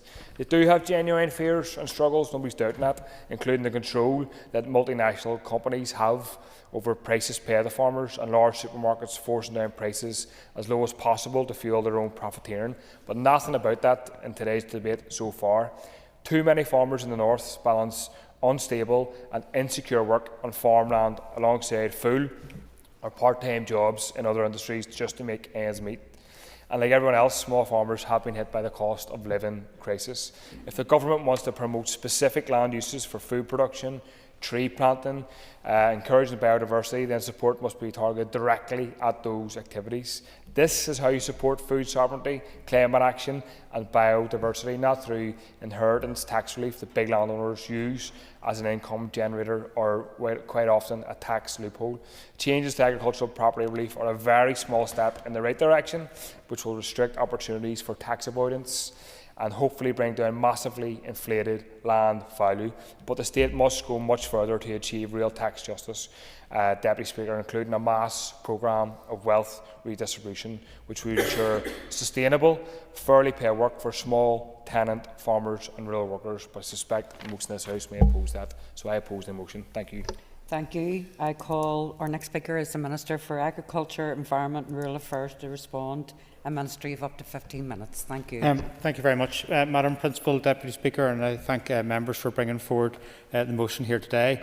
This is primarily a reserve matter in terms of taxation, but I'm happy to respond, and I will be responding to the motion as tabled to the House today. As members will know, the issue raised in this motion has caused and continues to cause significant concern and uncertainty, not only for our local farming community, but also for me as Minister of Agriculture, Environment and Rural Affairs. Back in October last year, I spoke at the UFU rally at Balmoral against the introduction of these changes to inheritance tax. I've also attended many other meetings with ministers around this issue. I support that the farming community that is received across all sections of our community on this issue underscores the concern out there and highlights that right across our society there is an understanding of the important role that our farmers play in all our lives. I said in this Assembly back in November that I was disappointed in the lack of engagement with devolved governments in advance of the budget announcements, and I stand here today to say that I continue to be disappointed and have left frustrated by the lack of willingness by the UK Government to engage with devolved governments and farming representatives on this issue. The far-reaching impact of these policy changes is much more significant than Treasury have estimated, and it is critical that they listen to the concerns being raised by devolved governments and also by farming unions. Land values bear no resemblance to the income-earning potential of land, and they are never materialised where land is passed down through the generations of farming families and continuously farmed. But this value could, due to its policy change, give rise to very large tax bills. As I said in opening, I have met with ministers around this issue. I met with the Northern Ireland Secretary of State in October to emphasise the concerns in relation to the impact of these changes on our family farms and future succession planning. I have also on numerous occasions expressed these concerns with other devolved agriculture ministers and to the DEFRA Minister of State, Daniel Zeichner, who responded in January 2025 to a letter from me on this issue. I have also raised these issues with Steve Reid, the DEFRA Secretary of State. In terms of the motion, I want to address some specific points in the motion. As members will be aware, and as referenced in the motion, in December 2024, my department undertook further analysis of the impact of inheritance tax changes on local farms. This analysis built on the original analysis undertaken in November 2024, and as well as land values, also took into account buildings, residential property, livestock and machinery. This analysis found that just under half of all farms in Northern Ireland have agriculture and business property values exceeding £1 million.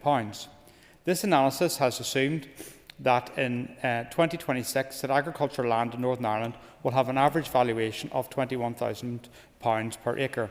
I do not believe that this value is overinflated. It has been calculated based upon information from the Irish Farmers Journal survey and also the DAERA Farm Business Survey.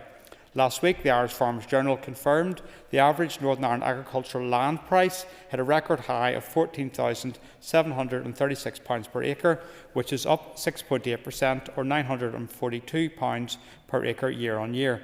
Furthermore, those farms that are likely to be impacted by the policy change account for around 80% of the total land farmed in Northern Ireland. This is a staggering statistic and clearly highlights why there is such an overwhelming fear within our farming sector. As we have heard from farmers across the UK repeatedly since October 2024, the limitations to APR and BPR tax relief will have impacts not only for wealthy investors in land that the UK Government say that this policy change is aimed at, but also vast numbers of family farms, as the policy change makes no distinction between the two. Just this month, and it's been mentioned by some members, the Northern Irish Rural Valuers Association, in conjunction with the Central Association of Agricultural Valuers, published a report that corroborates points highlighted by my department that this policy change has the potential to have a disproportionate impact here in Northern Ireland. Due to our distinctive farm structure of smaller, more owner-occupied farms and farms with higher land values than many other parts of the UK, our farmers are much more vulnerable to the inheritance tax changes that will be enforced by the UK Government in April 2026. I plan to write to the DEFRA Secretary of State to highlight the findings of this updated analysis and re-emphasise to him my concerns in relation to the inadequacy of Treasury figures when measuring the impact of this policy change on our farming community.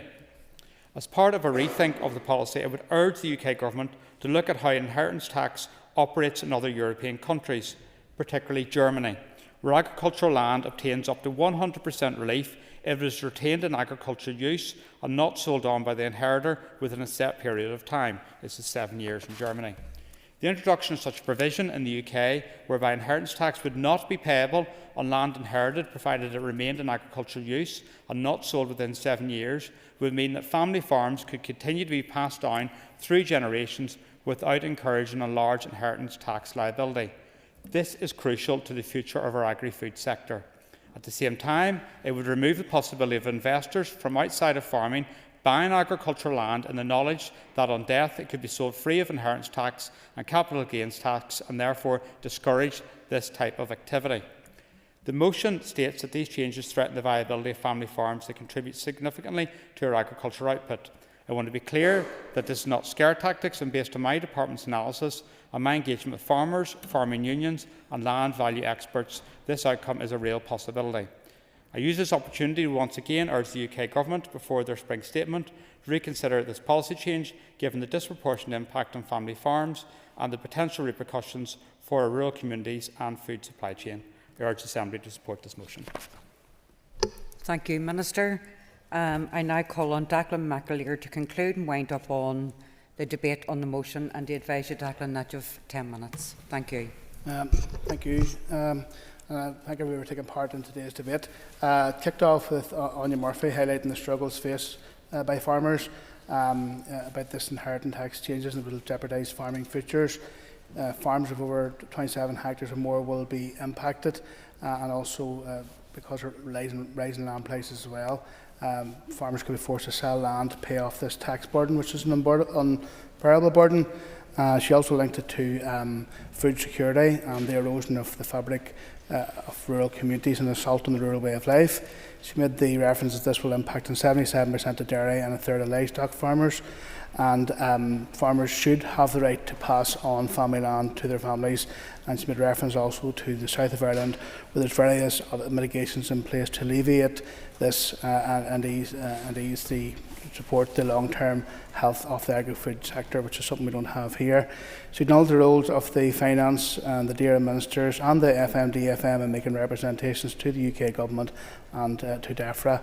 And she also mentioned the role of the UFU in mobilising farmers to oppose this, and the UFU have been highlighting the genuine fear and anger amongst the farming community, and Gail called on the UK Government to reverse this family farm tax. Michelle McAveen spoke next, and she referenced this was a Westminster decision, recognises the huge pressures that are already on farmers, inflation, livestock costs. They work tirelessly on their farms. Farms are part of their heritage and economy, central to food production and for keeping our landscape intact. She says the Chancellor's decision will impact on farms severely. There's 6,000 farms here which will be impacted, and we're more impacted here than across the water due to land value, age and more livestock based. Also a big impact on people who are older, who are ill, on sole farmers, and she says this could push many farms to collapse.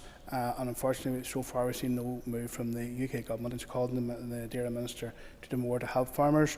John Blair picked up the same theme of provide impact and deep concern amongst the farming community. Generations of hard work, the next generation is crucial for sustainability, but the tax change risks this. Impacts about half farms here in the north, particularly the dairy sector. people are forced into a decision to pay a tax or sell the land, and that has a wider impact for the rural economy. And he said that the UK government has disregard for the local agri sector. And the Dear Minister has referenced the work of the Dear Minister in lobbying the UK government, the NI Affairs Committee, along with the FMDF and others. And he said the UK government must reconsider this policy, and that increased engagement between the executive and the government is needed. And he also made the point that this is not an us versus them, between farmers versus the environment, and the environment and economic sustainability are closely interrelated. Robbie, the Chair of the Health Committee, said that Chair of the ERA Committee, recognised the mounting pressures on farmers. He cited TB, ammonia, planning issues, inflation, uncertainty regarding future farming support, climate change, and that 80% of farmland is impacted here, and the executive must do more to lobby the government before the spring statement. And we need every legislative tool at disposal to support farmers, and this could risk compromising food security. Patsy of the SCLP highlighted the emotional attachment between farmers and their land, which suspected that has been passed down through the generation. This is just not an accountancy matter. That farmers could be forced to pass on debt to the next generation, and that debt will ruin future investment in the business. And Labour government should go after those who purchase land to dodge tax and not target genuine farmers who are providing food security, and this is having a disproportionate impact on farmers here. Gemma Dolan of Sinn Féin said that this unjust tax will jeopardise the future of farms, force sales. She made reference to the joint representation from the FMDFM and the Dear Minister to the UK government back in November, and farmers talk about the hard work of farmers and how central they are to food security, and that we as in Sinn Féin will continue to raise this also at the British Irish Council. And she made reference that this is an all-island issue because agri-food is produced right across the island of Ireland, and also mentioned that there was targeted relief in the south of Ireland and that the north is disproportionately impacted. And she urged the UK government to reconsider this and to protect our farmers and rural economy. Tom Buchanan of the DUP said that this was a betrayal of hard-working farmers, threatened their livelihood and could force them to sell off the land. He cited studies, I think it was the NI Rural Valuers Association, which shows that farms face severe financial burden, inhibits succession of the next generation, and prevents investment in new technology for the economic and environmental sustainabilities. He said that there's no farm, there is no food, and he called the Dear Minister to do more to support farmers. Andrew McMurray of the Alliance Party said that the NI Rural Valuers Association, it was a very striking finding. He gave the example of a dairy herd of 100 herd would increase by 41% to make up the cost, and with land prices going up, this caused a lot of stress for farmers and result in losing the farm if farmers pass away early. He called on the executive to lobby the UK government. Jonathan Buckley talked about the positive impact that farming has for here, and this decision is potentially devastating for local farms who are now fighting for survival. He says it was a double whammy by the Labour government, and he referred to it as a death tax and will restrict young farmers from going into farming. And he called on the Minister to stand up for farmers, and he also highlighted the many other issues facing farmers like TB, ammonia, the need for sustainable agriculture policies, and he congratulated farmers on their noble protests. Diana Armstrong of the Ulster Unionist Party welcomed the opportunity to reaffirm the House's opposition to this tax. No farmers, no food, and there's a knock-on impact for the wider rural economy. And she also referenced Caffrey, and of course there's a campus of Caffrey and her constituency, which she knows how important that is. And this is a tax on top of the many other issues that farmers has, and the many other issues. Amongst the many, she also mentioned the increasing levels of bureaucracy. She commended the Ulster Farmers Union, who are articulating the anger of the farming community at this time. And she said the Ulster Unionist Party in Westminster are arguing the case both in the Lords and in the Commons, and that with the rising land values, this will force many moderate or small farms to cross that threshold and bring it into a situation where they're paying this here tax. And she says it's very important to balance farm policies with environmental policies. Deborah Erskine said that this is a massive impact on Fermanagh and South Tyrone: stress, worry, burnout and the fear of unexpected death. And she said it was a land grab by the Labour Party. It was a perfect storm of many issues like TB, avian flu, the change in weather, inflation, a lack of sector understanding and of this tax, and the constant hits that they're getting. And she talked about, went back to the issue of the sudden, when you have a sudden death in the family, families are now thinking, well, is the tax man or woman going to be at the door at a time of grief? And this has potentially ripped the heart out of rural communities. And young people don't want to inherit effectively will be a millstone of debt around their necks. And she said that there are not that many viable farms that are actually under 1 million. And it's time to step up and support farmers, and we need to all sing from the one voice to seek change. Timothy Gaston said that the Labour government has no empathy for farmers, and land prices are twice as high as across the water, so therefore this policy change would have a disproportionate impact here. He said it was double taxation, as land bought by farmers already has been taxed already by farmers, so farmers have limited cash reserves, therefore they'll be forced to sell off their land, and this impedes passing the farmland on to the next generation. It's very important for all parties to represent the interests of farmers. Again, talked about the worry and stress and the devastation this could cause the agri-food industry and could lead to food shortages in the future, and we need to resist this at every level. Jerry Carroll says he was opposed to the motion. He said that most land is not impacted here.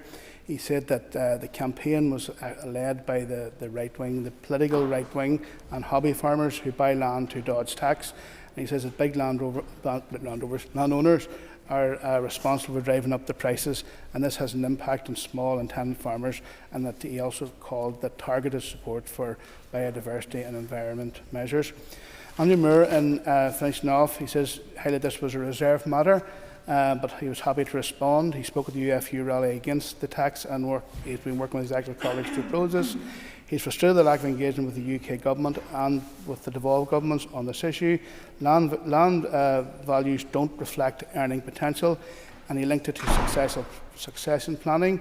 He raised it with DEFRA, and he made the point that the average land value is $21,000 per hectare, and that's from the DERA Farm Business Survey. Members' time's up. I'm almost finished, so thank you very much for this. Okay, thank you. Thank you for that. So the question is that the motion standing on the order paper be agreed. All those in favour say aye. Aye. Contrary of any noes? No. The ayes have it. The ayes have it. The ayes have it. Members, take your ease before the next item. Minister, ready to roll? Okay. I have received notice from the Minister for Communities that he wishes to make a statement. Before I call the Minister, I remind members that they must be concise in asking their questions. This is not an opportunity for debate and long introductions, but they will not be allowed. Minister, over to you. Thank you very much, Mr. Deputy Speaker. Today I want to address a matter of critical importance: the integrity of our welfare system.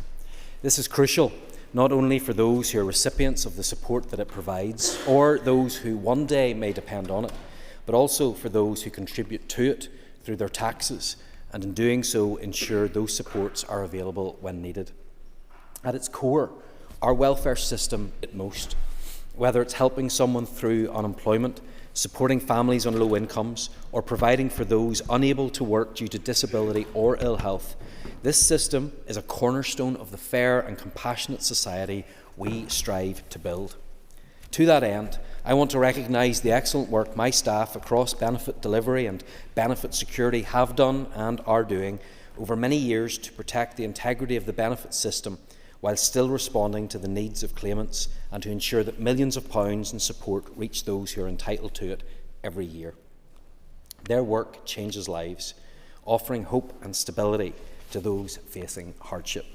But let us be clear, this system is funded by the hard-earned taxes of working people across Northern Ireland. They rightly expect us to safeguard it, to ensure that every penny goes only to those who are genuinely eligible. They trust us to uphold the principle of fairness, and we must honour that trust.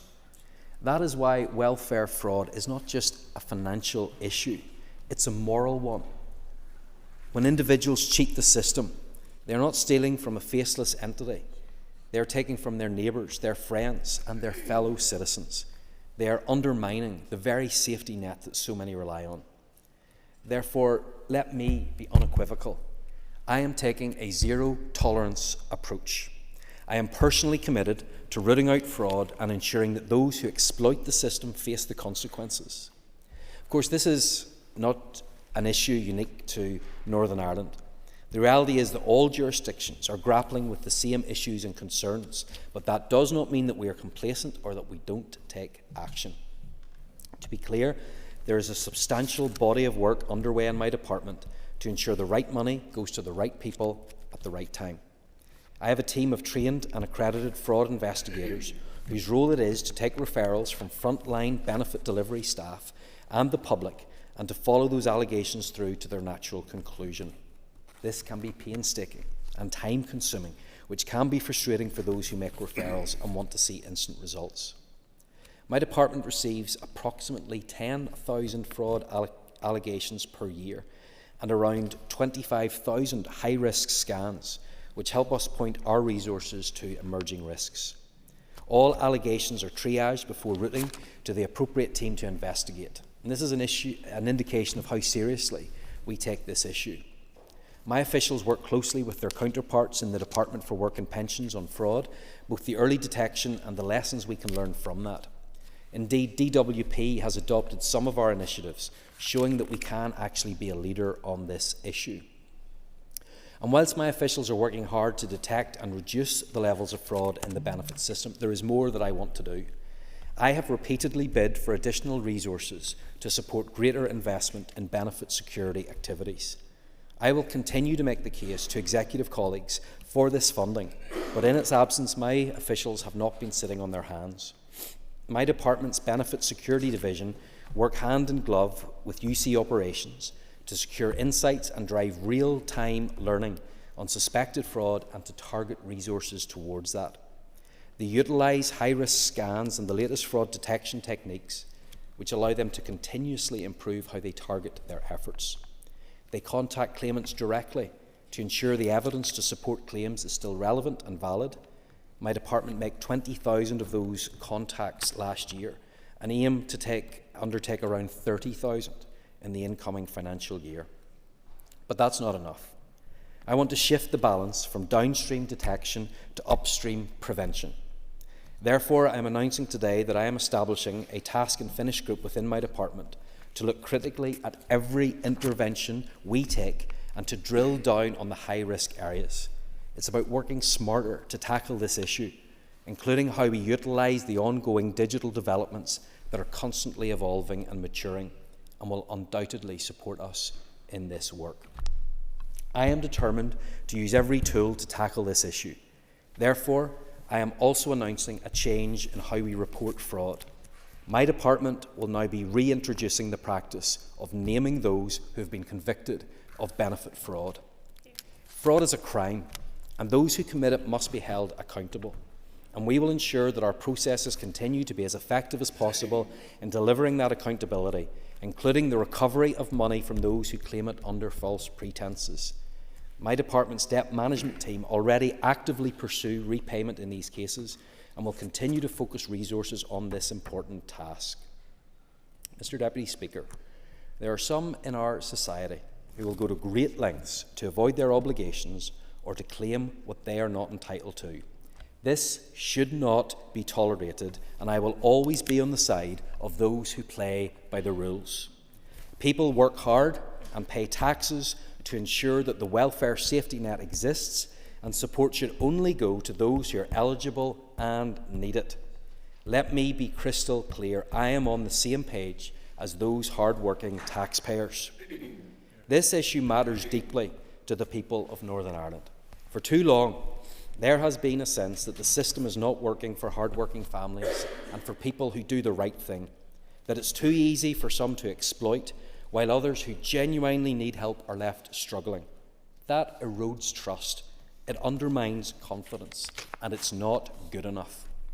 We must rebuild that trust. We must restore confidence in a welfare system that is fair, transparent, and focused on those who need it most.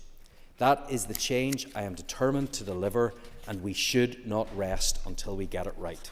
I commend this statement to the House. Thank you, Minister. I call on Mark Durkan. Mr Deputy Speaker, thank the Minister for his statement and agree with him.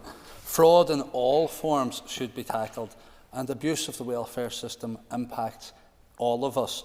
I would, however, love to see the same appetite to tackling massive multi-billion-pound tax evasion and avoidance that also squeezes public services. We will oppose the Minister's decision to reintroduce the naming and shaming of those found guilty of fraud. It can happen to anyone. Single parents, families in crisis, they don't deserve to be prosecuted twice. Do you have a question? They aren't my words, It is Mr. questions, Deputy it's Speaker, not statements. but the Over words to of you. the Question. former Deputy Leader of the DUP. Minister, this statement is titled Tackling Fraud and Error, yet there is no mention whatsoever of error in the statement. Can the Minister tell us the cost of error to the public purse and what he is doing to eradicate that?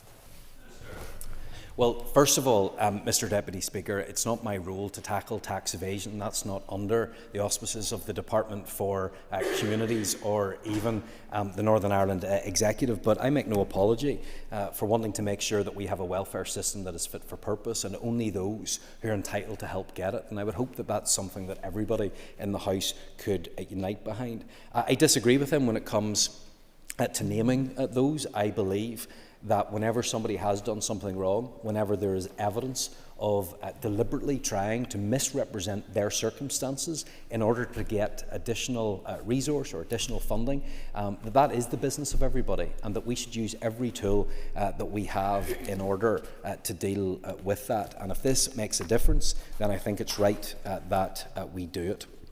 In regards to fraud and error, I don't have the figures of the difference in that. However, we are aware that it is significant sums, and the total estimated level of customer fraud in 2023 was 2% of total expenditure.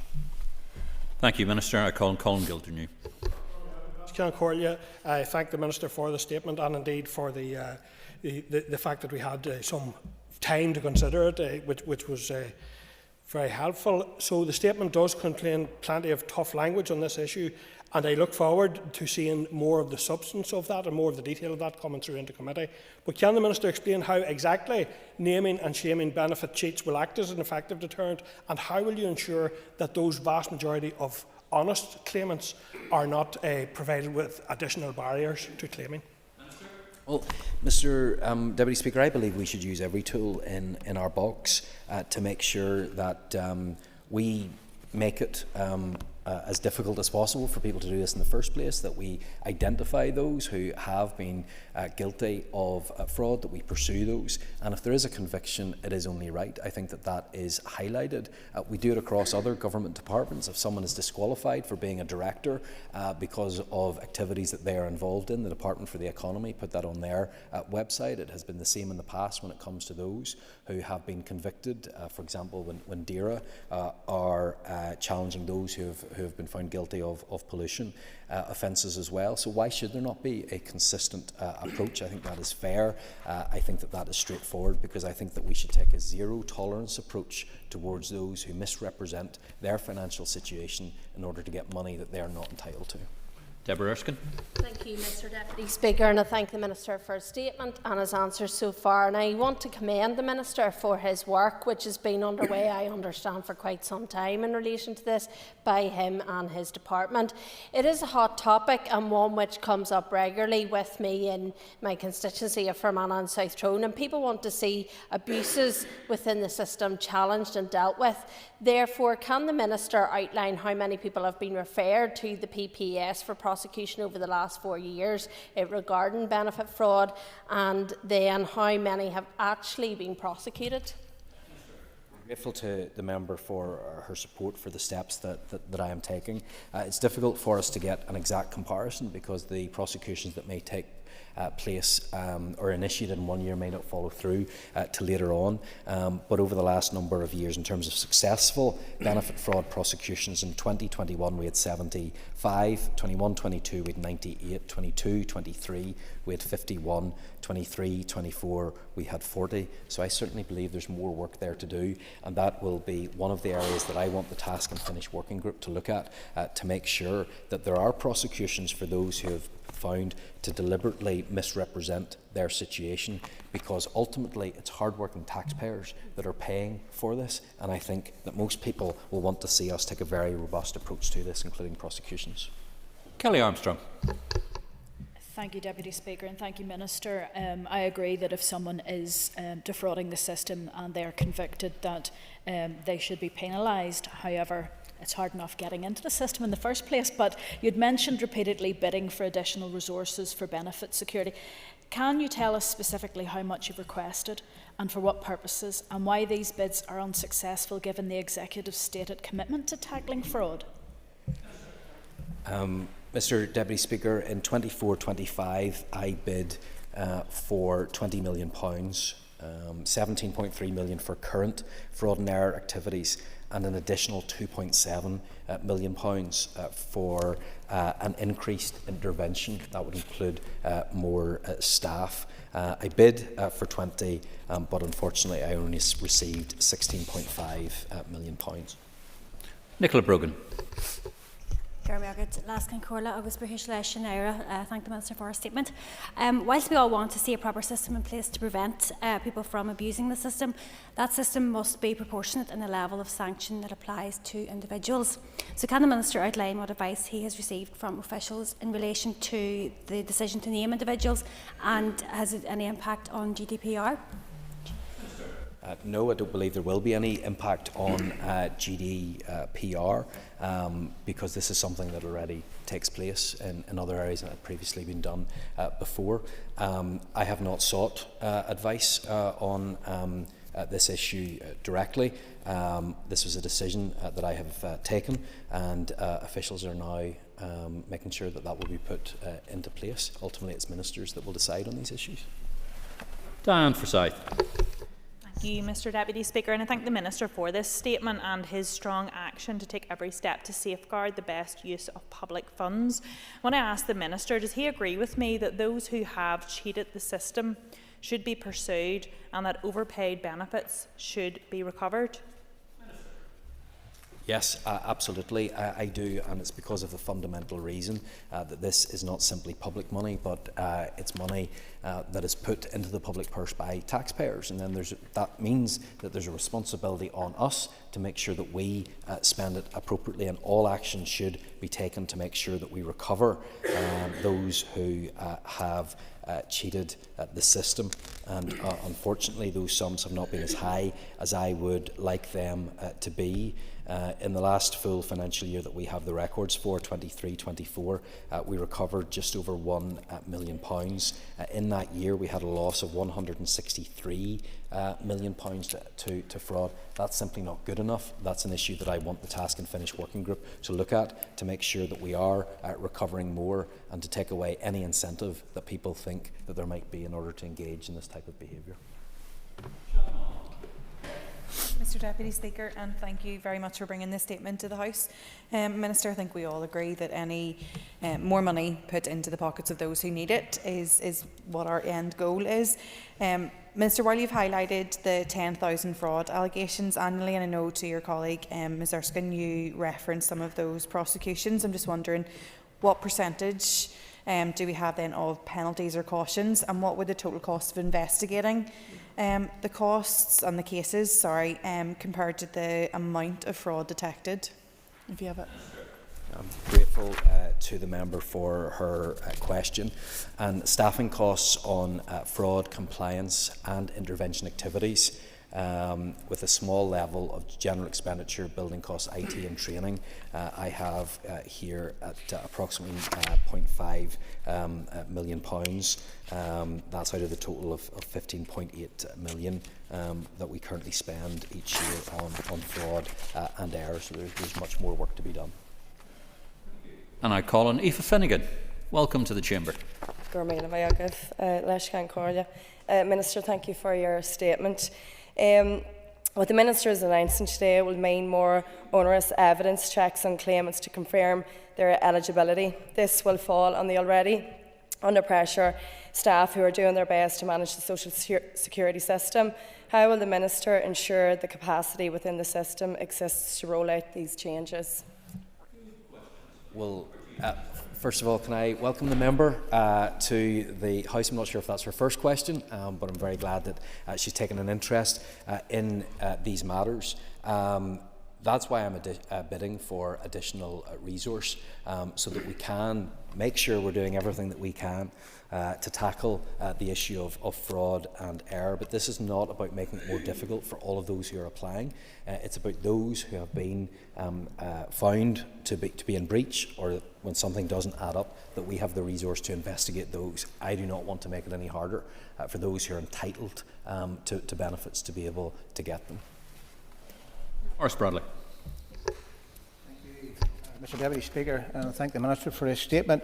Minister, there will be a cost to tackling fraud. Do you expect to recoup savings for your department to offset tackling fraud and the expense of doing so? Mr Deputy Speaker, there will be the opportunity for us to recover some of the funding through our investigations, but ultimately additional savings that we made after that belong to the Treasury. However, whether that money goes back to London or whether it's money that we're able to keep here, ultimately it is taxpayers' money, and we need to make sure that it's spent in the best way possible. So I want to make sure that we continue to press on this issue to make sure that we tackle it, because we shouldn't just let this continue as it currently is. Militia McHugh. Militia.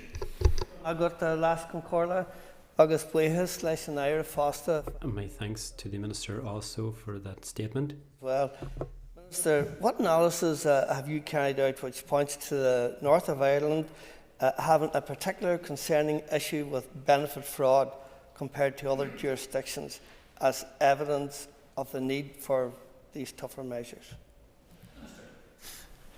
Well, Mr Deputy Speaker, we can compare ourselves to other jurisdictions and to the rest of the UK, and as I said in my statement, this is an issue that affects all jurisdictions, but regardless of the different levels that there may be, I still think it's too high.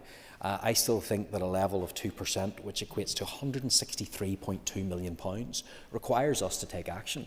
I don't think that any of us should be happy with where that figure is right now, because I can tell you I have many more uses that I could have for that money that I would like to bid from the UK government. Ultimately, that money that was lost last year, £163 million, that comes from hard-earned taxpayers, taxpayers who are already taxed to death right now. So we need to do everything that we can to press down on that. And I will say this, even if we were the best in the whole of the United Kingdom, at 2%, I would still want us to do far more. I call on Brian Kingston. Thank you, Mr Deputy Speaker. And we are all in this Assembly guardians of the public purse, and we have a responsibility to expose and to end any willful fraud of public funds. So I do commend the Minister for his determination in this manner to ensure the welfare system is not abused. The Minister may have just answered the question I wish to ask, but I'll ask again. Can he outline the total level of benefit fraud in Northern Ireland last year or in other recent years? Yes, I can give the member the figures again. Last year was £163.2 million, but in previous years, in 2022 it was 119, in 2021 it was 138, in 2020 it was 99.5, in 2019 it was £65 million. In 2019 the level of fraud was estimated at 1%. That is now up to 2%, obviously with an increased benefit spend as well. That's why it's so much more, and that's why we need to take action, because I know, and because I get the requests from members right across this chamber, there are many different areas where we would like that money to be spent on, be it in our benefit system or outside of that. And so why shouldn't we take every action possible to make sure that we tackle this. Peter McReynolds. Thank you, Minister. Minister, the Department reported £6.3 million in overpaid benefits via fraud investigations, but official errors in universal credit alone amounted to £8.47 million. So, Minister, what actions are you taking to identify weaknesses in the system and reduce these error rates and protect public money? It's both fraud and error that we need to tackle, and if there are issues within the department that need to be looked at, that's what I want to see happen, and that can be part of the work of the Task and Finish group. We've already identified issues before, such as with carers overpayments, and there are processes now in place to make sure that people are alerted to that. But I think it's in everybody's interest to make sure that we deal with all areas in both fraud and error, because our shared determination and goal should be that those that need support get it and just get what they need, and that those who are not eligible are not getting it. And I think the figures are stark, and it shows that we need to take action. Danny Donnelly. Deputy Speaker, and thanks to the Minister for his answers so far. Minister, while you emphasise upstream prevention, can you explain how you'll ensure that these enhanced verification measures won't create additional barriers for vulnerable claimants who are genuinely entitled to support, particularly those with mental health issues and learning disabilities? As I said in an answer to a previous question, this is not about making it more difficult for people who are applying in good faith for benefits. This is not about asking for more onerous information. It's about when there has been a detection of error or fraud, that we are putting the resources in there to properly investigate it, that we're taking that through to its natural conclusion, and that's where the investigation takes place as well. But what I also want to see is very, very strong, robust system, and a strong and robust message that is sent out as well, saying that this is not something that we are prepared to tolerate, and that if you are found to be in breach, that we will be coming after you to make sure that we get that money back, because you are not entitled to it. And I think most people across Northern Ireland will welcome that approach. Now, let me be very, very clear, lest anybody misrepresent what I am saying today. This is not about making it more difficult for those who are legitimate claimants. This is not an attack on those who are in receipt of benefits either. This is about making sure that the money and the resource goes to those who actually need it. David Brooks. Thank you, Mr Deputy Speaker, and I thank the Minister for his determination to provide fairness not only for working families and taxpayers, but also the sustainability of the welfare system for those who really need it. Can I ask the Minister, therefore, whether the Task and Finish group will consider retaining information on prosecutions of fraud for a longer period? Yes, so Mr Deputy Speaker, all departmental staff get the appropriate training and are responsible for creating and maintaining the records in accordance with management best practice. The department manages the retention and secure disposal of information in line with business requirement and legal obligations, and ensures that personal data is not retained for longer than necessary. And we have a retention and disposal schedule that's in place, which sets out the retention periods for all data. That's regularly reviewed. Information must be kept for the length of time defined in the schedule, unless there is a legal requirement to destroy it sooner. But I know that this is an issue that has been raised, and comparisons have been made to data in the rest of the United Kingdom. So again, that's something that the Task and Finish group can look at to make sure that we are keeping appropriate records, which can be helpful in tackling this issue, but also monitoring how we are doing as a department. Andrew McMurray. Speaker, and thank you to the Minister. Minister, it has been noise, mistakes and errors do happen. There was a rise of 17% in official error overpayments. Is the department considering policy changes to ensure that claimants are not unfairly burdened with repayments? That's certainly the case at the minute, Mr Deputy Speaker, and perhaps it's one of the reasons why we don't have as high levels of payback of that money as we would like, because it's done over a long period of time, and it's done in amounts that are manageable for the claimant as well. But certainly we need to make sure that we are recovering that money, but we need to make sure also that it's done in a way that is sustainable and that we can get back the resource that shouldn't have been taken. Timothy Gaston. Thank you, Deputy Speaker. Minister, in England, UC work coaches can cross-reference companies' house to verify claims made by those that are self-employed or business owners. Why was this reference to companies' house removed from the NI staff guidance within the last 12 months?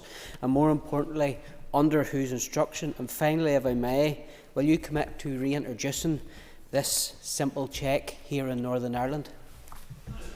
Understanding is that hasn't been removed. In fact, use of information from the Companies House website is only one tool that is available to staff to verify a claimant's employment status. Actually, a more reliable source of information is the benefit system interface with HMRC. So just to be clear, staff are not prevented from accessing information on the Companies House website. Rather, they are encouraged to use the most efficient route to obtain the relevant information, which my understanding is that is the benefit system interface with HMRC. Thank you, Minister. That concludes questions on the statement. I'll ask members to take their ease just before we go to the adjournment and the adjournment debate. Please take your ease.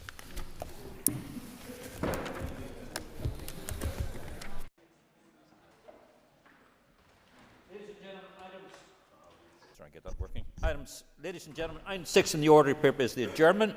The question is that the Assembly do now adjourn, and in conjunction with the Business Committee, the Speaker has given leave to Peter McReynolds to raise the matter of wastewater infrastructure in East Belfast.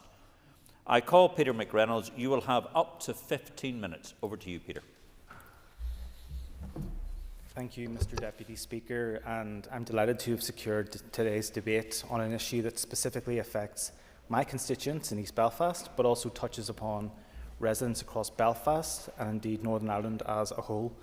And as I look around this chamber, I welcome the attendance of East Belfast and wider Belfast MLAs, infrastructure colleagues. The Chair is here, and the new Infrastructure Minister. And I'd like to take this opportunity to extend my congratulations to the Minister on your new role, and my thanks for attending the chamber to give your first remarks on the issue of wastewater and indeed Northern Ireland Water, a body in which your department plays a fundamental role through annual funding.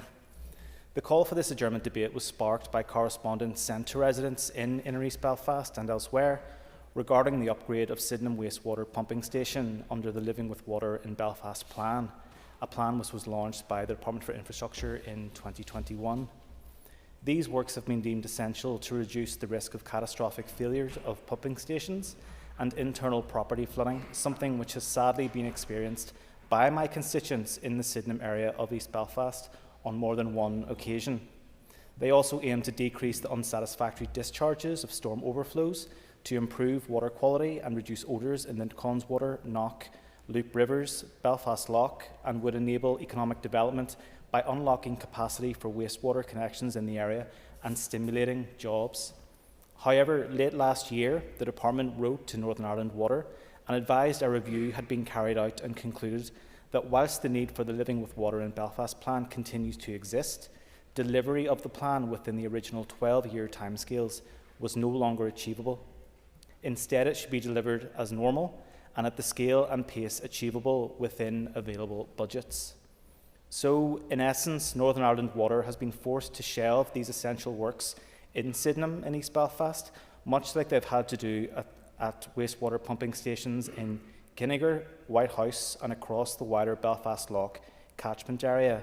And at this stage, I would like to ask the Minister for Infrastructure, does she recognise the concern this decision has brought to my constituents in East Belfast, many of whom are still being denied home insurance to this day, or receive outrageously high quotes which will remain until the pumping station is actually delivered? Mr. Deputy Speaker, Sydenham Wastewater Pumping Station is the largest and one of the oldest in Northern Ireland, serving 6% of the population, but it is also the largest unsatisfactory storm overflow in Northern Ireland, discharging virtually every time that it rains.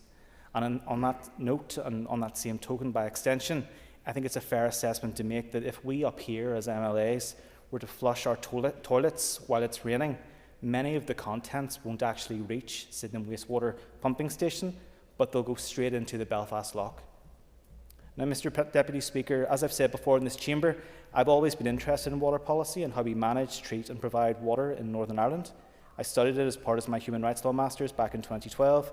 I visited a Northern Ireland wastewater and sewage treatment works to see for myself the scale of the operation Northern Ireland Water undertakes every day to treat water, and I've spoken with affected residents of flooding in East Belfast. We've all known for over a decade many of the key facilities around Belfast Lough and contained in the now slowed plans from lack of investment that our wastewater services simply do not have adequate capacity. In 2021, we had a costed, detailed plan to increase sewage capacity, but in 2025, despite positive preliminary work, all projects have now been paused. Some of these risks have already been realised, as my parents experienced with a burst storm overflow pipe in Newtonabbey, North Belfast, roughly 200 metres from their home. That same pipe was a key piece of footage in a recent Spotlight programme, along with Sydenham, which revealed it was leaking large quantities of toilet water and human faeces, which was shown lying on a busy shore road with cars driving through it. The programme went on to reveal Northern Ireland Water had recently removed over 100 tonnes of sewage-related debris from a beach next to White House wastewater treatment works, and actually had to stop when the removal was beginning to physically change the shape of the landscape. So much biodegradable waste was accumulating that it was becoming a structural part of the beach. Another key piece of footage I would ask the Minister and members here today to watch is by local filmmaker Stephen Reid, who has hit almost 500,000 views, showing exactly what type of items created this artificial beach. Matted wet wipes, sanitary pads, condoms and underwear, which were amongst some of the most commonly found items. This fake beach, only matters away from a public towpath, is physical, tangible evidence of the historic and chronic underfunding of Northern Ireland Water and directly connected to wastewater management. So what do we do? Mr. Deputy Speaker, we have three undeniable options. We can take the approach of the previous Infrastructure Minister by doing and changing nothing, acknowledging a problem exists but hope that it goes away by itself with no departmental interventions. We've had sticking plasters applied, fanciful solutions like developer contributions proposed as solutions which no one can actually tell us what projected impact they'll have, and rejection of criticisms that the current model is not fit for purpose in the media and this chamber. Secondly, we could start turning off wastewater stations to prioritise the functioning of others, something that is unconscionable and an option that should never even be on the table in a modern society. Or we can take a new approach to water management, because what we currently have in place is not working. Northern Ireland Water itself has acknowledged it is being held hostage by how it is funded on an annual basis, with limited capital investment restricting Northern Ireland Water to only invest in smaller drainage and wastewater treatment projects. Mr. Deputy Speaker, water treatment and management is not easy and it's not cheap. It's resource heavy, it requires consistent planning and investment, and because we haven't seen the sustained level of investment in drainage and wastewater over the past 20 plus years, the scale and backlog of the Living with Water in Belfast programme has increased significantly due to the complexity and number of major projects now required. We are now beginning to see contractors being stood down, the reprioritisation of future projects like the one we are debating today, and the issues in Sydenham, White House and Belfast Lough getting worse. So at this stage and against this context, I'm keen to hear during this debate from the new Minister about what her thoughts are on if she thinks that her department is supporting Northern Ireland Water to deliver upon the aims of the draft programme for government, given the clear connection that it has with housing and the economy. I've regularly highlighted in this chamber and in the media that the Infrastructure Department or the committee doesn't get the time or the respect that they deserve, given their links with everything around us: planning, water treatment, social homes to address homelessness, environmental protection, economic growth, life itself. The decisions made in this area are fundamental to the delivery of them all, and when they're not done right, we physically see and feel its impact. Mr. Deputy Speaker, we have a new Infrastructure Minister in post, and with that I hope comes new ideas, new passion and hopefully a new approach. I'm optimistic that this debate today will highlight to the new Minister how important her role is in having the responsibility to effect change on an issue of this magnitude. The infrastructure role isn't just potholes and streetlights, it's human life, it's development and progress, and as I've said already, it has a direct correlation with many of the aims and objectives contained in the draft programme for government. It's cliché to say it, but repeating the same approach over and over again and expecting different results is folly.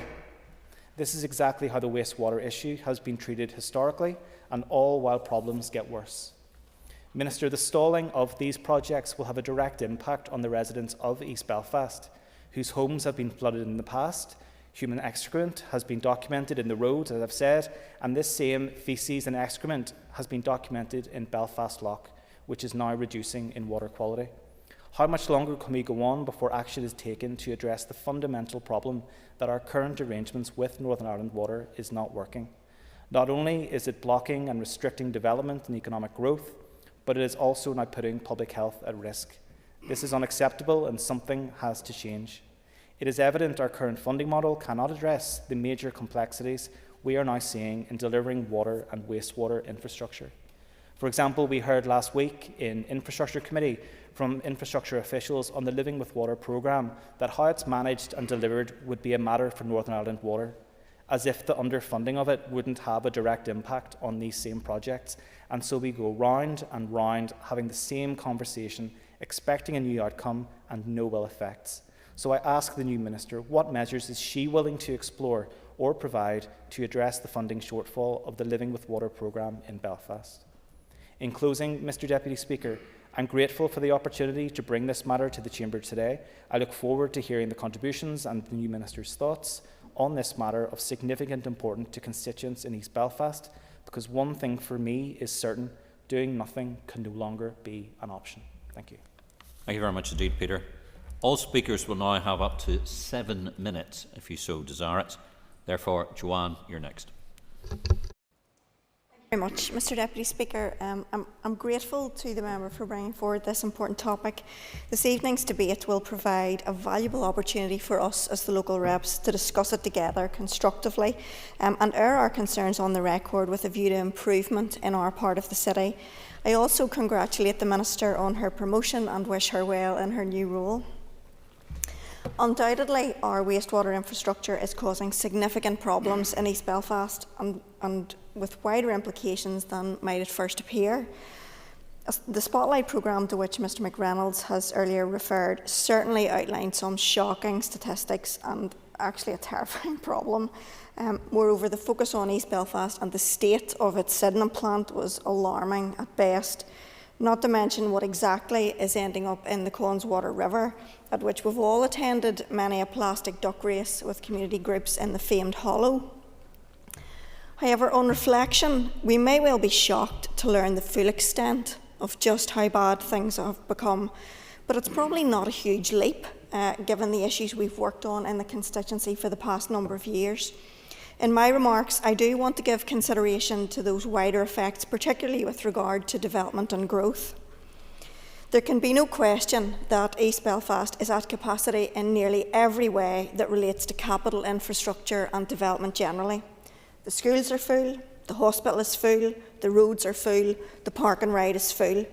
And yet the truth is that East Belfast remains one of the most desirable places to live in the whole of Northern Ireland. And I say that not out of natural bias, but because it's right. But it's true, you know? Yes. Yet we have a significant housing problem, especially with affordable and social housing, because there are hardly any vacant places left on which to build. What has this to do with wastewater infrastructure? Actually, everything. Because when a site is identified, not only does planning take forever, but Northern Ireland Water will usually indicate that the system is at capacity, and so the multiple issues around connection commence. And now we learn that Northern Ireland Water has paused the Living with Water programme due to a lack of funding. Wastewater and sewerage infrastructure, or lack thereof, is having a material impact on East Belfast's ability not only to grow, but to accommodate those who were raised there and wish to stay. The lack of affordable and social housing cannot be addressed fully for the reasons that I've just outlined. The tower blocks are coming down and people want to stay in their localities, but there's nowhere to put them. And so people are moving away from their neighbourhoods, their families, their support, their local networks, their neighbours, their communities, and the areas they love. Even when one site is essentially replaced by another, and the numbers regarding usage of the water infrastructure is unlikely to change, it appears it's still not straightforward enough for Northern Ireland Water to grant the approvals for the necessary connections easily. Such was the problem for a local school that I assisted recently. The flooding in Park Avenue in Dundonald in the mouth of Christmas was further evidence of a system which, for one reason or another, is not working for those who live in this area and who watched in horror as wastewater and sewerage entered their homes and cars, causing ruin which will take years to fix and result in insurance problems, has inflicted significant financial burdens on people and constant worries that it will happen again or they'll never be able to sell. Indeed, for many, the feeling of sanctuary and safety and pride in their homes has been completely destroyed. So some of these issues are down to infrastructure ultimately, but proper management and preventative maintenance of what is there is also key, as are timely solutions when problems do arise. Something must be done, and I appreciate that there are considerable budgetary pressures, but East Belfast cannot and should not continue to be at the bottom of the pile when it comes to investment in the city and its people. The need for all capital infrastructure, wastewater included, in East Belfast needs to be reviewed and planned for in order that we do not fall even further behind our counterparts in other Belfast constituencies, and that we can plan for the future and allow East Belfast to fulfil its potential. I appreciate the cost around the wastewater issue is significant, but so will be the return on investment for many decades to come, not only through rates, but also because there simply comes a point when throwing good money after bad and trying to fix the unrepairable, which was never a good idea, just is no longer viable. I know the budgetary positions are extremely difficult and there are many and significant competing priorities, but it is imperative to get a grip on this before there is a catastrophic point from which we cannot return. And at that stage, the cost will be considerably more, and not just in terms of capital expenditure. East Belfast deserves better, and I would urge the Minister to act, and act urgently. Thank you. Thank you, Joanna. Colin David Brooks.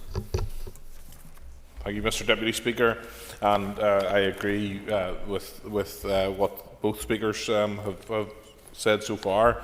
And while increasing in focus, I think the member who I thank for bringing the important issue to the floor of the House will know that this is not a new issue for us, and indeed in Belfast City Council, one of my early memories of my few years was in City Growth and Regeneration Committee when NI Water attended to talk about the Living with Water programme, rolled out on the desk this massive map of Belfast in different shades of red according to the risk that was faced by different areas.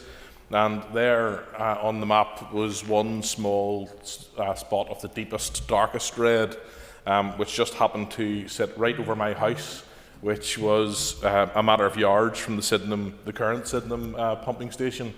And it was emphasised to us then just how unfit the Sydenham station was, how regularly it broke down and required emergency maintenance, and what effect it could have on residents if that maintenance was not successful or it was beyond repair.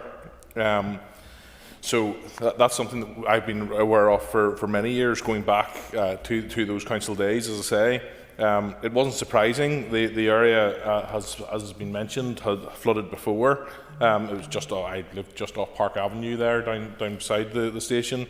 It flooded before, and as Peter has referenced, we as representatives, whether council and now MLAs, would have constantly heard issues around house insurance and so on, which had been partly remedied because of the works that had been undertaken at Orangefield Park to reroute the river and slow the flow there, and that had helped some of those residents get some of that insurance and so on back. But I think there was a degree of ignorance at times around, except for those very local residents as the catastrophic effect that the failure of the pumping station, given as has been said, it serves 6% of the population, what a catastrophic effect that could have on the local population.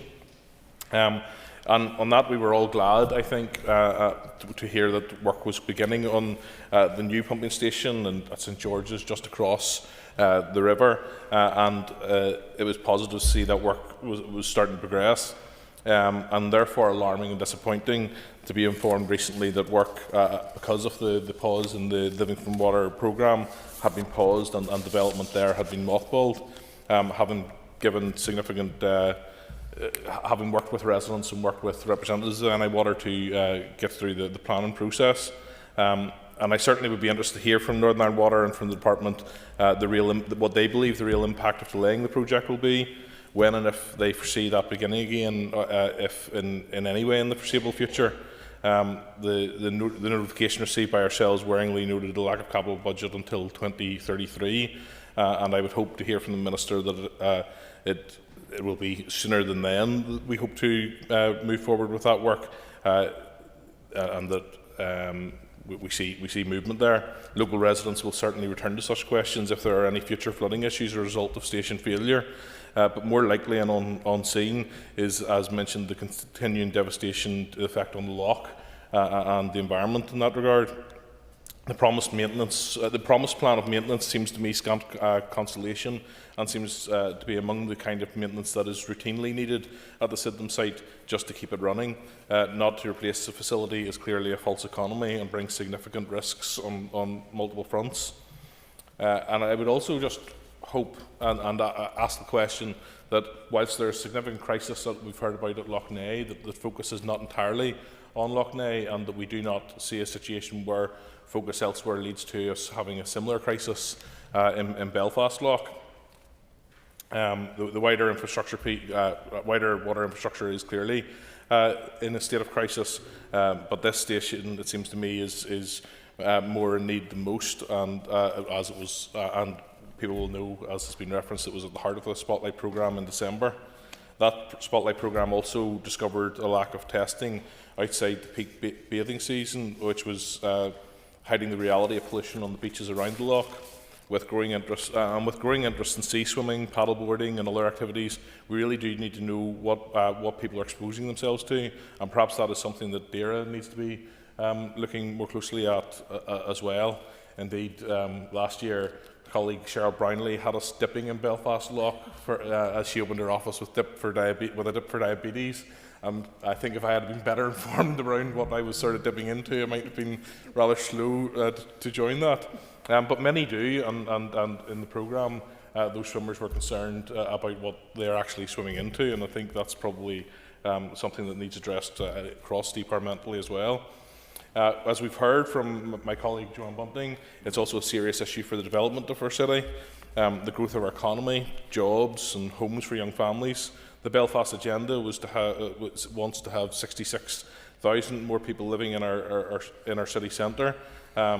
There's ambitions to have more energy efficient dwellings, all held back by ageing water infrastructure. We are in effect as well, I fear, beginning to outsource our water infrastructure to private developers, meaning that developing small numbers of homes and small patches of land, as has been pointed out we have in East Belfast generally, can become just not financially viable, driving up the cost of housing for first-time buyers, and indeed for those seeking to build their benefit from social and affordable homes, and adding to dilapidation in East Belfast. We have examples of that, one example being at Tar Street, where Choice Housing has ambitions to develop much-needed social and affordable homes, and this is being held up largely due to the lack of a fit-for-purpose water management system.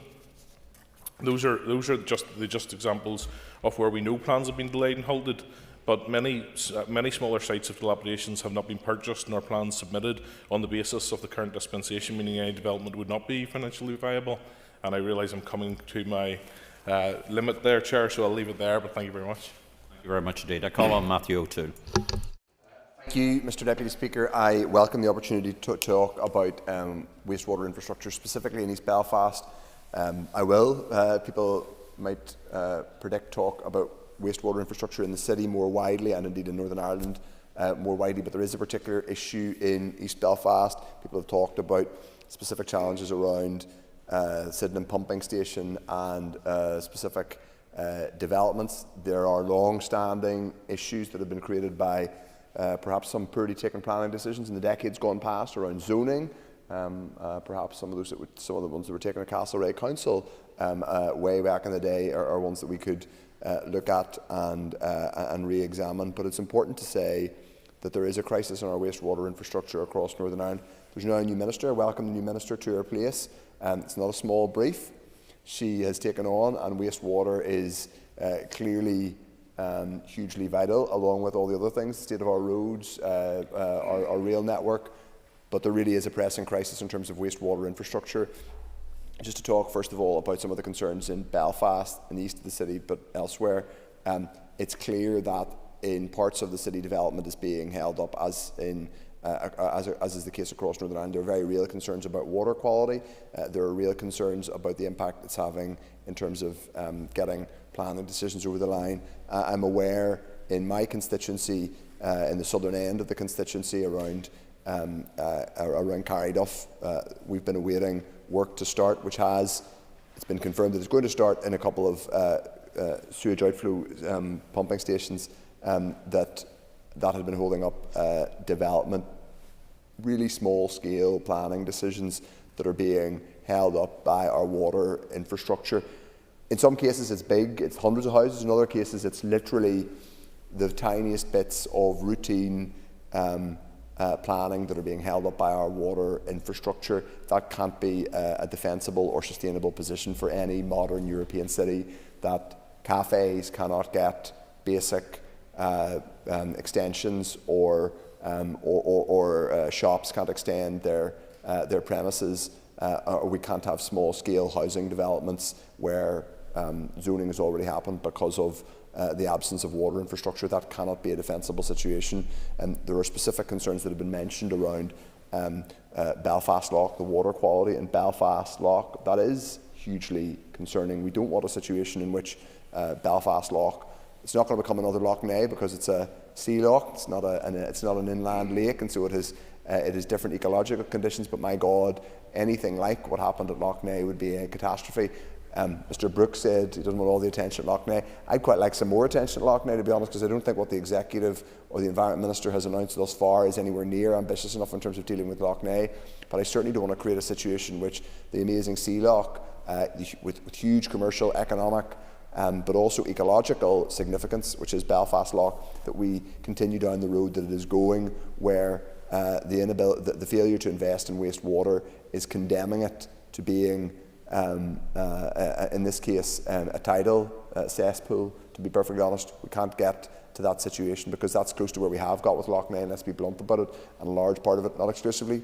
In relation to Lough Neagh, agriculture has been a significant driver of that too, but in terms of wastewater in Belfast, it is creating problems in Belfast Lough, so we need to hear from the Minister what the investment plans are. The Living for Water programme has been referenced. I would like to have an update on what's happening with the Living for Water programme and where that the investment, some of which has progressed, but some of the Living for Water programme at a Belfast level has been stalled. It's also the case that I've been made aware, and I asked questions, written questions about this, that I believe the Living with Water board has been either paused or stood down. I'd like to know more about that. I'd like to know what's happening with the entirety of that programme. There is a bigger question, and it really matters, and it's one I'd like the Minister to give attention to and perhaps tell us more today. Her predecessor said that he wanted to, her predecessor mooted something called the developer charge. He did it on the media and he did it in this chamber. He said his officials were looking at it. I presume some of those officials are in the chamber here today. But I have no idea what that means beyond that phrase, developer charge.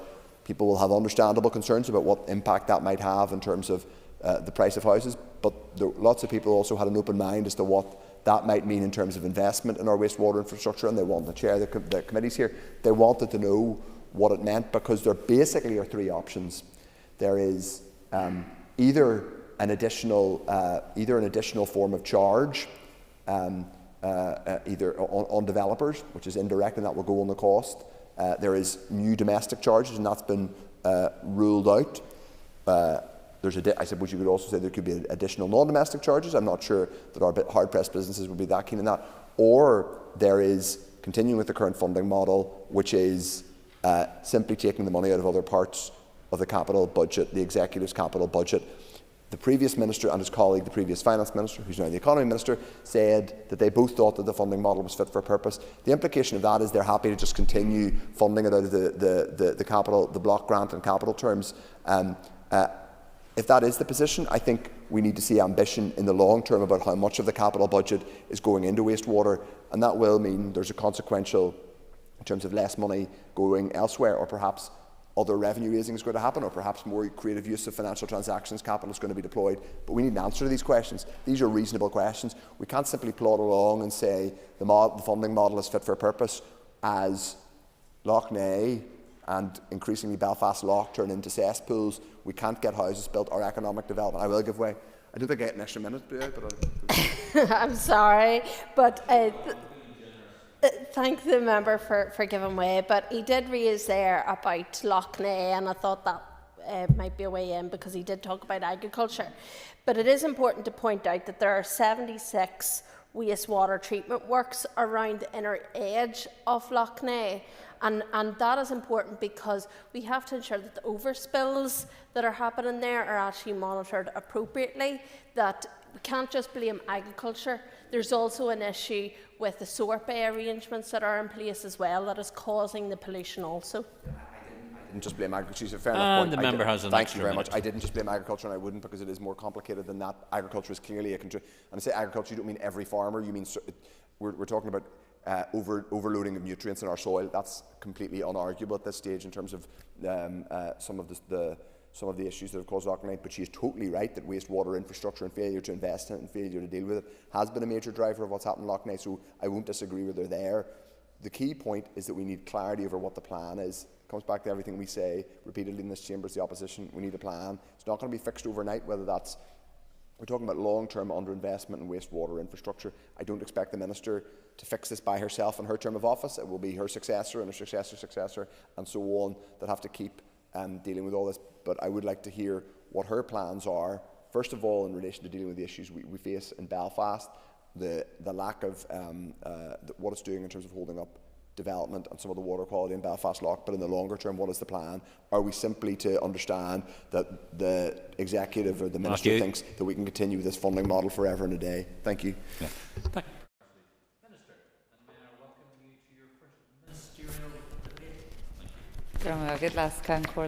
And I thank, firstly, I'd like to thank Mr McReynolds for bringing forward this debate, which I think has been very helpful in highlighting the critical importance of wastewater infrastructure to our society. And I think what strikes me is that we don't always realise until there's an issue just how critical it is, and that goes right across the board. So I do really appreciate having the opportunity to speak to this debate this evening. And I have listened intently to the comments and the issues raised by members, and have heard their concerns, particularly in relation to the wastewater infrastructure in East Belfast, and the need for further investment and improvements. And as a former member of the committee, I too have been highlighting these issues myself, and in particular relating to my own constituency in the past. But even in my short time in post, just yesterday I met with the Chair and the Chief Executive of NI Water to discuss these very issues, because I recognise the seriousness of the problem that we're dealing with, and I'm looking forward to working with NI Water and absolutely acknowledge the significant financial challenges that NI Water is operating under. However, it is important to emphasise that they also must work within the budget, and that requires prioritisation, and not to approach issues with a blanket response that finances are always to blame, because I'm an eternal optimist. I believe that there are lots of things that we can and should be looking at to find the solutions. And my department, like other departments, has been operating in a difficult financial environment due to 14 years of chronic underfunding and austerity by the British Government. So we all recognise there is a need for additional funding, and I, along with my executive colleagues, will continue to make the case for this. Of course, this is creating significant challenges in the ability to make improvements to wastewater infrastructure, to deliver housing growth, to support economic development and to improve water quality at the pace that we all would like. However, it should be noted that my department fully funded NI Water for the first 3 years of the price control. In fact, my department provided almost 93 million of additional capital funding over and above the funding level recommended by the utility regulator for that same period. It's useful also to note that the house building industry itself has advised that house building is at the highest it has been in 15 years. And whilst I do recognise we have so much work to do, I think it's important to mention that point. Improving our wastewater infrastructure will be a huge exercise, costing billions, and it will take decades. But I will continue to build on the previous Minister's three-pronged approach that is already in place, including working with executive colleagues to increase wastewater investment, exploring options for developer contributions. With the consultation document, I know Mr O'Toole has asked questions around this, but I hope to see the launch of the consultation document in March this year. And I will be introducing the Water, Flooding and Sustainable Drainage Bill to the Assembly. And during this financial year, NI Water has been allocated a budget of almost 0.5 billion, which is just under 40% of the total non-ring-fence budget available for my entire department. And in October monitoring, NI Water received 32 million, of which 19.5 million has been used to successfully unlock capacity for 2,300 properties across Antrim, Derry and Tyrone. And I plan to continue that focus on unlocking capacity, and I'm delighted to announce that my officials are working collaboratively with colleagues in DAERA and DFC to contribute to the aims and objectives of the Executive's housing supply strategy. And I feel this demonstrates that, despite the challenging public expenditure context, my department is continuing to work hard to deliver positive change by improving our water and wastewater infrastructure. Members have previously pointed to the governance model and have highlighted alternative approaches. My department has reviewed water utility company structures across Britain and Ireland for best practice, including mutualisation, which I know the member will be interested in, given that the Alliance Party has recently published its own policy proposals for the funding and form of NI Water, and it has proposed mutualisation as one such structure. But as my predecessor advised in the Assembly on the 8th of April last year, mutualising NI Water will require significant change in the company's governance structure, and it will require the introduction of domestic charging to provide a separate revenue stream outside of government control or responsibility. A mutualised company cannot be created when it is reliant on the extent of government subsidy that my department currently provides. Furthermore, the recent experience of water companies in England and Wales has demonstrated that privatised and mutualised water companies do not necessarily provide the better levels of services that people expect, and indeed it can lead to higher levels of company debt and subsequent increase in costs.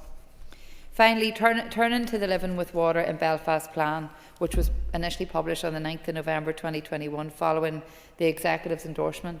This plan aims to address the increasing demands on the city's drainage and wastewater network caused by population growth, along with the more frequent extreme weather events resulting from climate change. The published plan estimated that 1.4 billion investment would be required over 12 years to deliver it, with the majority required for upgrades to NI Water's infrastructure and around £200 million identified for blue-green drainage infrastructure. However, an anticipated £700 million increase in the estimated cost of the upgrades needed to NI Water's sewerage networks and wastewater treatment works within the first 2 years alone has seen the overall plan costs increase to over £2.1 billion. An affordability review carried out by my department in response to this increase concluded that the Belfast plan still needs to be delivered, but the original 12-year delivery timeframe is no longer viable due to increased costs. NI Water projects in the plan will now be taken forward by the company as normal business through the price control process at a scale and pace achievable within available budgets rather than through a structured programme. And I think it's important to make that point in response to some of the concerns raised today, because the plan hasn't been shelved or mothballed, I think, to use the terminology that has been put out there. I will indeed, yes. Does the Minister, I understand this may be a matter for NI Water, but does she have any details on what that may mean for the Sydenham pumping station, particularly in terms of scale and so on? Is it going to be value engineered? What effect will that have? Yeah, thank the member for his intervention, and I suppose it means it will be delivered, but over a longer time frame. The board have decided to defer these upgrades to the next price control. However, within this year, 2025, there will be repair work and minor works completed, so they will continue to undertake that essential maintenance to ensure that the current assets continue to work effectively. So I do think that's important, because some of the terminology used in reality isn't how it should pan out. But as I've said, my department will continue to identify and develop blue-green sustainable drainage projects in the Belfast Plan area alongside delivery partners, including NI Water. And whilst I appreciate the blue-green infrastructure is not a silver bullet, I think it is critically important in building the resilience of our water network going forward, and looking at everything in the round so that we have the best systems that we can within I suppose our current financial envelope. It was always accepted that additional funding would be required to deliver the plan. In the NDNA agreement, Living with Water was identified as a beneficiary of increased funding. However, this was not received. I do, however, remain committed to the Belfast Plan objectives to help protect against flooding, to enhance the environment and to grow the economy, and will continue to make the case for additional funding to expedite their delivery. With regards to the projects in East Belfast specifically, the upgrade of Belfast and Kinniger wastewater treatment works, as I've said, the replacement of the pumping station at Sydenham and the removal of 8 unsatisfactory intermittent discharges in the Dundonald area will be considered as part of NI Water's prioritisation process for the next price control. To just turn into some of the points made by members, and I think it's important to note that many of the issues raised here could be reflected right across many of our constituencies. So I think to reflect on that, the importance of just the overall picture in terms of wastewater infrastructure. And I agree with the member for East Belfast, Ms Bunting, something must be done. And we've been saying that for a long time. But I don't think that we can use the excuse that there's no funding, that nothing can be done, because I don't believe that is the case. And I'm committed to do as much as we can within that budget, because we can't sit in our hands. The longer that we do, the worse this problem gets. So I'm committed to ensuring that I will work collaboratively with NI Water, with executive partners, to do what we can within that, because I think it's critically important and we can't wait. We do recognise there's significant challenges. If the money was there, we could do so much more, and I will continue to make that case to ensure that we get the investment needed. Just, I suppose, to go back to Mr Brooks in relation to the water quality issue. Water quality is the responsibility of DAERA, and I think the NIEA is the regulator for NI Water. So, but NI Water consistently exceeds the required wastewater compliance levels across the north. So I think that is something that will be continued, and continue to be monitored very, very closely. Turning to Matthew O'Toole's comments, particularly around the issues with planning. And I think, again, this is something that we all recognise. What I would encourage is for any developers at that pre-application stage to engage with NI Water, to look at what solutions are available within the current context. And hopefully, as we move through this programme, we can see further solutions being found, because I do think that in many cases that has happened. So we need to continue to work through that and work collaboratively. With regards to the Living with Water programme, the programme board had been stood down, and the individual projects within the programme are now being delivered as business as usual. So I hope that gives some confidence that this hasn't been completely stalled. The plan remains. It will be delivered, just in a different format and at a slower Minister, pace. could you draw your remarks to a close, please? So in closing, Mr Speaker, I am keen to see the delivery of improvements to our wastewater infrastructure across the north to facilitate housing growth and economic development, as well as helping to improve water quality. And I once again reiterate that the value of our wastewater infrastructure cannot be overstated.